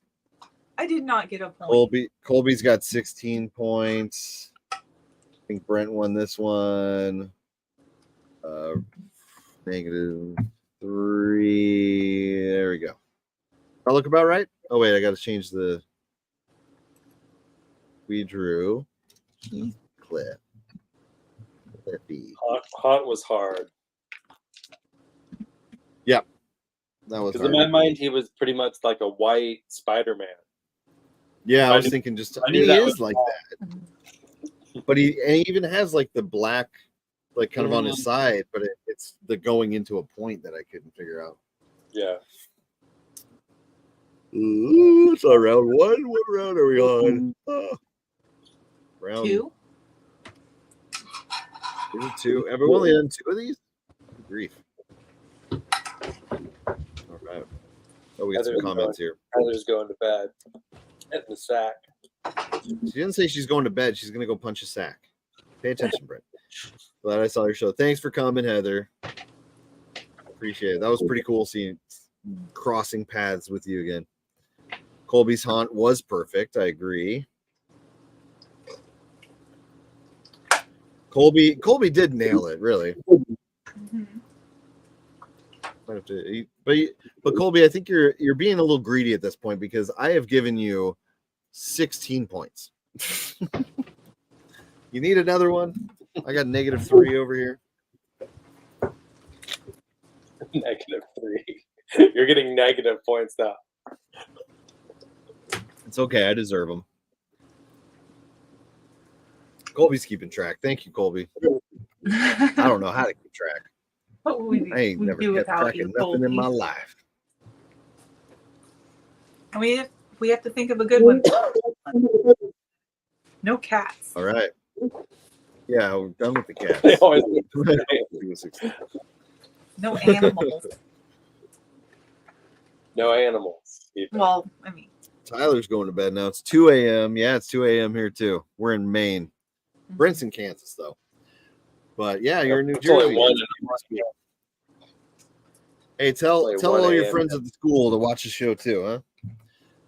It'd be cool actually to interact with more students from there and see what they're working on, and get some stories from what you get up to. But thank you very much, Tyler, for coming. Thanks for showing your art. I'm going to look forward to seeing more of it and seeing your career grow, because you're already a professional. I would say you're at that level, ready to go. Yeah. Hopefully we'll see you next time. All right, now what are we drawing? Chat, let us know what we should draw. Cartoon characters from memory. Hey, Colby's following Tyler now too. we draw a bed. We draw a bed. A big comfort. I don't remember what a bed looks like. I ain't seen one in so long. I don't know. We've drawn all the cartoon characters. Just all of them.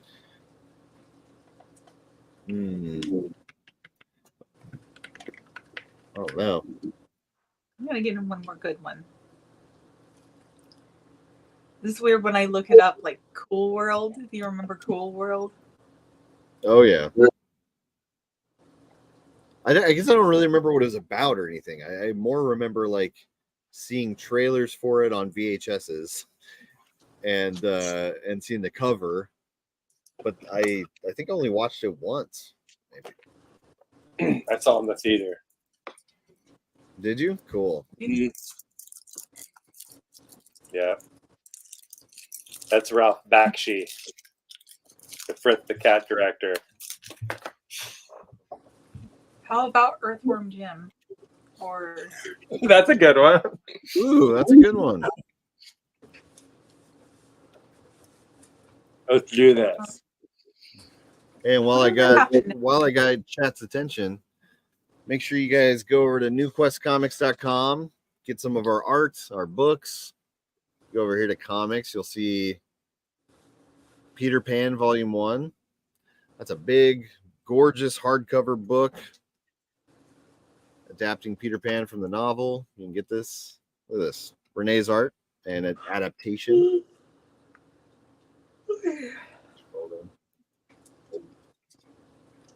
Beautiful, beautiful book. You can get that right now. You can go get that thing. Can I get that comic? Here's my book, Evolution. You can get that. And I'll sign it for you. Look at all these lines I put on it. Don't you want a bunch of lines? Look at it. It says poop right there. Buy this book. All right. What are we drawing? Earthworm Jim. Yeah. Oh, good. Okay. See, he seems That's like he's good. easy, but yeah, it definitely does seem like I should be able to draw this, and those. I won't be able to. Why him? He seems way harder than anyone else we've drawn. I almost feel like I might be able to. I say that every time. I say that every time. Colby mentioned Velma or Popeye. That's a good one. Ooh. Saying Brad. I'd have Brad Pitt. I didn't realize. What? I didn't realize Brad Pitt was in the world. Yeah, that's cool. He's the main guy in it, I think. Or no, he's like a detective going around in the cartoon world, supporting.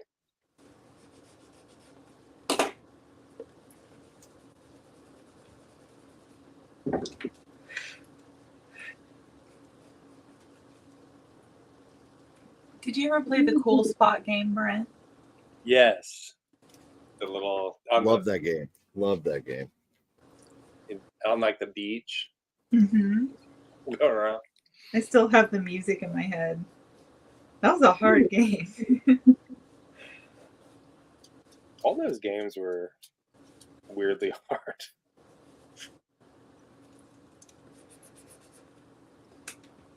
The Noid. Remember that? Mm-hmm. Did we talk about that already? That they're still sort of using the Noid? I think they did bring him back. Yeah. I like that.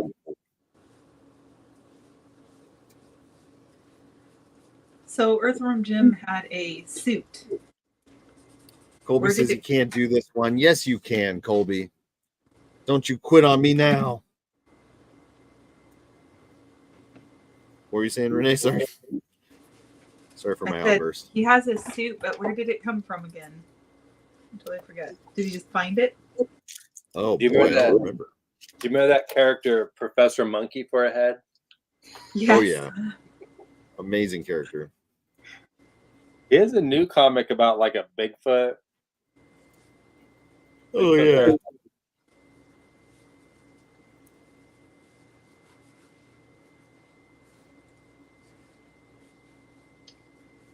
I don't know. I might do good on this one, you guys. Never mind. I lost my confidence so quick there. Never mind. Just pulled it away from my face a little bit and realized I'm wrong.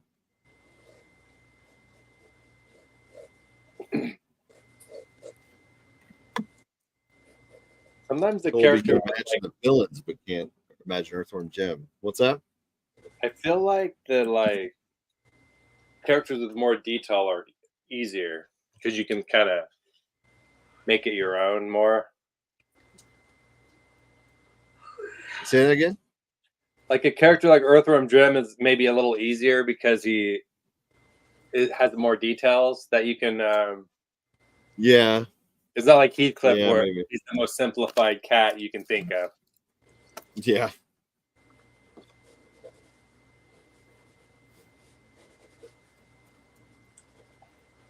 I never got to show Thomas Healy my Hero Quest figures. Oh, darn, yeah. We'll have to invite him on again. Just to show him those. I was wanting to show him my Spawn Garbage Pail Cam. Oh, I meant to pull that up, dang it. Oh, man. I meant to pull it up. And he would have been like, we're going to sue you.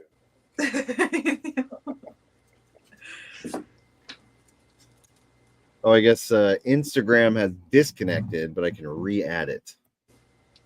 How do I do that?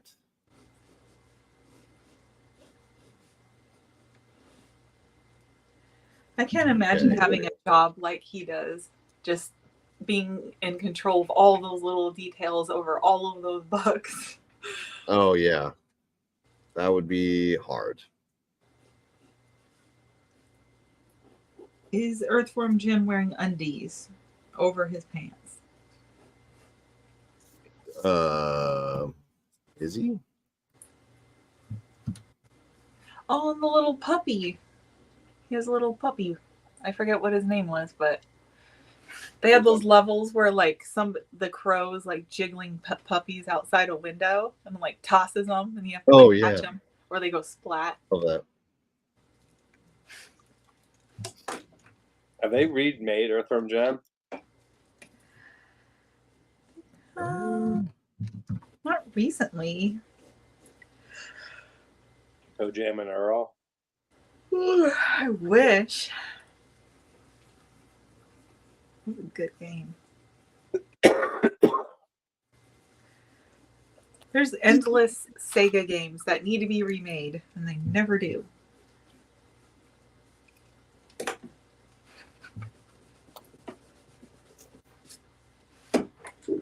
Or maybe they should just be left alone.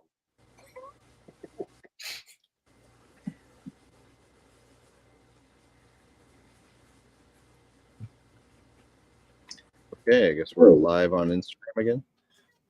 Maybe. Oh, were we off? Were we off? It just disconnected. I guess it says after an hour every time, but we've been going for 4 hours. But it says after an hour it disconnects or whatever. Oh, really? I didn't know that. Yeah, but then I can reconnect it. Colby says Comic Zone. Oh yeah. Oh yeah. What was that called? Was it Comic Zone? Or... Mm-hmm. Did you play that was a cool game. I did, yeah. What about you, Renee?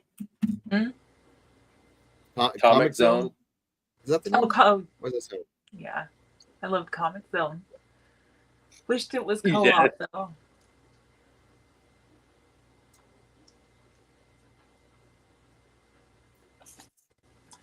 See, why haven't they done like a comic book game now? You know, just like kind of like that where you're fighting through panels. Oh man, could you imagine if they did a new, like for PS5 or something, did a Comic Zone game? That would be like great. In a 3D realm and stuff. That'd be so cool. Play the heck out of that.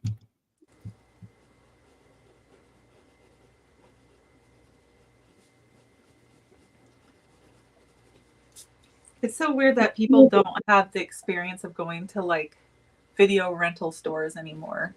Mm-hmm. Yeah, just doesn't exist now. That was the best. It really was, yeah. Yeah, being able to go to like what was it, Carol's or whatever in like in Kansas, where they had video games, they had a book section, they had magazines. I think they even had food there. Like it was just such a cool place. I could just live in that place. Yeah, comics in there. I had tons of comics. I lived like a block away from there. So yeah, the one downtown, almost every day. I pretty much did too. I would walk home from Roosevelt Lincoln, whatever, and high school too. I would walk home, go down Main Street, go through like the comic shop, go to Carol's, go to like every cool place I could go on the way home. Look at comics, at movies, all that stuff. God, I miss that time. That was so fun. The corner shop or the arena. I guess they changed it to. Dumb name. Did you ever go there when it was actually on a corner? No, it always confused me why it was called the corner shop. It wasn't until later I realized, oh, they moved location. It was across the street from that little DILLON's, that little grocery store on Iron Street. You remember that? Like, wow, it's actually been long enough. I'm having trouble remembering. Okay, it would have. It was like a. It was like a grocery store from the past. It was like straight out of the like 60s. You remember that? Yeah, I do now. Yeah, wow. Totally forgot about that one. So we'd go there. We had 3 Dillons in town. That's crazy. We had 3 different Dillons. So one north, one on Broadway or Broadway and Sunset or whatever, and then one on Iron, right? That's a lot of Dillon super like stores in town. I think there's 4 of them now. Good grief. Yeah, like in the town we live in now. That little one closed, so I guess there's just 3 still. There's a really big one though. And they all have like Starbucks on them and stuff now.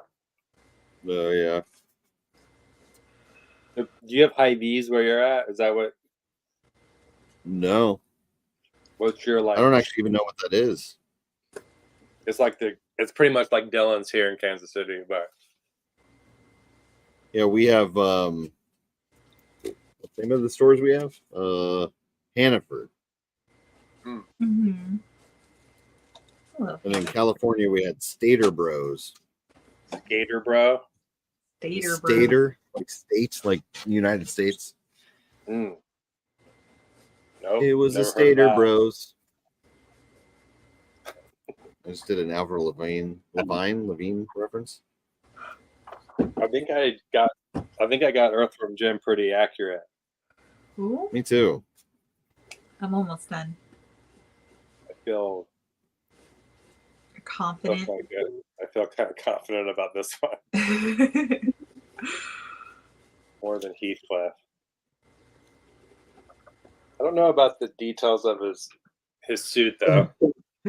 That's what I was about to say. I got everything laid out, and then I was starting to put details of the suit, and it's falling apart now. So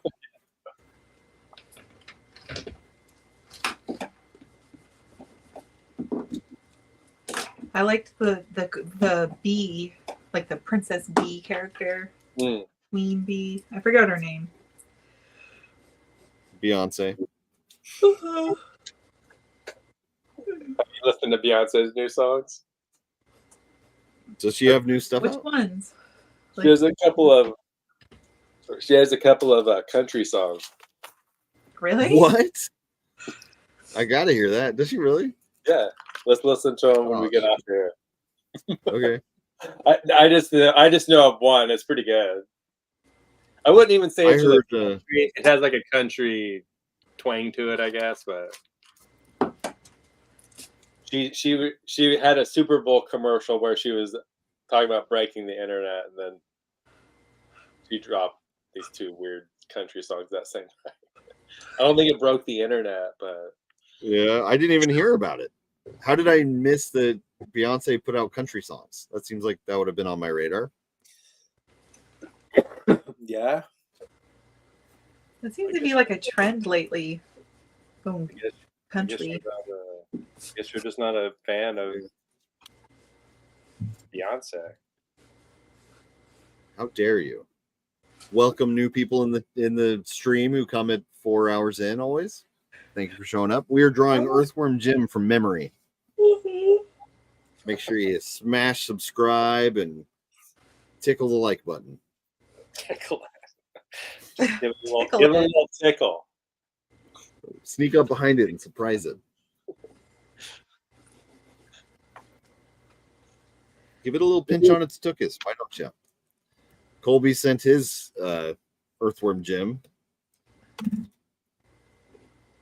You can't look yet. I won't. I'm done. I don't know what to do with his lower portion. Does he have frog legs? He does, right? Sure. He kind of Does he really? He's probably the closest to having frog legs of any of these characters we ever draw. All right, I'm on top of this one then. I feel like well, I don't know. I won't say it, but I always loved in the games when he'd take his worm head out and like swing from it. Yeah. Or like when you're just crawling around as a worm. Oh my god, I just ran out of lead. Or no, I didn't. I got it. Does it start with him just crawling around? Huh? Does it start with him just crawling around as a worm? I think so. I don't know if it started that way. Yeah, and then he gets in the suit, I think. But there's other levels where his suit is off. Sorry. Big cat with a goldfish. Oh yeah. Big cat.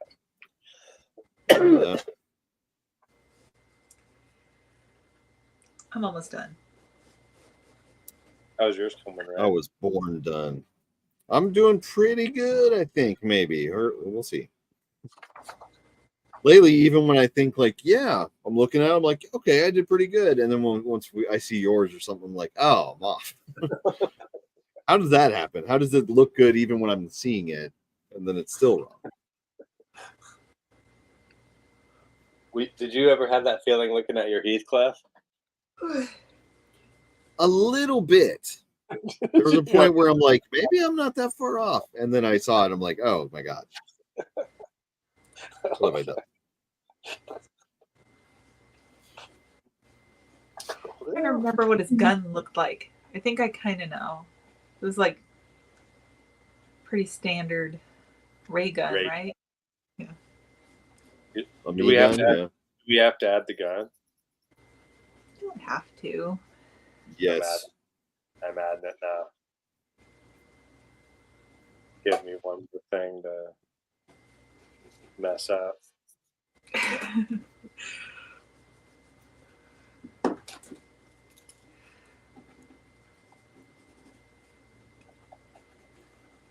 I gotta stop inking mine. We're almost done. I had it penciled and now I'm inking. And I already put the line down, so now I have to finish inking the whole thing or it's gonna look weird. This is very important.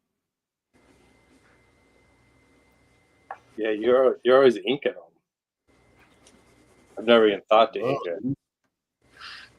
I gotta overcompensate for the bad drawing.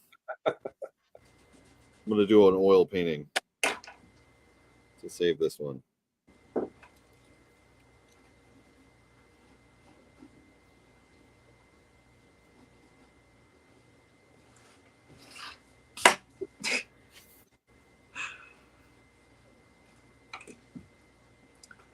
He should be a lot easier.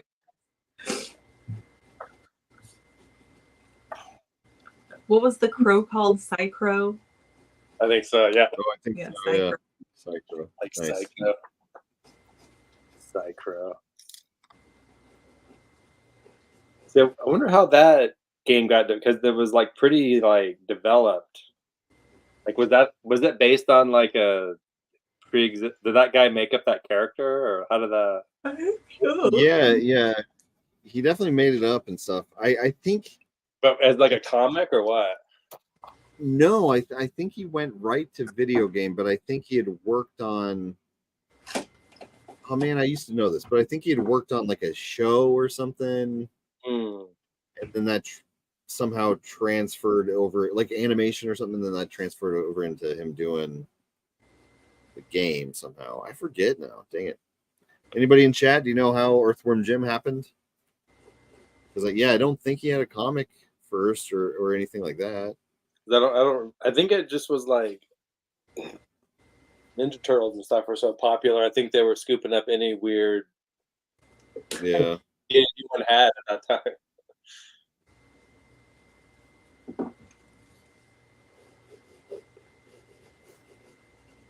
Boy, I wish I would have been working at that time. I think I would have thrived during the trying to scoop up everything that's Ninja Turtle related era.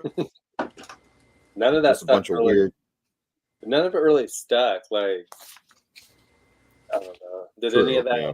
Did any of those shows? I'm guessing some of them made a profit, but oh, I'm sure they did because like everything was making money like crazy at that point. But yeah, I can't think of any that stayed or anything. The Cowboys of Moo Mesa. Here's Colby saying they wanted to. Oh yeah, do you remember Cowboys of Moo Mesa? I do. I want to look that up now.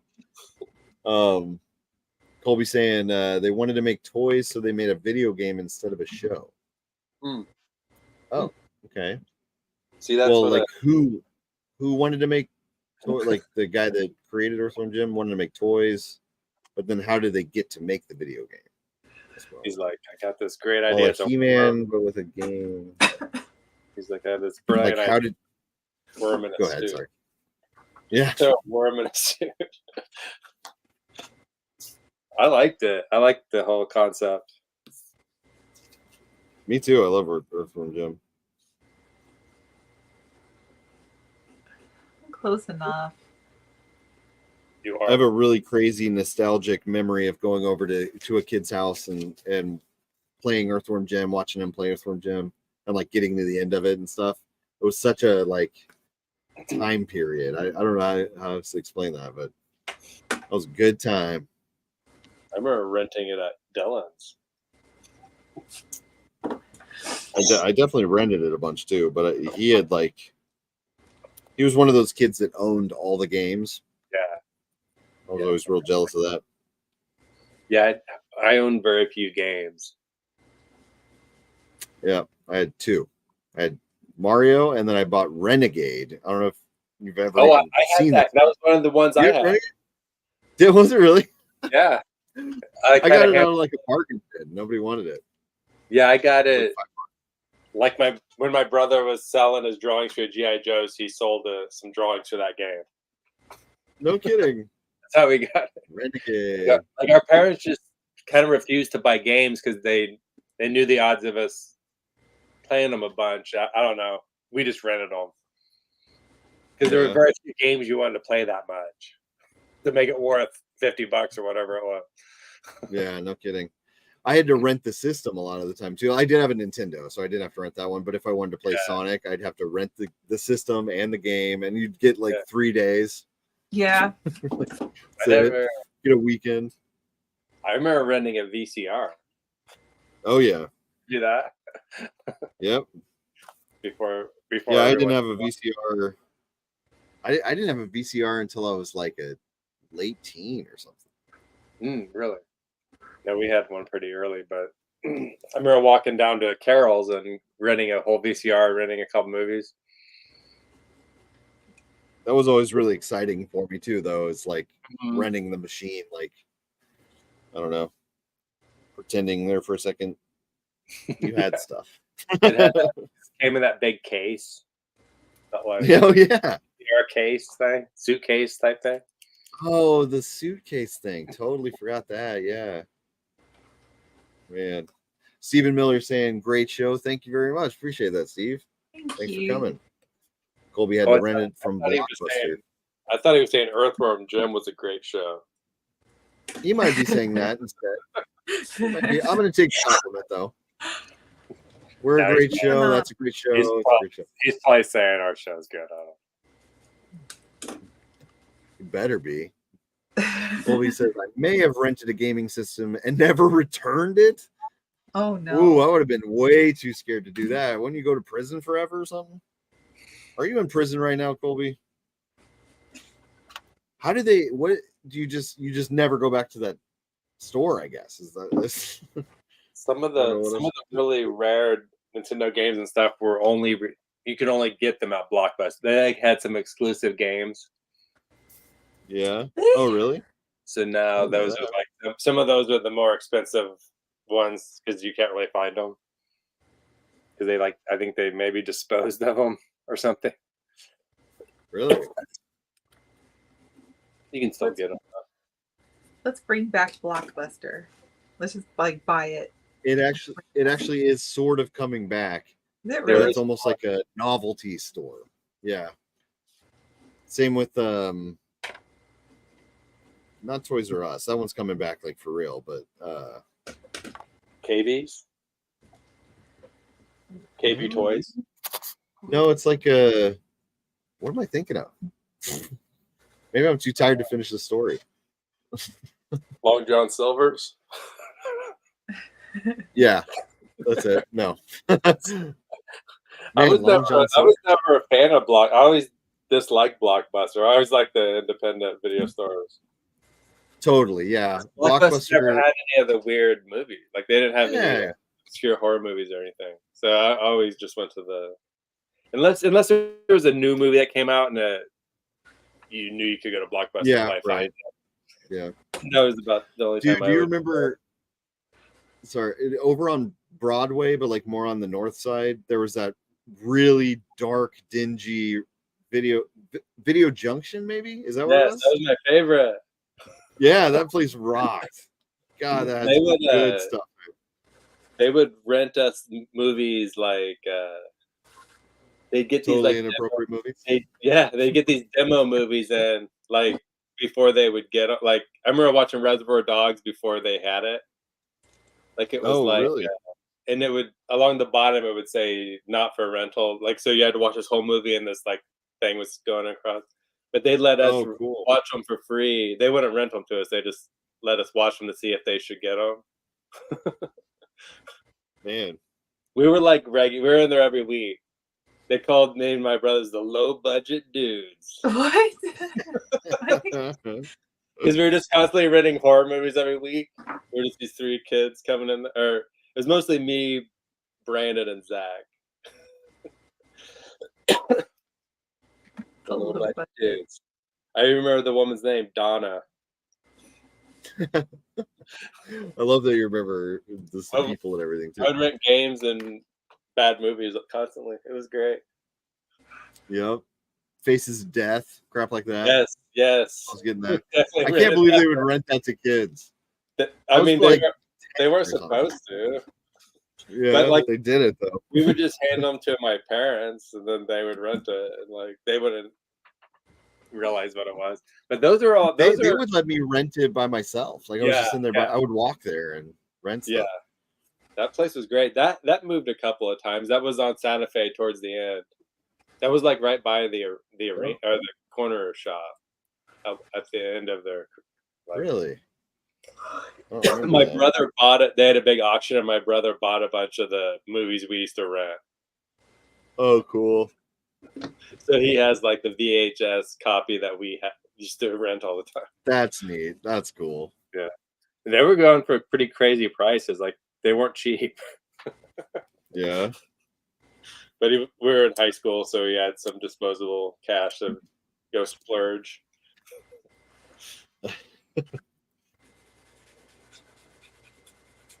Oh yeah, Steve Miller saying, "Nah, could not sleep and was glad to see you were on." Oh, that's nice.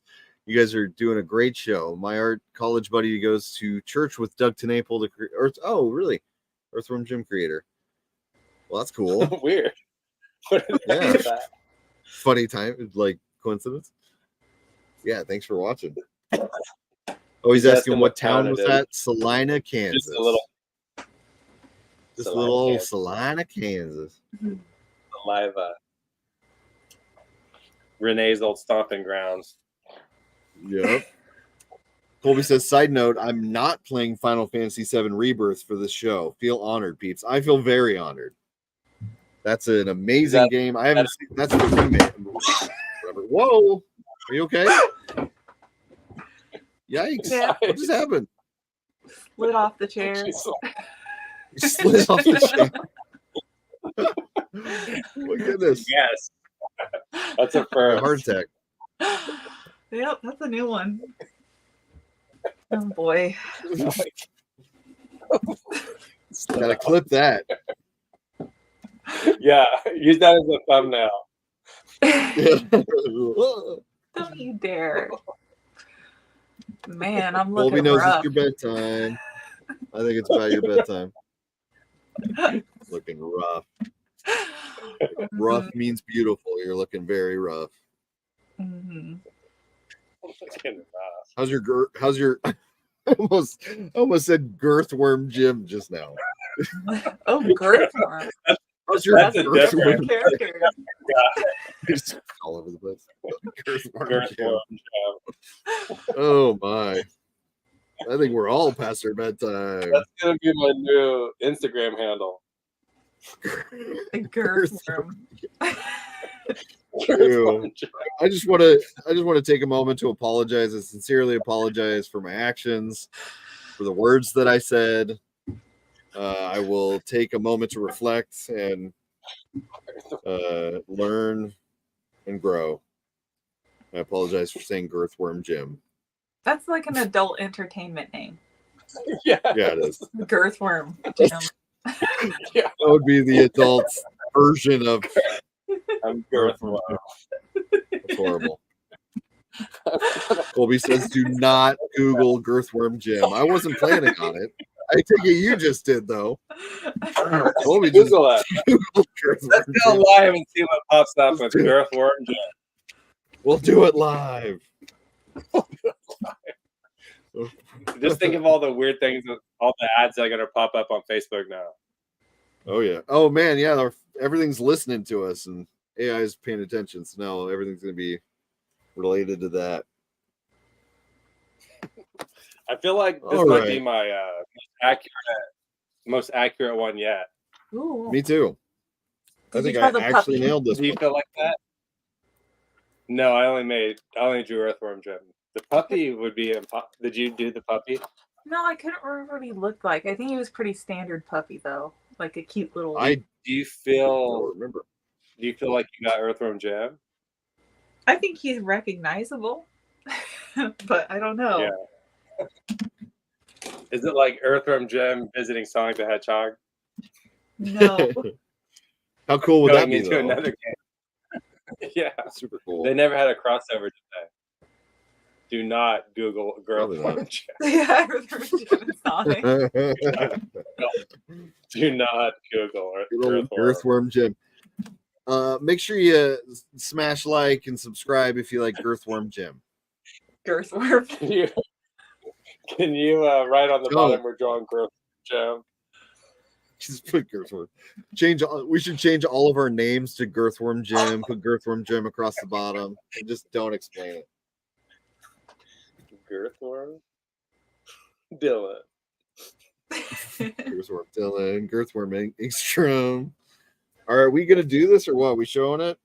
I'm feeling good about this one. You are ready to go. Are you going first?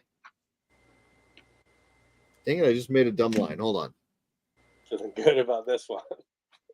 I did literally right after I did that. I made a weird. I'll go first. Line, You're going first. Sure. Do it. Oh, cool. Yeah. Oh yeah, the X. I don't. Does he have an X? Because I thought he might have like rocket packs. Like, does he have like little? I don't know. Oh, he does. I think on his back have like a rocket pack. I think he has a rocket he rides. I don't know if he has one. That looks a lot like him. Colby says good it's suit. getting there. His face is. That's really good. I did that without being on camera, so you just hear the noise. That's funny. Colby says his is recognizable at least. I bet yours looks good. Do it, Brent. Oh yeah. Awesome. Oh man. The thing on his leg. He does have something on his leg. leg. I forgot about that too. That seems right. I don't know if any of this is right. I just started out in crap. I like it. I like his like skinny legs and a big upper body. Like Savage Dragon. Yep. I almost gave that hint. I almost said he had Savage Dragon body. I like his shoes. Yeah. I think he did have actual. Wait, did he have boots or were they just white? I thought they were just white. Like white boots? You might be right. Oh, like white legs into the boot. I think you're right. I think he had a. Yeah. Oh, good. Like a onesie. Oh, I still got you on. Footy pajamas. Little girthworm onesie. Yeah, maybe you're right. Maybe it was this sock feet. Yeah, sock with like with little tips, sock tips on his. Is that what you drew? Yep. Okay, draw. Oh, You're going right. Let's see I'm contemplating whether or not this is such a silly artist thing. Do I fill in the shadow of his mouth or do I leave it as teeth? Is it teeth or is it shadow? I'm going to leave it as teeth. Maybe. All right. Okay.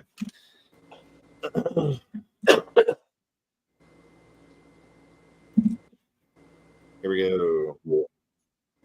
Oh, that was good too. Fairly decent. I think you got his eyes the best. I think they did that, like something like that. Actually, I think you might have. Dude. I think he had like one brow, maybe. When I saw, or one of you guys did that. I'm not even sure which one. But I think I should have made his head smaller, though. No, I think it's a good size. I think he should need bigger arms. Like Colby. You think? I thought he had like a big body and kind of normal.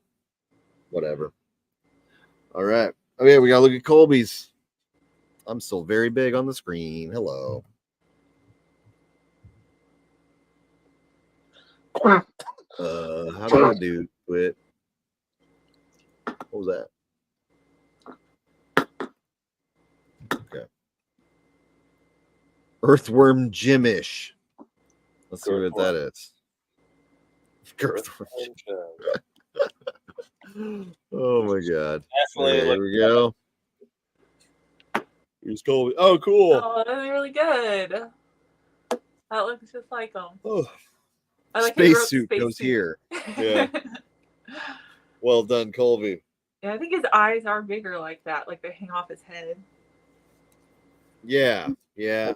I kind of did that. Yeah. Yeah. Yeah. Maybe it was you that did. Here, let's hold them all up there.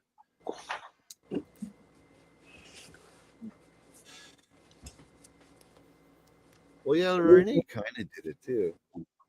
No, we have to look him up first. Oh yeah.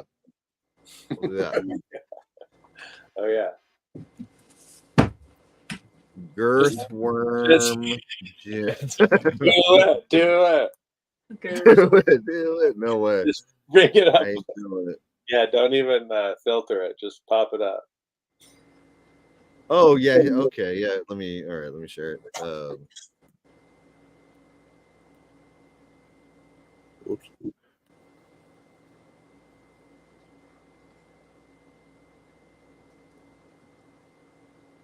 How do I do stuff? Here it is. So yeah, his eyes go way off his head. Look at that. Yeah, he is giant. Wow. But that's like a kind of a weird drawing of him, isn't it? Maybe not. Oh, is that not an official one, or there's like a? That's pretty official. That's like the cover, right? Yeah. Yeah, We you got got- Cyclo. You definitely Whoa, got look at the this. X. Oh man, I want there to be a movie that looks like that now. I mean, maybe make the face a little different because that looks weird, but like a realistic kind of serious movie, that would be neat. Oh, he does have the X thing, yeah. Mm-hmm. See, there's that. Oh, and he's got There he one is. pupil eye and one big eye. I gave him the like heart, that worm heart. You know, what? that like the section of a worm that's like it's. I think it's where their heart is. Where? Oh, like On the an band around it, around? Yeah, the band. Yeah, I don't know. It looks like I thought that was on his head, but I guess not. I guess it's just a ring. But I added that on mine. That'd be inside. Yeah, there he is. Rock Sort of it. has a ring on it. Yeah, I guess so. That's what. Maybe that's why I added it. Look at that. Is that Girthworm? That's Girthworm. There it is. Oh, I always loved the painted stuff that they had. Oh, there's his dog. Yeah. Oh, and the bee woman or whatever. Mhm. Okay. The cows. The cows. Oh, wow. See, that's Oh, what he here's all looks the- like. That's the actual artist. that Oh yeah, and the created puppy. Sorry. Yeah. Psychro. Oh, and this giant like slug looking thing. What's that? It was like the queen ant or whatever. But the puppy turned into the monster. Uh-huh. Yeah. Oh man, I want to watch this show. Like the cartoon. I love the cartoon. Yeah, look at how cool these paintings are with like the. I looked at these so much, like all the. It's almost like Simon Mhm. Bisley or something. Like it's that level of. I don't think I ever saw the cartoon. Oh really? Oh really? It was good. Mm. Like Was you it? I didn't never- know there I was never one, watched or you just never saw it? I don't know. I guess I was aware of it, but I would have been like junior high or high school, so I just played the game. It's Oh, and weird Hell that. of the cat. Okay, here's Who is his cartoon. voice? It's weird that there's not Was- more. Who I voiced bet him? it's the same guy that does like Darkwing everything. Duck. Darkwing Yeah, Duck. I bet it is him. It's the Savage Dragon. Him Hey. coming, or he did Psychro. Who did her? Man, I would love to have Jim Cummings on here. He's Yeah, voiced we should. everything. Old Why is Girthworm Earthworm Jim. Jim not on this list of actors in it? Oh, you're not even seeing what I'm Old I'm Girthworm trying to Jim find the comes. voice.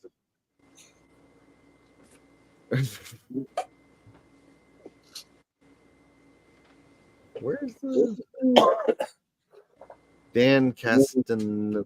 Get him on here. Write him an email. I can This talk to him guy. about Savage Dragon. Is that who did the voice? That Oh, the would be voice of fun. the voice of Homer Simpson. Oh, he did Earthworm Yes. Jim. Ooh, I get. did Hold he? on. Let me look at IMDb here. Oh, and the Tick and Yeah. Freakazoid. Wow. Oh, the tick. That was the Homer Okay, guy. yeah, he is. Weird. I love this I guess lady, now by I the need- way. This actress. Oh wait, Yeah, she who went is away. that? That lady. Whoever that lady is, she's great. Whoever that is. He Whoa, wouldn't have look at to him do here. it. What am I looking at? That's creepy. So he's in movies and stuff, huh? Yeah, I remember seeing him in a bunch of stuff. I can't place a particular character, but Yeah, I guess yeah, for sure. I remember seeing him and stuff. He looks weird doing the Homer voice. Have you ever seen him? Does he? When he does No, I it, don't think I have. he'll switch from going his to voice now. to doing Homer, and it's like it's weird. Let's see. There's a quick one. Quick one.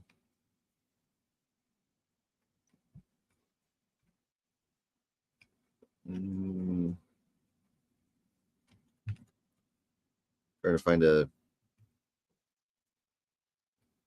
One None of these won't videos be are great. copyrighted. But let's see if he does it here.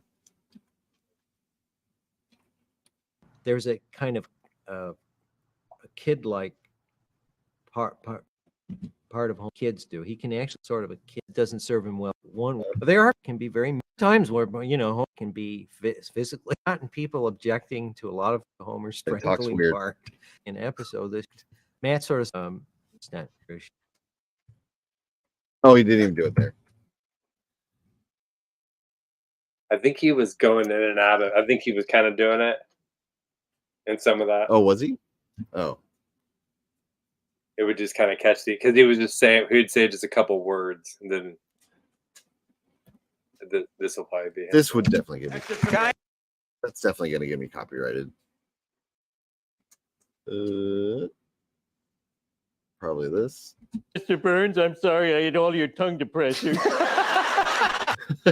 He just kind of.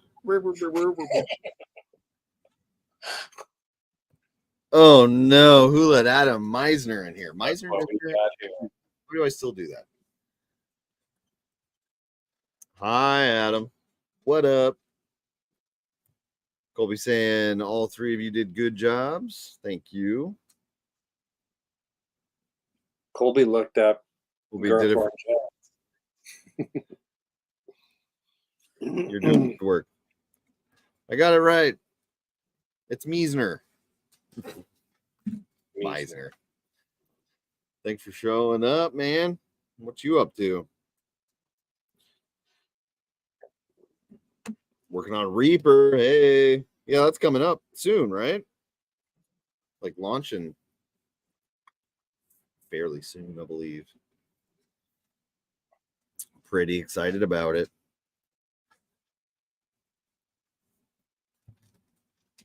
Where'd Renae go? Did she fall asleep? Did she fall out of the chair?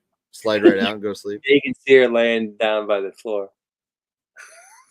But if she was.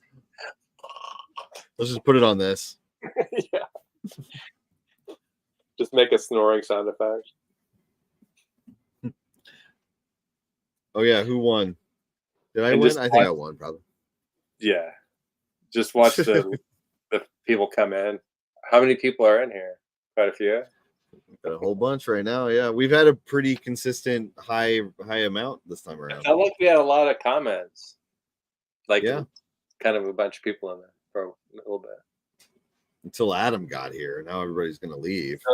Just kidding. I don't know why I'm picking on Adam all. Adam got here like 5 hours in. Yeah. Colby would pick Ray or Brent. Thank you. Hi, Renae. You're muted. I can't unmute you because you chose to mute yourself. I've done it. Now you're unmuted.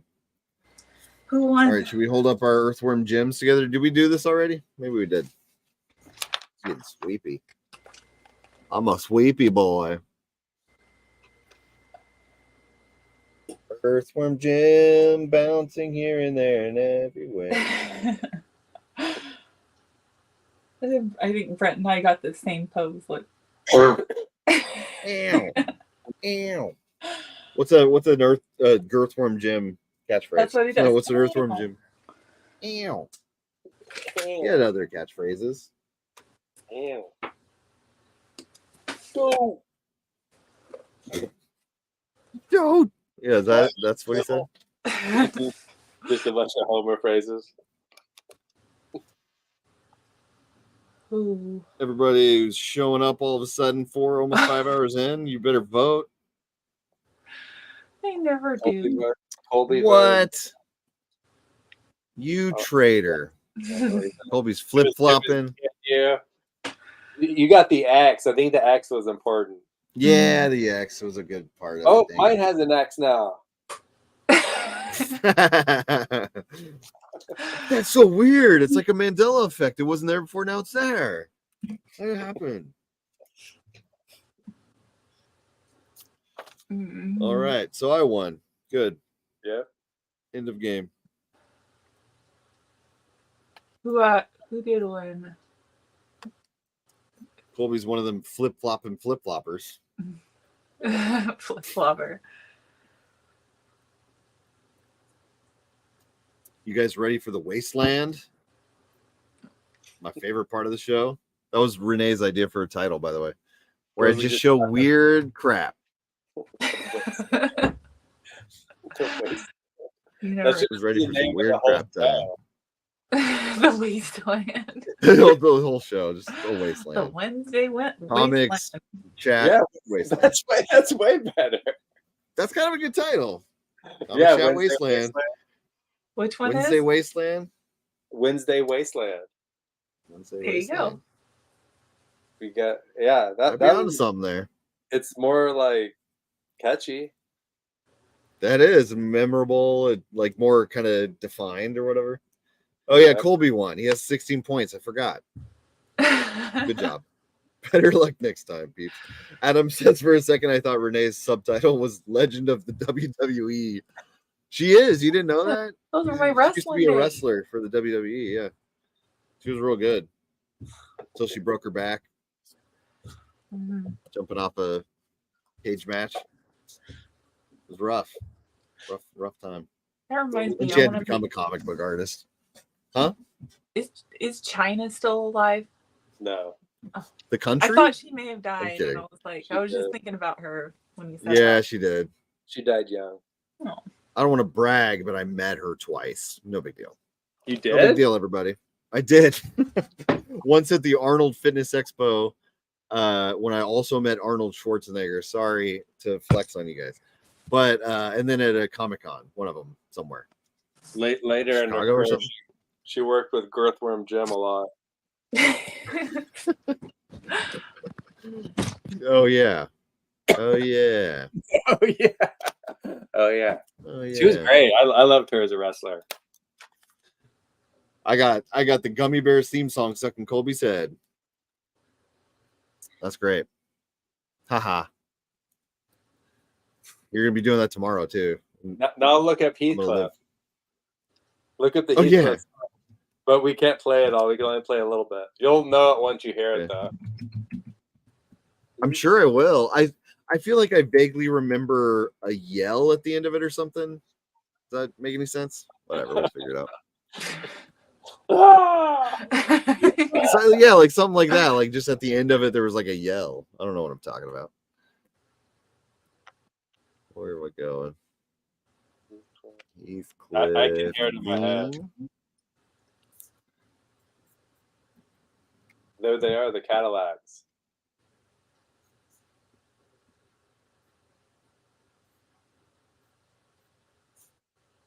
Is this muted or something? What's going on? Oh, yeah. Oh my God.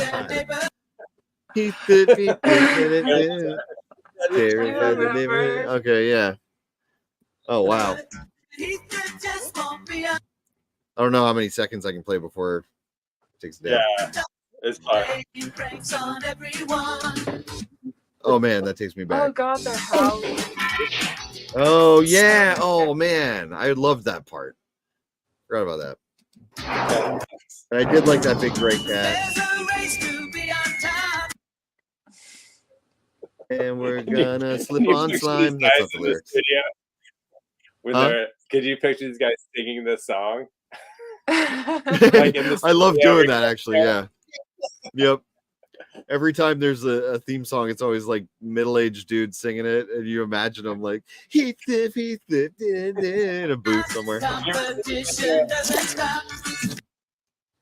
Did you ever hear the Applebee's got the? What was that? You remember the baby back rib song? Mhm. Oh yeah, I sing that the often. Applebee's Yeah. baby back ribs. Oh, There's well, my there's baby a video of back, those baby guys. back, baby back. There's a video of those guys recording that. Really? I want to see that. Yeah. I guess I got enough of the Heathcliff theme song. I want to listen to that more later though, because that really takes me back. Okay, recording Applebee's baby back ribs. I don't know why I'm screaming it, but that's funny. I just made the same joke. I think there's a video of this. Maybe it was fake. Or here's is it maybe that? Or is that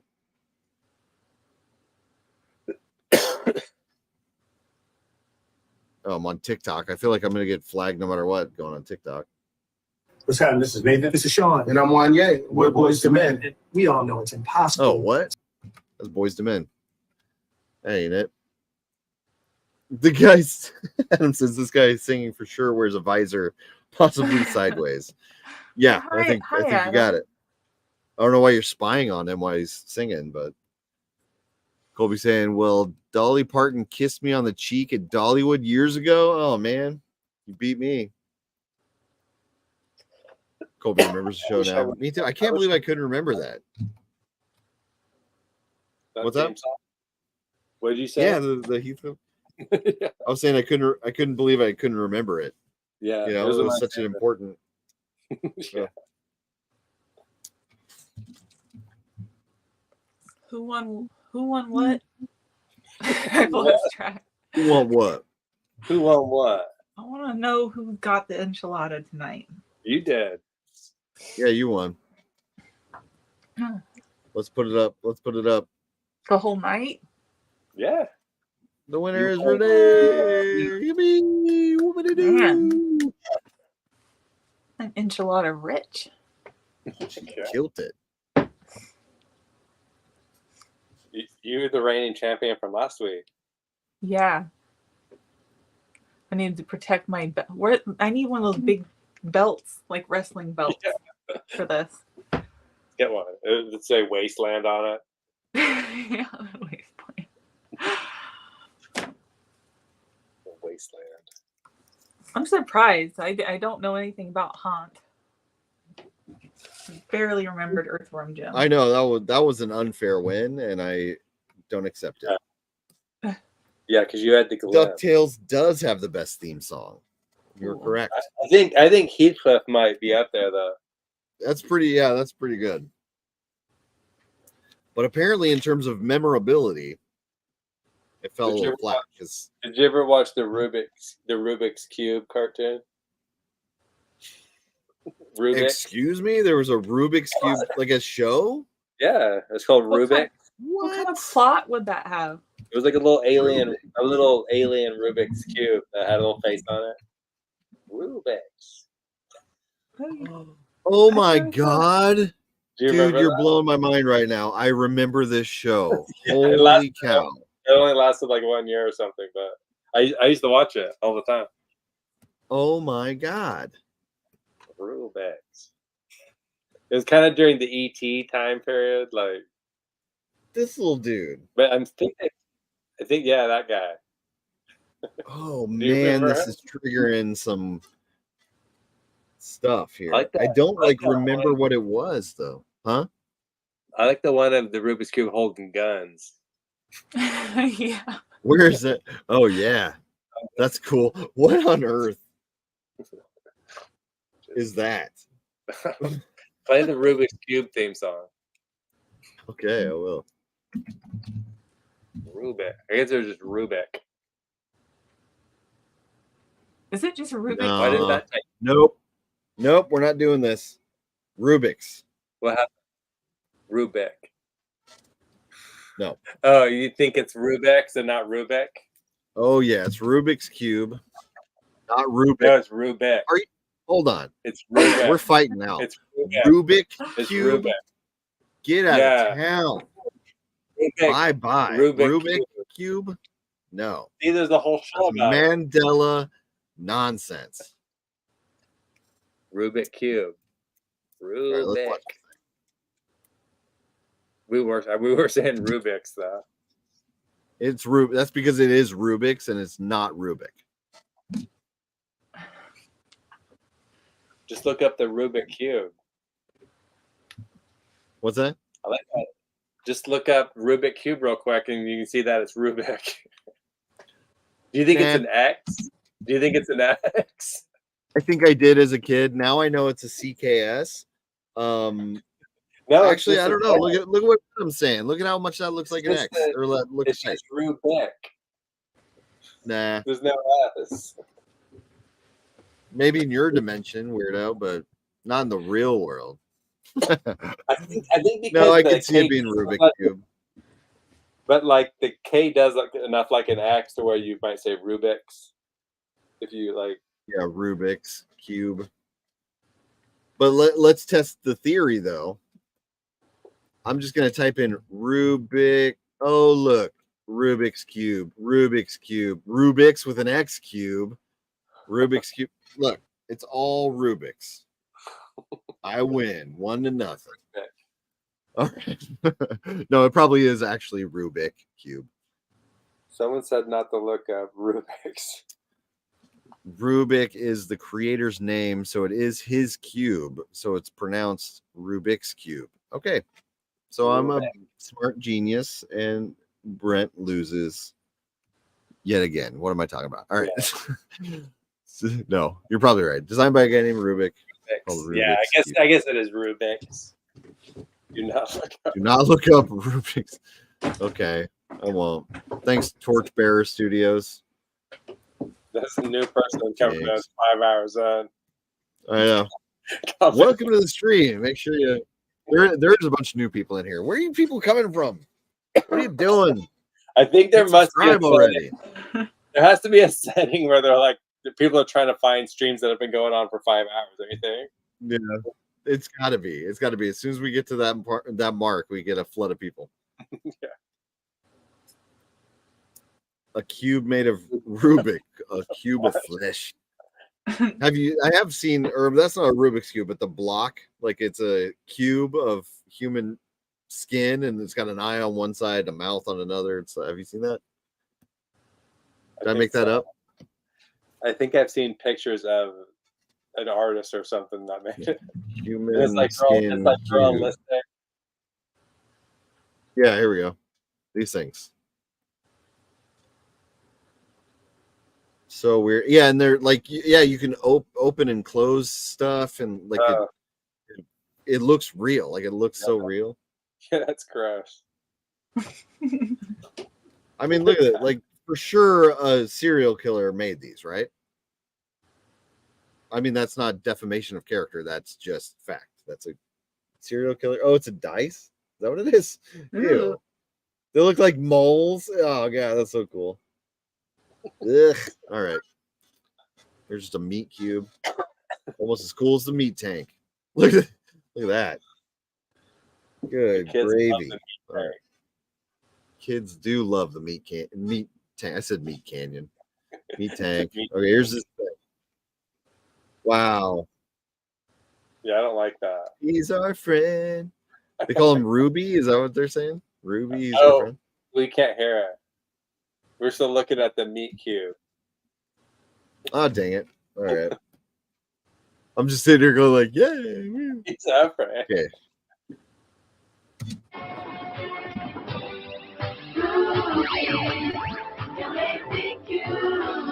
Hello, my name is Rubik.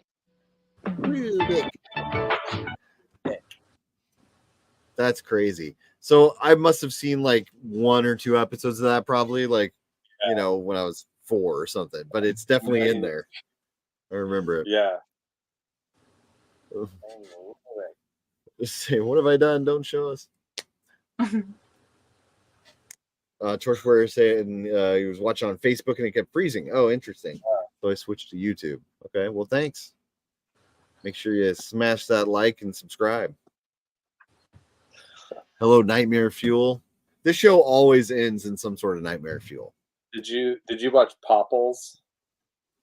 You remember Popples? Oh yeah, but I did. What is a Popples? It's the fourth one down. Popples. Oh yeah. You're like, oh yeah, this thing. You could put them into like balls.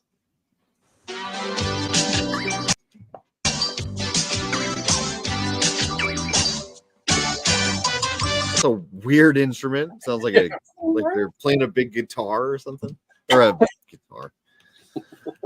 Saw. I was trying to say saw, and I said guitar. Oh, I love these guys. Yeah.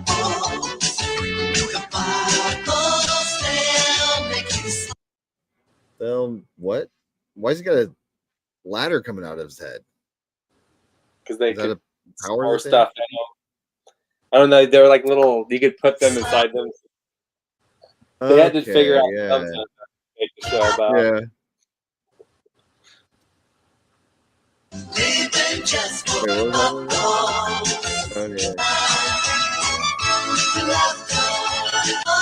what was that? Okay. Not as good as the Wuzzles, but they're okay. The Wuzzles was good. Okay. And Torchbearer mentioning Popples and Wuzzles. Yeah, I think I had totally forgotten about the Popples, but I always remembered Wuzzles. What's that? What about the shirt tails?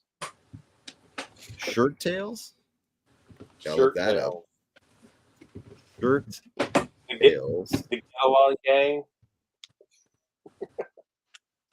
Oh yeah. This creepy little monkey dude or whatever. I'm not sharing it. Yeah, you're just watching it. It's the safest way to not get flagged, though. But you just watch it act. Yeah, I'll just. Oh man, yeah! Look at that. I always wanted to shirt tail. I never got one. There's the Get Along Gang right over there. Oh yeah, the Get Along Gang. Okay.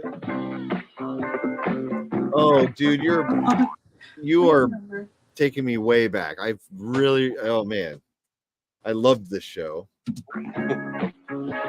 That monkey. Wow. Call when you're caught in a jam. Too scared to stay. Oh yeah. It's a monkey. Yeah, you call. Yeah, it should be skipping around and stuff. Monkey. Look at that little fella. Man, Hanna-Barbera put out so many iconic shows. Shirt Tails. You've never heard of Shirt Tails? Man, I remember it. You should look at Lady Lovely Locks' weird dog. That's actually like human. It has flash. What's that? That would be awesome if it was a dog, but with human skin. No, he's like. So, lady. Oh, he like talks. No, the dog like. Is it this one? Where did you go? Is that the video right there? I knew it. Where is just the? Did it have a live? Did it have a live action host? That first video, is that a woman that hosted or something? I don't know. Like maybe. I bet if you just watched the intro, like it would show the dog. What's Pixie Tail? But the dog is the prince, like her prince, but she doesn't know that he's the dog and he can't talk. So it's just a little weird because he's like always. Protects her and stuff. Well, yeah, that's the nice thing. But I mean, he's like with her all the time. I don't know. Yeah, I'm gonna have to look up Mummy's Alive now. I have a feeling I've seen that. That was High Tops video. Well, another High Tops video cassette you can own. I'm renting Welcome those. More new people. What are you doing here? I just want to see the dog. He had a mullet, like he. And I'd like to welcome you to the kingdom of Lovely Locks. I'm so glad you could join me in my magical. Do you remember her? The house? Creepy. Lovely Locks is a magical land where beauty and good. Sure, it is. Most of the time, in our land, no offense. She's definitely a robot. Takes up a lot Yeah, of our no, time. she's gonna murder me. Otherwise, this land is filled Huh? Did you watch the Pixie Tales? with so many Pixie Tales? I don't know if I. It said lazy. It says and the Pixie Tales. And the Pixie. Yeah, the Pixie Tales were the animal she clips in her hair. Oh, okay. Oh, Mhm. that's part of the. Okay, I thought it was your show. Yeah, you'll have to fast And the forward it. Pixie- She talks a lot. Pixie Tales. Where's the dog? Oh, there's the prince. Oof, he's a doggy. Man, look at that! Look at that coiffed mane of hair. Yeah, He's he a has. silent doggy. Who plotted wicked schemes to take Yeah. over the You don't gotta watch the rest. I just wanted to see what. No, the we're dog watching the was whole like. episode now. Mm-mm. This is your fault. But I had a lot of art influence from the show. It was like a tiny little show. Cool landscapes and stuff. Whoa! Ah! Had I known the It's all about the hair. There's only one way to. Whoa! What's this Oh. creepy thing that I just paused on? Look at that. Yikes! Oh, never mind. You watch. That was perfectly timed pause. No, watch out something great. cool. I did. Colby saying, did you guys know Chris Farley was originally going to do Shrek? I saw that. There were a few different actors who were going to do Shrek, but turned it down for whatever reason or whatever. But Chris Farley was a big one. Chris Farley That's died, crazy. But he but he died, I think, during it, right? Oh, I is think that he what had it a lot was? of it recorded. I think. Oh, I think he had a lot oh, of the- wow! I didn't know that. I'm gonna look that up.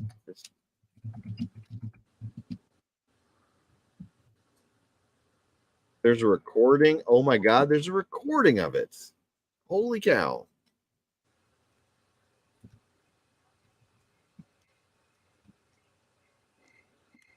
Man, nothing like a fire and a noble romantic mission to warm the cockles of your heart. Yeah. I like my cockles room temperature. Thank you very much. Hey, if you're not doing this for cockle warming, why are you doing it? Simple. Fartwad gets his princess. I get what I want. Which is? Now, come on, what do you want? I don't have time to set it to music. Oh, this is another one of those onion things. No. Well, why don't you want to talk about it? Think this will get copyrighted? I don't know. Yeah. Why do you want to talk about it? Yeah, you think so? Probably. Okay. At least That is this- bizarre, though. Why do you have problems expressing your wants? I think I like it better than Facing the your anger. Believe me. other voice, though. Do you? I love the other voice. Like Scottish kind It's of. properly whatever. placed. You're really mad at whoever did this to you. No one did anything to me. Yes. Someone hurt I mean, that's I pretty will much. say it Chris sounds Farley's more voice. like it does. Or what's that? He's pretty much just doing his own voice. It's not like a real character voice. Yeah, yeah. I will say it does sound more like an ogre to me than a Scottish Mhm. voice does. Yeah, Like how his voice was kind of cracking in there and stuff. yeah. I think I like Man, it that would better. have been neat to see. Yeah, maybe I do too. I was never a Shrek. I was kind of. I never saw Shrek. Yeah. I think we only did because of our kids, but I like them. Yeah. At least I think so. I don't remember when did the first Shrek come out. Oh, I like Lord Someone hurt you so Farquaad. bad. Someone hurt Yeah. Oh yeah, what was the other? Mummies Alive. Is that what you said, Adam? Okay, Mummies Alive.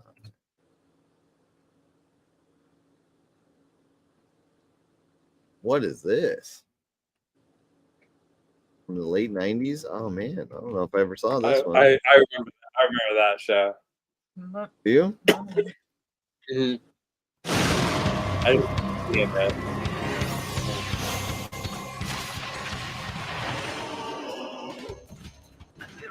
Good animation.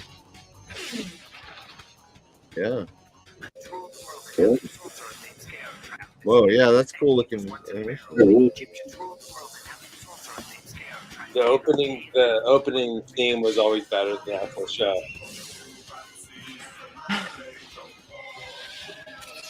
Wow, I've never seen this. It's rare to find one that I just never saw. What year was it? 97 to 99, I think is what it said. Wow. Nothing there. Yeah, I don't know. I remember it. Yeah, 97, 98. Unless there were more seasons. But at least 97.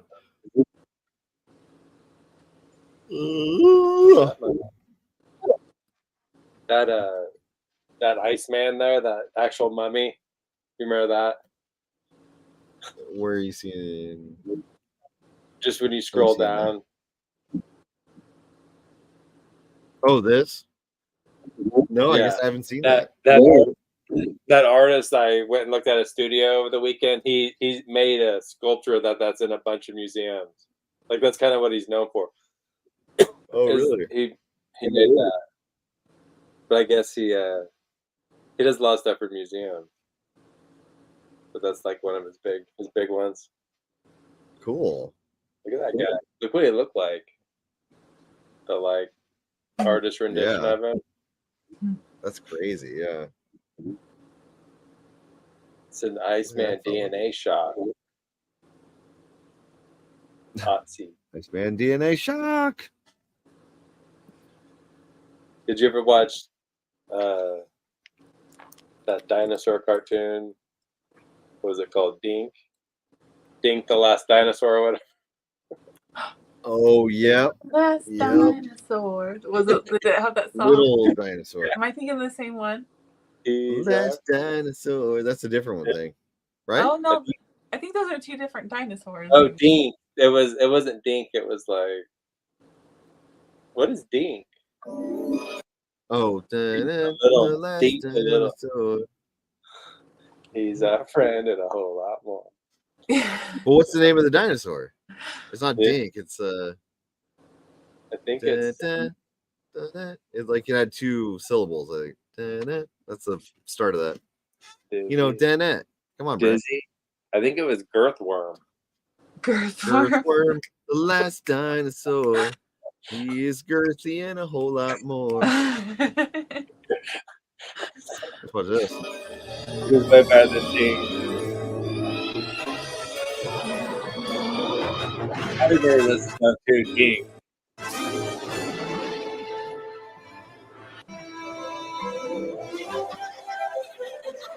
Oh yeah, okay.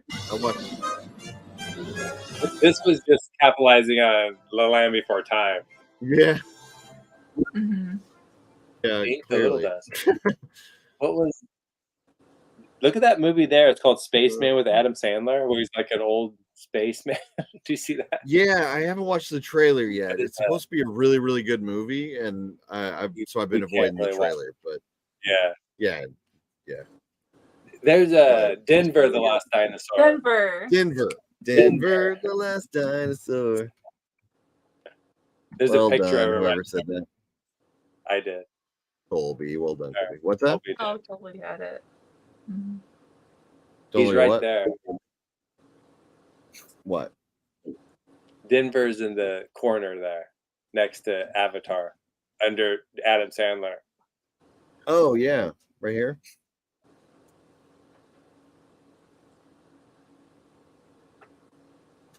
Oh wow.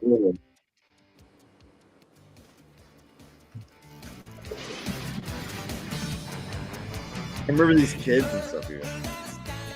Oh yeah, that goes hard.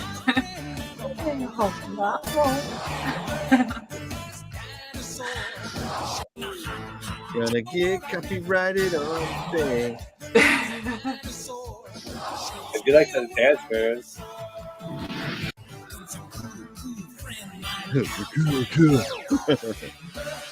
Doesn't that seem like so out of touch now that you see that like adults are trying to make cartoons for kids? They like skateboards.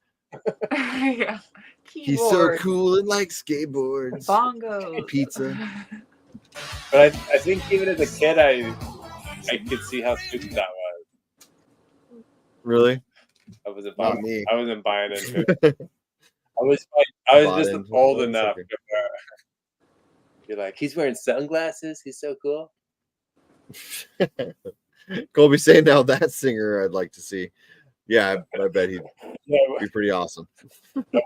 I wish we could find footage of all these guys. Me too. My favorite song is the My Buddy theme song, though. That kid's going crazy.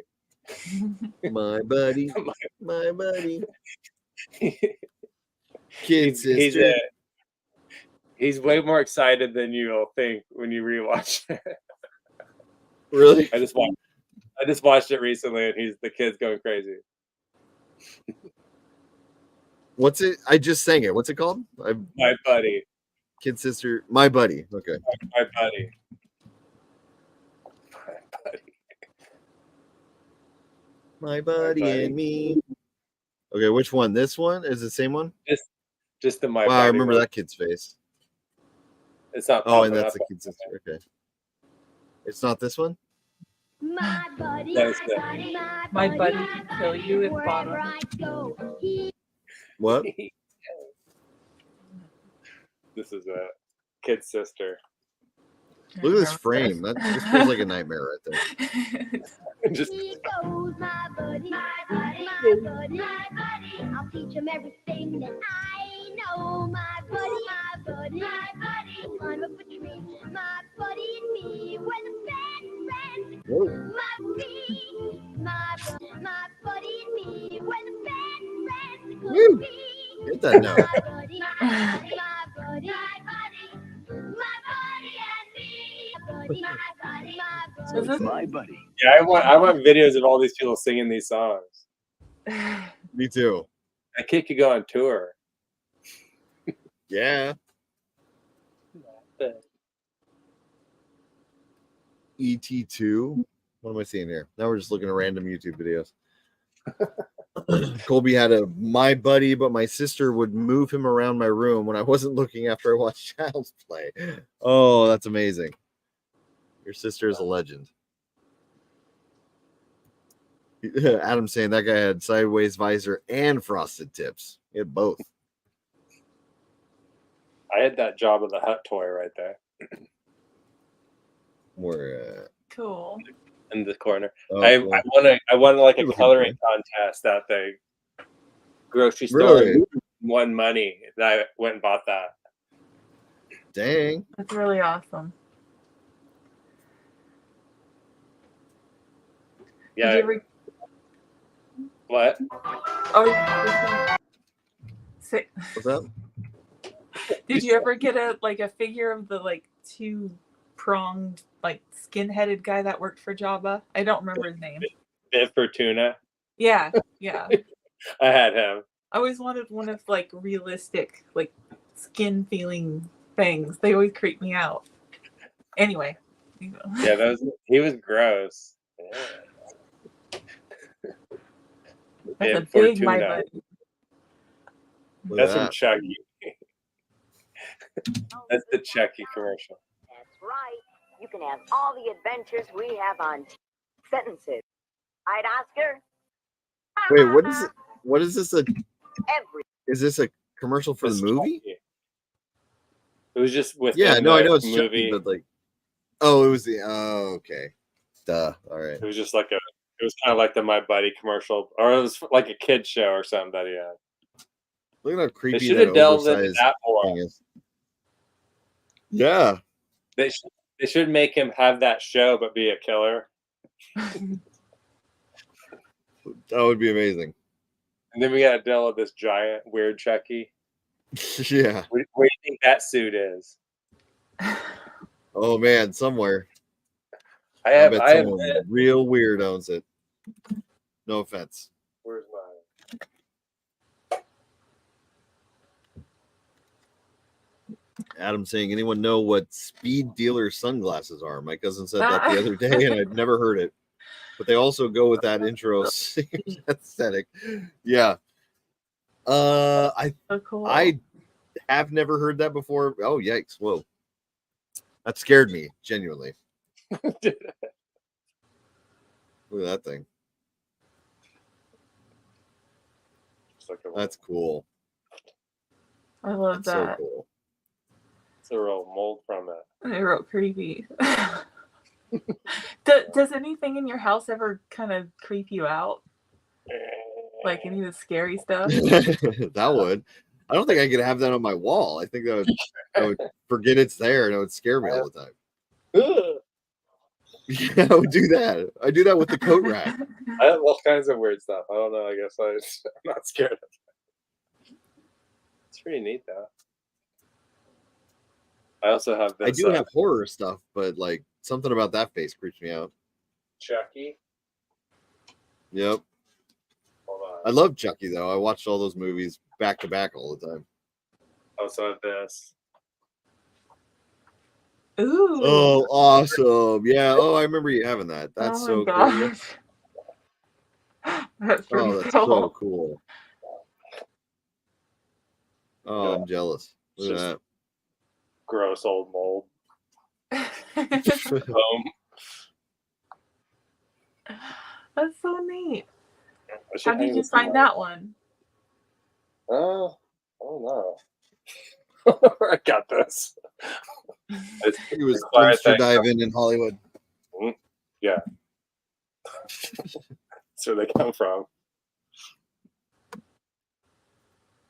I'm laughing about people selling sunglasses. Did you watch Critters? Yeah, I love Critters. One of my favorite movies as a kid. Leonardo's first movie. What? You're telling me Leonardo DiCaprio's in Critters? He was in like 3 or 4 or something.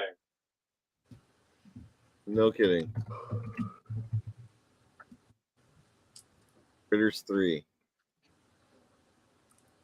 Oh, okay. I actually remember him now. That's funny. I have the visual memory of this, but I didn't know anything about Leonardo DiCaprio yet. So yeah, I just it was thought also of it as on a kid from that movie. It was also in Growing Pains. It was like a homeless kid that came onto the show. Do you remember that? They're trying to revitalize. Oh, actually, I just saw it. Yeah. It's right here, right? Anybody see the Knicks Bulls Remember before that guy went crazy? game the other night? Oh, Kirk Cameron? Saving Christmas? He's just saving Christmas. Come on. Excuse me. Wow, he's just Leonardo DiCaprio still. Oh, you're not seeing it. Dang it. I hate it when I do that. All right, let's try that again.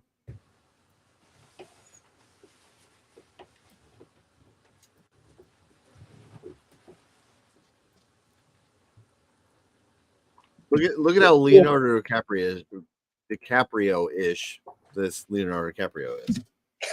Yeah. He's so Leonardo-like. You have it muted? No, are you not able to hear it? No. But we're probably getting like flag watching all that stuff, don't you think?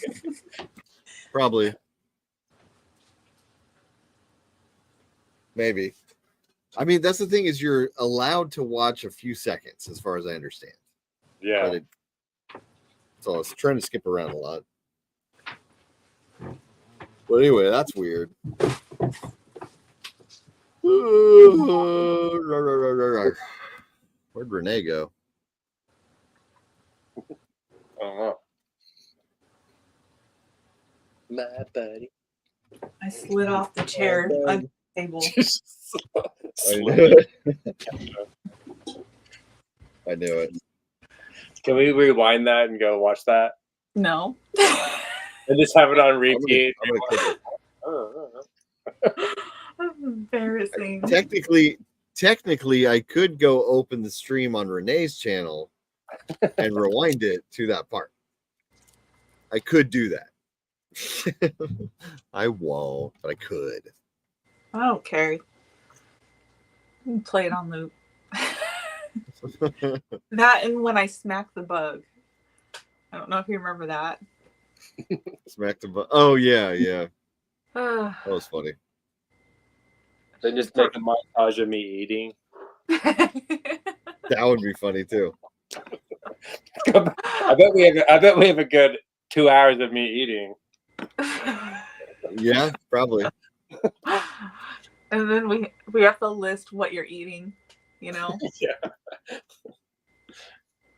Broccoli. I show some weird stuff before I pass out. Oh, you ready for some weird stuff? Mm. All right. No problemo. First of all, did you know that asparagus pea is genetic?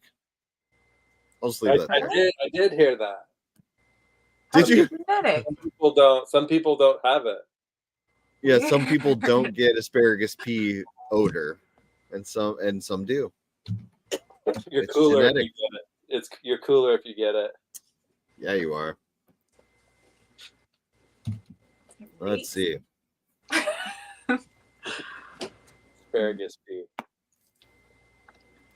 So I had what's up? What? What? What? What? I'm so out of it right now. Just keep talking. What were you gonna say about asparagus pea? Just something pea related. I'm not sure. Now I'm curious. I know. You gotta say it. You gotta say it or else. It is probably something weird that makes no sense. So just assume. Okay, that. did you guys see this theory? Yeah. Renee showed me this, and what do you guys think? Because it is still currently unproven.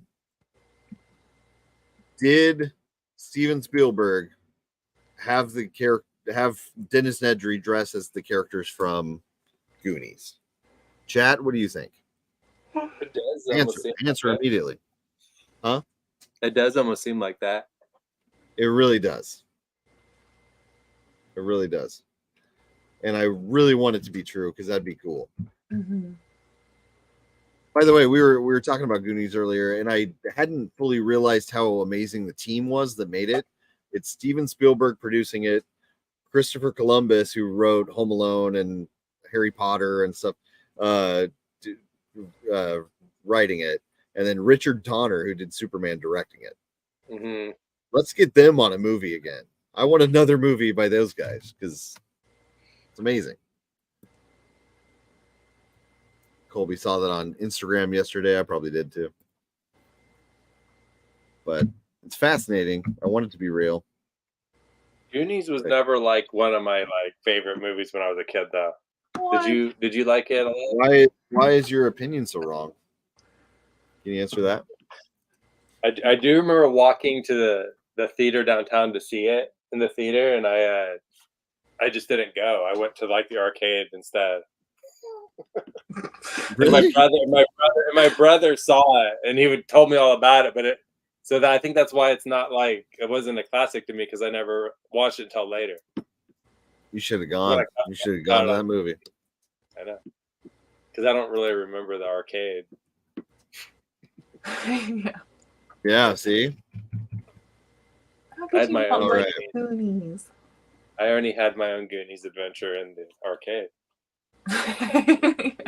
Treasure. Look at this. Look at how handsome Mick Foley was. Have you seen this too? Oh. So, and not only that, but this is Mick Foley, the wrestler, and that's Kevin James, the actor. And they were on a wrestling team together. Oh That's bizarre. Gosh. Look at Kevin James. Yeah, look at next to him. He looks like Kevin James, but Mick Foley is handsome. Look how handsome that guy is. I always thought he was pretty handsome on wrestling. Really? Yeah, he's just kind of if you look at his face. Yeah, I mean, if you look at his face, he looks super He's handsome. a handsome devil. Just hidden behind the beard. There's a handsome man in there. What's going on with his beard? I've never seen him shaved. Huh? I've seen. Yeah, he used to be shaved when he wrestled. What I guess it's a white streak in the. There's a picture that went away. The one where he's wearing the plaid there at the bottom with his head buzzed. This one? No. I think I'm on like a delay. No. Is it that one? Do you notice his ear there? He got ripped off. Did you know that? Whoa, no, I didn't. Dang, He got ripped off. He got ripped off in a match. Really? How? A guy. I think it was a guy named Big Van Vader. I can't really remember. I think it was in Japan, and there was just like in a death match or something. Wow. Yeah, that's Did awesome. they like I might be off. Huh? Did whoever was mean to pull his ear like that, or was No, it like an accident? Like it was an accident. It was an accident. Crazy. I think he could have even got it like put back on, but he just didn't do it. Wow. Well, he thought it. But the mankind mask is cool because it's built around that missing ear. That's the part that's exposed. Oh yeah. Man, look at this! Look at this guy's beard growth. Good What do you God. call a soft puppet? Ooh, that's thick. Yeah. Sacco. Look at this. There's an autograph. What are you gonna pull out a Sacco? Mick Foley's autograph. No big deal. Oh. Okay, You got Elvira, you got Mick Foley. No big deal. You got all the signatures. That's awesome. There we go. That is cool. The three faces of Foley. Dude loved you by that character. Oh yeah, whoa. Dude. So who is your favorite wrestler of all time? Mick Foley. Was it Mick Foley? Yeah, he's up there. I like Dusty Rhodes. I like Mick Foley. I like Stone Cold Steve Austin. They're all good. I liked Rey Mysterio. He was cool. Yeah, he still wrestles. Does he? How old is he? Wouldn't he have been like? 30? He might have retired now, but his kid wrestles now. That's cool. I like that. He's like one of the biggest villains on the show right now. Colby saying during the match, the Red picked up the ear and gave it to the announcer. He also said Frank Lloyd Wright's son invented Lincoln Logs. I didn't know that. That's a good random fact. I like that. That's a good. All right. What else do I got? You guys want comics related stuff or do you want weird stuff? What do you feel like? Actually, Brent? this one, Brent probably already knows all about, but will appreciate. Mickey Mouse in hold on, there we go. In Savage Dragon. Yes. Look at this. You put in Mickey Mouse. The issue's not out yet, but I saw that preview. I was going to send it to you. Were you? Yeah. I saw a panel from it where he's saying some pretty outrageous stuff. Yeah. Wasn't expecting that. But my question is, because I thought you could use Steamboat Willie, dang it, camera, which doesn't have the red pants with the buttons and stuff. Isn't that? I think how's he able to do that? I think as long as you take the gloves off, you can make the pants whatever color you want. Like, I don't think he can have gloves. Really? It's just the gloves. That's the main thing? I don't know. I know Eric Larson looked into it all to do this. Yeah, I'm sure. Because he does. It's true, though. He's not wearing gloves. Yeah.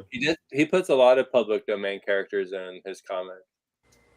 Does he? I didn't know that. Old comic, like this old character named Daredevil before the Marvel Daredevil. He uses him a lot. Yeah. He uses this guy named Captain Tootsie. It was a Tootsie Roll superhero. Oh, funny. Roll. But if he's not going to do it, who else is going to bring back Captain Tootsie? I will. I will. It's my favorite way to come back on stream. That covers even a swipe from a TV guide cover. Really? Oh, really? Look at the Thing and all these other superheroes are standing there like that. Look at Mickey Mouse. I'm trying to think of the artist. It might have been Wally Wood.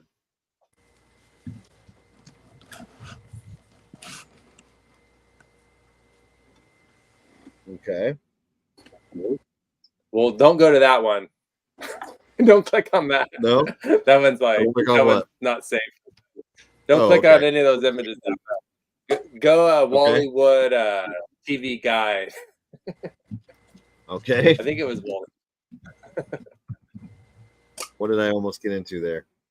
That was just a poster that it was one of his biggest selling things.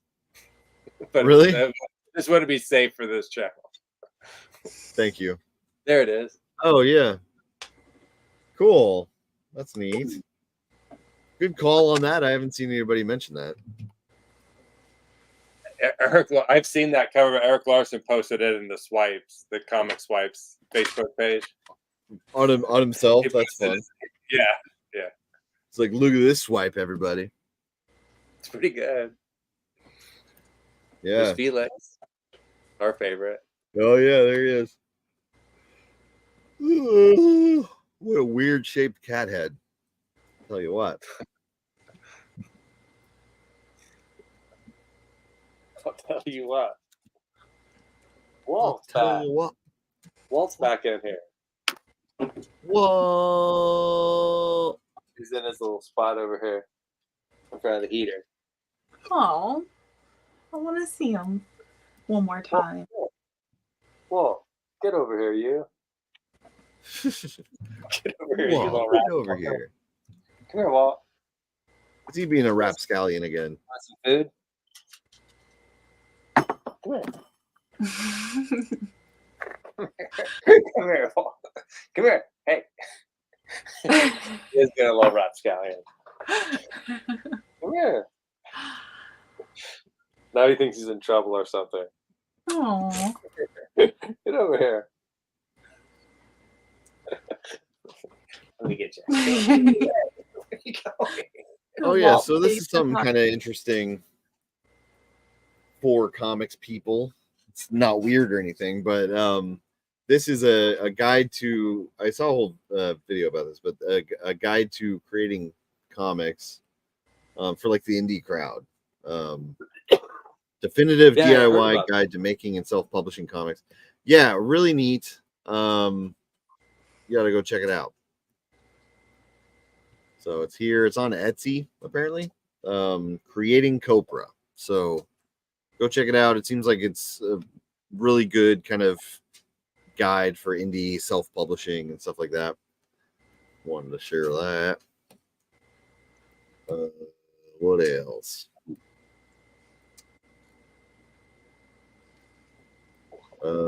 Here is a. Oh, here's a go. This is kind of funny because it's got spikes, but this is a Ghost Rider comic that I just thought looked kind of cool. The hood. I don't typically see anything from Marvel and DC that really grabs my attention that much, but this kind of did. It's kind of a cool looking Ghost Rider. I like the gun. I feel like they're directly being inspired by what? Spawn, though, but maybe not. But look at that cool gun. I don't know if I would register that as a gun. The perspective and stuff. I don't know. Yeah, I see what you mean. I would almost think it's like I inherently knew it was a gun, but yeah, you're right. I wouldn't if I wasn't really paying attention. I thought it was his chest plate. Oh yeah, it does almost look like he's doing this.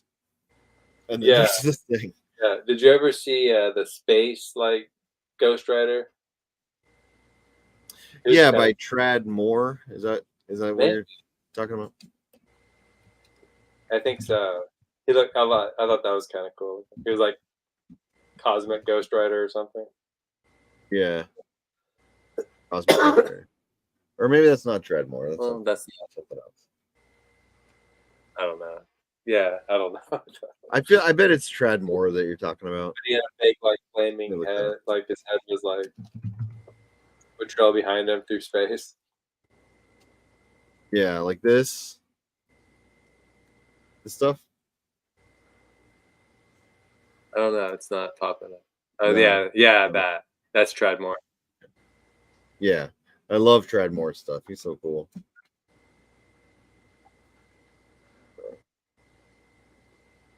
Look at that. What in the world?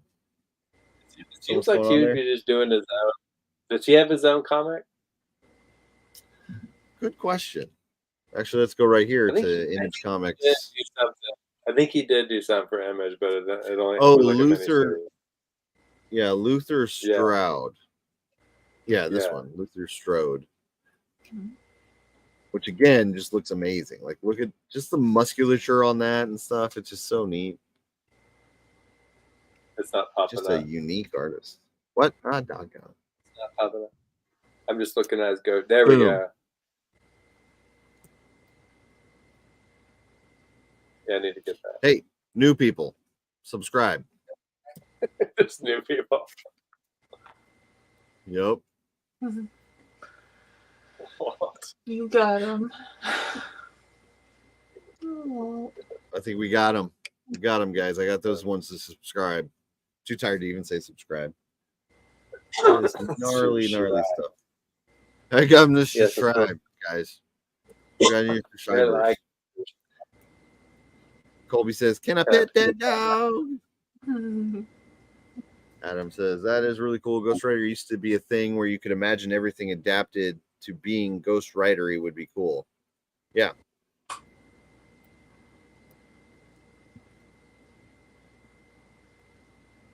Now I'm just looking at what's his name? Just talking to him.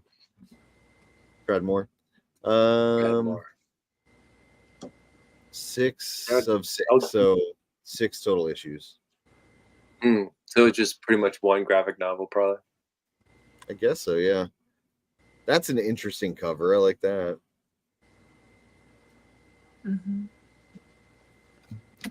Anyway. What else? It almost has like an anime feel, but not.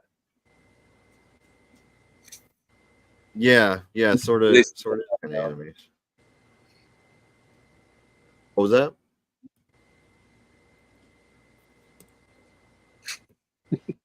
What'd you say? Anime. Okay. That's like the JoJo thing where the muscles look wrong but still dangerous. I haven't seen much of the JoJo. Is it just called JoJo? Of that anime. I hear references to it all the time. I know I've seen some stuff here and there, but I bet I can imagine what you mean. Oh, I have a note telling me to tell my mailbox story, and this is not going to be as interesting as I probably originally thought it was, but maybe it is. So I was walking to a gas station down near our house or whatever, and we live in a really quaint little neighborhood. Not a lot of people, not a lot of activity or anything, kind of dead end cul-de-sacs and stuff. And I walked by a house, and they had this kind of pretty mailbox that had cats on it, painted like on it. So I walked by it. I was looking at the cats. I was looking like how it was painted. I was thinking about the rendering and the brush strokes and all that stuff and the color. And then I go to the gas station. It wasn't even a gas station. It was closer than that, whatever. But then I turn around and I come back, and then I'm walking up to that mailbox like, oh, I'm going to look at that cat mailbox. And I get to it, and it no longer has cats on it. It now has squirrels and birds. And I think, oh, one side must have had cats and the other one had squirrels and birds. That must be what's going on. So I look at the other side of the mailbox, squirrels and birds. It's squirrels and birds now. When I left, it was cats. Big close-up faces of cats. Coming back, it's squirrels and birds.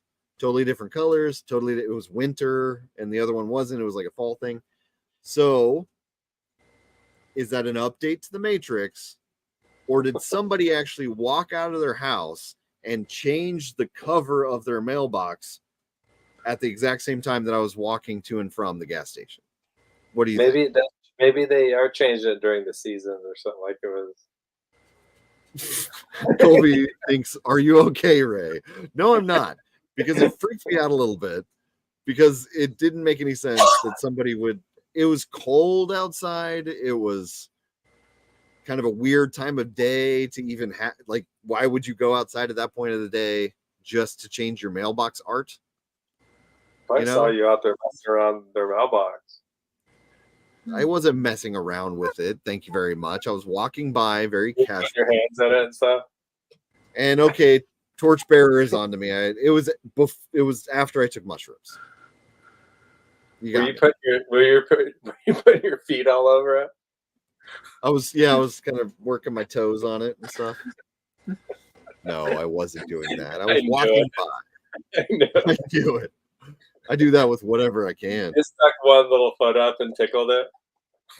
Yep, just get a little tickle. Just saying hi.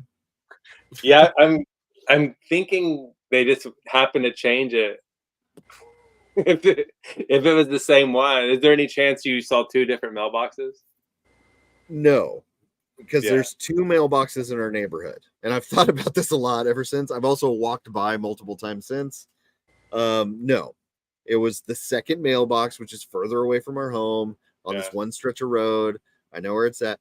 It definitely but it almost makes more sense to me that the world is a simulation that we're living in that just updated. That almost makes more sense to me than someone actually walking out in a morning when it's freezing cold, there's high snow piled up, and they go out there and change their mailbox art.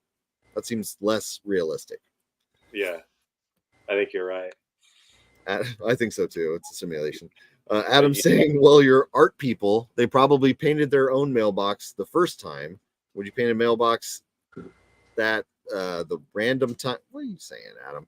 Should you do it in that time frame? You think they painted it in that amount of time? I mean, 20, 30 minutes. No, they couldn't have painted that. It was really well painted. I think it had to have been a cover that they took off and put on. Did it look like a cover? You got to ask these people. Yeah. Next time you see them out in the yard, just say, "Hey, did you?" Well, that's the thing. I've never seen people outside of this house. I've never seen a car at this house coming or going. Yeah, so you're in the Matrix. In the Matrix. I'm the main character. I'm Neo in the Matrix. You're Keanu Reeves. Were there tracks in the snow around the mailbox? No, there weren't. Adam, good question. And no, there wasn't. I was the only tracks in that area. Did you really check the tracks? I observed that because it was a fresh snow. I didn't necessarily think that closely about it until he said it just now, but no, 100% there were no tracks. And I never remember thinking 100%. 101%. That's how good my memory is all the time. As you can tell by how I draw Heathcliff. Yeah, Heathcliff. Perfect memory. You're like photographic memory in here. And he has shorts. Heathcliff has shorts. Yeah, duh. Of course Heathcliff had fancy jean shorts. I'm not weird for drawing that. I think Colby thinks I had cats on the brain for some silly reason. That could could an elf be my neighbor? That is another good possibility. It could be that I live next to an elf. Do you think you could have toxoplasmosis? Yes. Maybe. Isn't that where your legs swell up when you're pregnant? When a woman's pregnant? No, is that what that is? It's like the cat disease. Oh yeah, okay. From maybe the cat poop. That makes you crazy. Right. Yeah. I don't know. It's like a parasite or something, isn't it? I don't know. Because they won't. They say pregnant women shouldn't mess around with cat litter boxes. Right. Because it's toxoplasmosis, but I don't know what it does. I think it makes you kind of like your cat becomes the master of you. What, really? Like it can kind of control you and like make you feed it. Oh my God. I think I do have that. My cat's always controlling me and making me feed it. Drives me crazy. Oh crap. So you're just seeing like cats on mailboxes and stuff because you're being controlled by your cat. Oh no. Where's this gonna go? That's just owning a cat. That's true. That's just owning a cat. It sounds like it, yeah. Super expensive mailbox where the art changes daily. Check it tomorrow. Nope. See, I thought about that even, and it hasn't changed since. So, hey, camera, stop freezing. But could you see that it could be a cover? It is a cover. It is. Oh, now well, I know. Yes, it is clearly a cover. That's Now I know what you're gonna say. I know you're gonna say, "Well, that seems like proof that someone went out there and put a different cover on." But what kind of psychopath would walk out in a weird part of the day in a snowstorm and change their mailbox art? That's insane. They probably. There are dead bodies in that house if they do that. I mean, if I saw someone out walking by and stop and look at my mailbox, I might do that. I didn't stop. I walked by casually. I thought you did. And I was like, huh. No tap. Cat. Well, and I tickled it with my toes, but still. Just all a right. little one, just a little tickle. Yeah, women made that up because they were sick of cleaning. Yeah, I think so. I'm pretty sure. I'm pretty sure that happened to me with that same thing. What kind of person, an art person? No, a psychopath. Psychopath does that. Granted, I would do that. This person they have hand painted mailbox covers. Yeah, but not like it could have been bought. Like it might have been bought, but it was like machine hand painted. Like it looked like it had brush strokes on it and stuff. But it probably was machine made or something. But and by that I mean it was a simulation and that was an updated pixel thing. I wasn't investigating the brush strokes of your mailbox in a weird way that was noticeable. I walked by and I was like, oh, cat mailbox painting. And I kept walking. And then when I came back, it was a different painting. I didn't do anything weird. I'm not the weirdo. They're the weirdos. I agree. I think we cleared that up. Are we gonna break our 7-hour record? Oh God, we're at 5:50 right now, so we probably should knock it off here real soon. I know it doesn't feel like it's been that long. Here's the thing. All right, you guys should just go watch this video, but why do you think bugs are attracted to lights? We always say like it's heat or it's just the light itself or whatever. They're trying to travel towards the sun, all kinds of stuff. Turns out they're actually being trapped by the light. And I forget exactly what the explanation was, but once they get around the light, they can't leave it and they'll keep spinning around it until they die. So it's actually a really dark and grim thing. And you should go watch this video and learn about it. Like a moth to a flame. Renee has literally fallen to sleep already. Did you fall asleep? You did, didn't you? You did fall asleep. All right, we better take you to bed. No, I'm fine. Okay, I will look up Catbox mail cover. That's not Catbox mail covers. Hold on. Cat mailbox covers.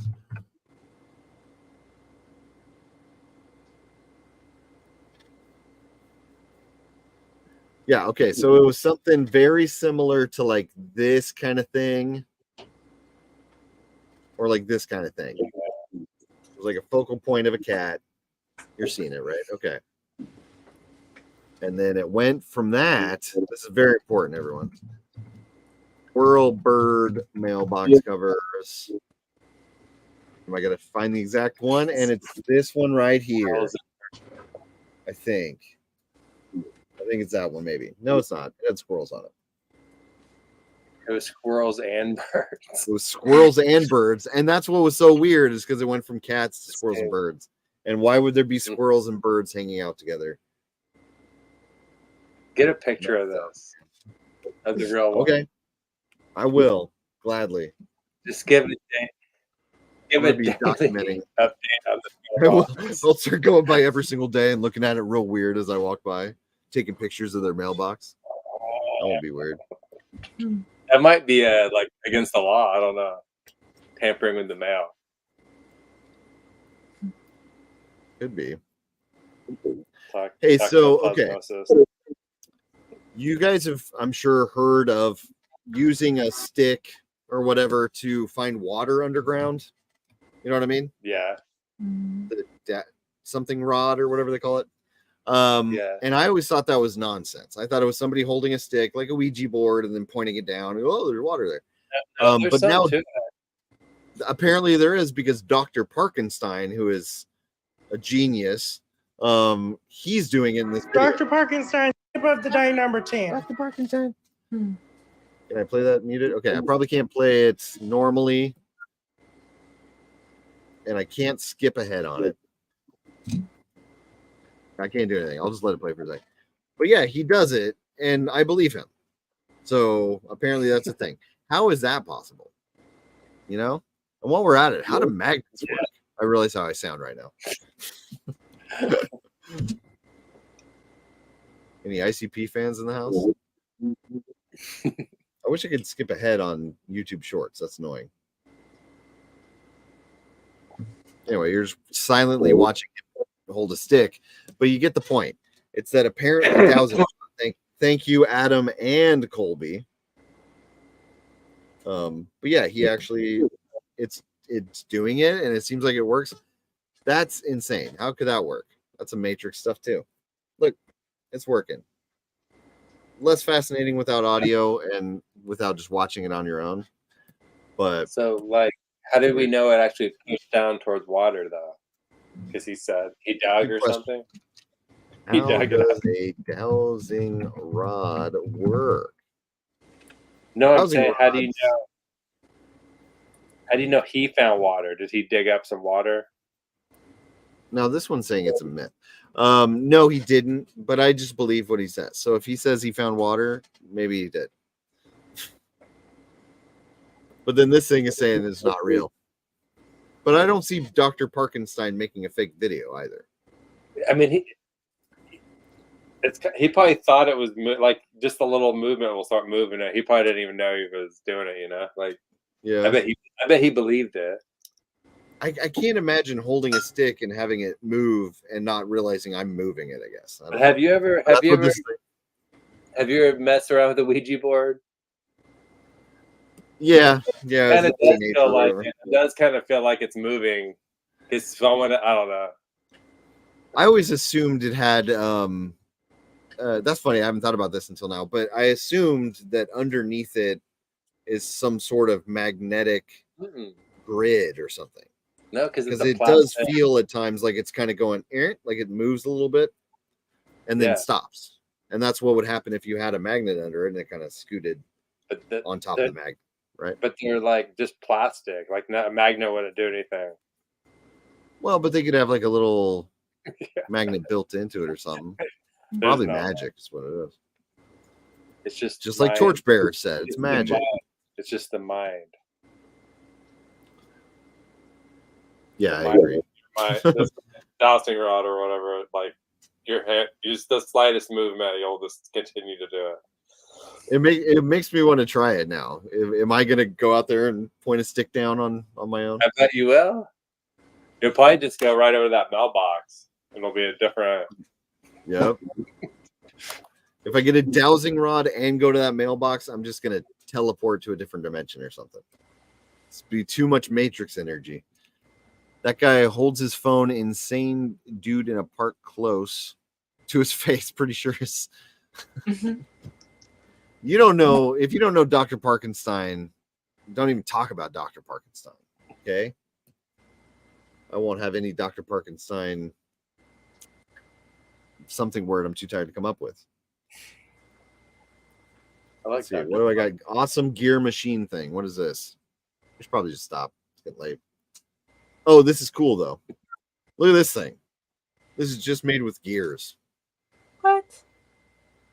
I've seen these things. That's so cool.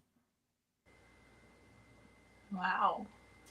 Just different size gears or whatever. So neat. What else? What else? What else? What else? Drones show destroyed architecture of ancient monuments. I don't remember what this is either. Let's find out.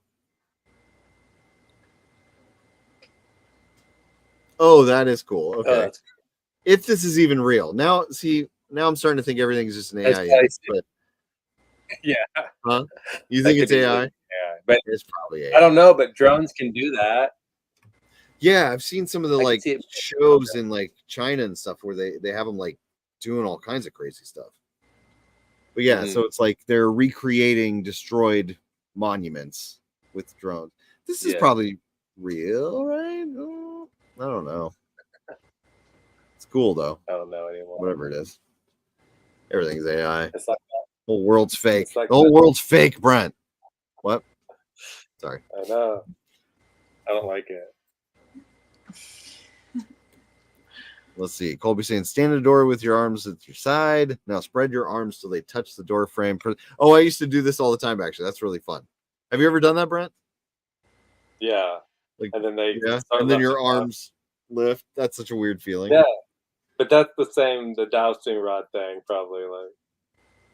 Oh, really? I don't know. You just probably don't even know you're doing it. Because why are your arms going like this without? Well, that's because of the. Why does it do that? I assumed it was like. Never mind. That doesn't make any sense. I don't know why it does that. Probably some Matrix magic stuff is what it is. Our brains are so stupid. That's why. I was trying to push my arms up. Now they are still going up. No, I thought it was like stressing out the muscle or something. Kind of like if you run around with weights and then you move. You know, it's you're like lighter. I thought that was kind of what it was. Yeah. But you should still be able to. I guess you can't stop it if you really wanted to. Yeah, probably. Are you looking up why it does that? No. Okay, so this is a video you should go watch too. But basically, Bluetooth is light. Okay, so we're using Bluetooth, and I forget the explanation now, but it was really fascinating. So go watch this video. But Bluetooth is actually light, and that really? works somehow. It is, and it's really interesting. And I'm way too tired, and it's been way too long since I added this link, so I don't remember what it is. But go watch that thing. Brains are stupid, or is the answer to most things? Yeah. Yeah. I agree. I think our brains are pretty stupid. Sorry, brain. What other stuff? Let me get into the more fun stuff. Here's a sea creature. I always like sea creatures. This is how all of our streams end. Yep. It's sea creature time, ladies and gentlemen. Oh, wow. Look at that thing. Look at that weird little weirdo. The sea slug, right? Sea snail. Yeah, something like that. Some sort of sea. What's that? I don't know, Look at sea jerk or something. Look at this. Look at the tiny little. That's CG. Aww. That's like a cartoon. Is it? Is it really? No, it's not. That's real. Okay, you gotta stop. Whatever. You gotta stop. Like a little cow. It does look like a little cow with leaf fur or something. What is this one? Ugh. Ugh. Okay, that one creeps me out a little bit. Those little tendril things coming out of it. Whoa, my God. Weird. Look at how freaking alien that is.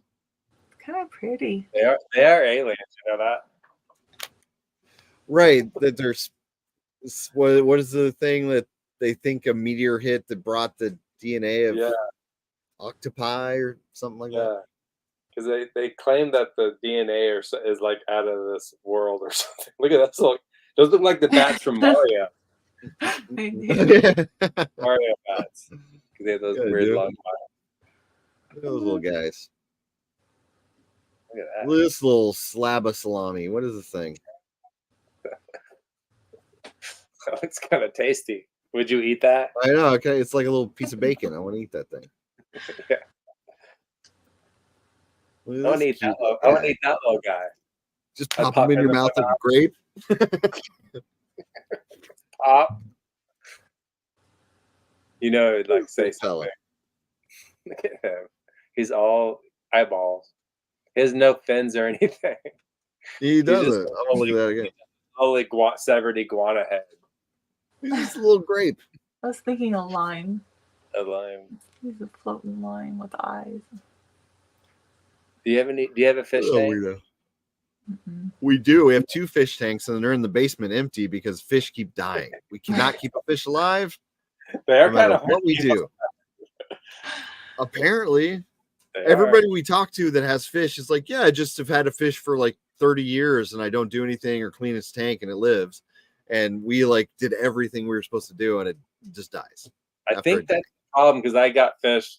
This was years ago, but I did the same thing, and they all died. But when I was a kid, I had them. And I didn't do anything. I just had a tank with a bunch of fish that lived. I mean, it had filters and stuff, but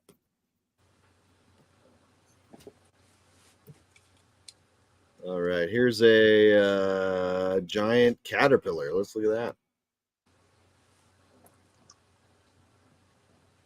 Boy, this new browser I have goes real slow. Okay. Oh yeah, these are kind of neat looking actually. Look at these weirdos. They're all spiky. They look like spawn caterpillars. They do. Oh, it's all connected. you were back to that. They look like his boot. If you're just tuning in now, make sure you subscribe for more spawn caterpillars. All right. Cabbage tree emperors. Those are cabbage tree emperors. That guy's is that what they're called? What? I got him. Caterpillar. Right. You guys want to see beach worms? This will make you never want to go to the beach again. Get ready. Get a little fish and wiggle it around. And look what comes out of the dang sand. No. Wait, he's not done. Oh my God. No. Ah! Where was this? Watch it again. Let me see. It says Maine. Interesting. No, it's in Australia. Just down the street. Oh. Look at that. I hate it. Let's watch it again. I can't see it. Colby says nope. Yeah. Yep. Oh, you can't see it? I mean, I can see it, but it's like it's really choppy, so I can't like see the. I can see like a little spiky. You must be having some internet issues or something. It's weird. I mean, I can. We're fine over here. Like we're smooth. Oh, maybe I am choppy because of my camera or something. I don't know. I mean, was that you're choppy not. to everybody else? Oh, okay. Just the videos you play are like cutting at. Adam saying the last fish that he had grew to be the size of a salmon. He was a monster. Holy cow. How? What are you doing? How do you keep him alive? It says almost every other fish died very quickly. Okay, that makes more sense. George Bear saying, speaking of Spawn, when do they announce the Spawn cover contest winners? I think it's going to be in like the next week or so. And they said that they're going to end up picking 3 to 5 artists covers for each book because they just had so many good entries. So more chances to win. 9,000 entries. This is what happens when humans aren't around to murder the creepy animals. Exactly. You're doing a service by murdering creepy animals. Don't come at me, PETA. I wouldn't actually condone murdering anything. How about turtle frogs? Let's check this little weirdo.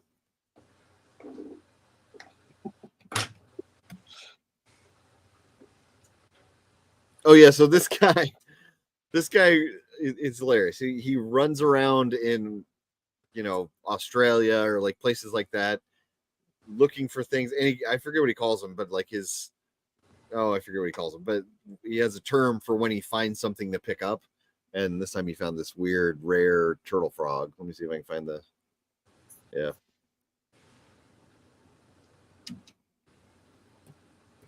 This species there. Look at that little thing. Looks like human skin. It's the turtle frog. Yeah, baby! He's so excited. Guys. Pretty cute. It's a crane. I cannot. I love how excited he is. He's like, oh my God. He's so happy about the frog. Humans are the creepy animals. They are.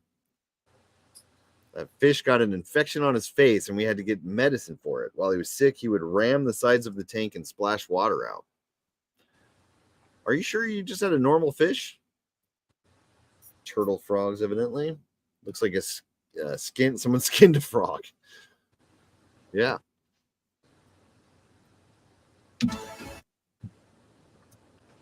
This is fun. Bird stitches something together. Hold on. To make a nest. Tailor bird makes its nest by stitching leaves together. Yeah, I've seen that. That's crazy, isn't it? Look, he's actually sewing. Legitimately sewing. Mm-hmm. Better than I could. Silk. Oh, it says using silk, plant fibers, or even bits of their own feathers.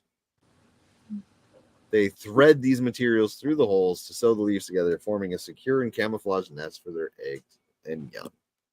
Isn't that neat? And thank you very much, Torchbearer, for coming up with the name for it, because I was thinking that as well, but didn't say it.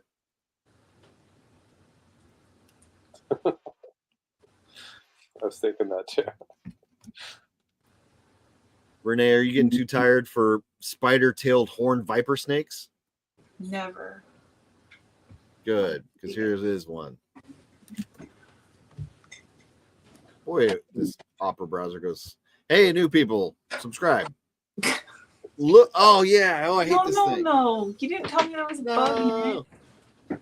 There isn't a bug in it. That's its That tail. is its tail. No, it's not. That it has evolved into looking like a spider to attract. It probably says it here. Its tail looks like a spider. It moves. It looks and moves like a spider in order to lure hungry birds. That's pretty clever, actually. It is, but it's also horrible. Ugh. Isn't that weird that it seems clever, but it's just like an evolutionary? Yeah. Like it didn't like learn that. It just right. Yeah, like its DNA just changed over. Yeah, I mean, but that's the thing is, but is it learning it? Like, is it thinking? How does that? That's crazy. I guess it can't be. Yeah, millions of years of evolution. That's so weird. Now we have a little. We're gonna evolve into that. Yep, everyone's gonna be a crab someday. Fish had a red stripe down his back, and when he got him, and when he was older, it became a black strip on his forehead. Actual monster fish. Yeah, I'm a little concerned. What happened to this thing? Is it still around somewhere? Is it hiding in your house? Are you sure it's gone? Animals are the best, or humans are the best animals, and that tail is gross. Both true things. Birds are cool. They are cool. What else? Maybe I should save some for the next time. Wait, where's my list? Where's my list? Did I close my list? Whatever. We are about to probably break. get that in. We are keep going. We are going to break the 7-hour mark. You're right. We're gonna knock it off. But real quick though, let me see what else I got. Anything really good? You could probably say that. That's what I've been drawing since we've been sitting here. Ooh, let me see. Wow. Dang, look at all that. Yeah, this is what comes out when I'm not thinking about what I'm drawing. It's just like while I'm talking. Awesomeness. I love it. So, I was, what was it, a fish? Yeah. Getting real tired. Died after like 4 years. Its buddy died after 2 and swam upside down because his swim bladder broke. Whoa. He'd do corkscrews around the tank. Swim bladder. All right, Colby, you better get to playing some Final Fantasy VII then. Mm-hmm. Colby loves that eagle. Me too. All right, fine. We'll go out on a bit of a cool note here. Look at. Wait, hold on. Yeah. Just me. Yeah, Look at me. Look at Brent. It is just on you. Look at me go. Oh wait, you can't hear it. Hold on. That's probably all I can play with that, but it's a capybara. Capybara. Yeah. Capybara. Good night. Goodbye. Anyway, you get the point. Go look it up. We should probably stop now since we're over 6 hours heading towards 7. How do we do this every time? Fun. Renae, you look so tired. Let's take you to bed. Get you some chicken and take you to bed. All right, everybody. Thank you very much for coming. Thank you for hanging out. This has actually been our most successful stream the whole time. We had a good amount of people. So that's awesome. Thank you. Got new people at the end. Subscribe, etc. Adam Meisner says, Gute Nacht. Thanks, man. Right. So, go to NewQuestComics.com and buy stuff. Go over to Instagram and follow Brent. Thanks for being here. Sure, follow me. Camera pros. And whatever. I don't know how to say goodbye anymore. Thanks, gang. Always entertaining. Or entertaining as always. Can't wait till next week. Bye, Colby. All right. Thanks, Colby. Thanks, Adam. Thanks, whoever else is out there. Bye-bye. Bloop. Bleep.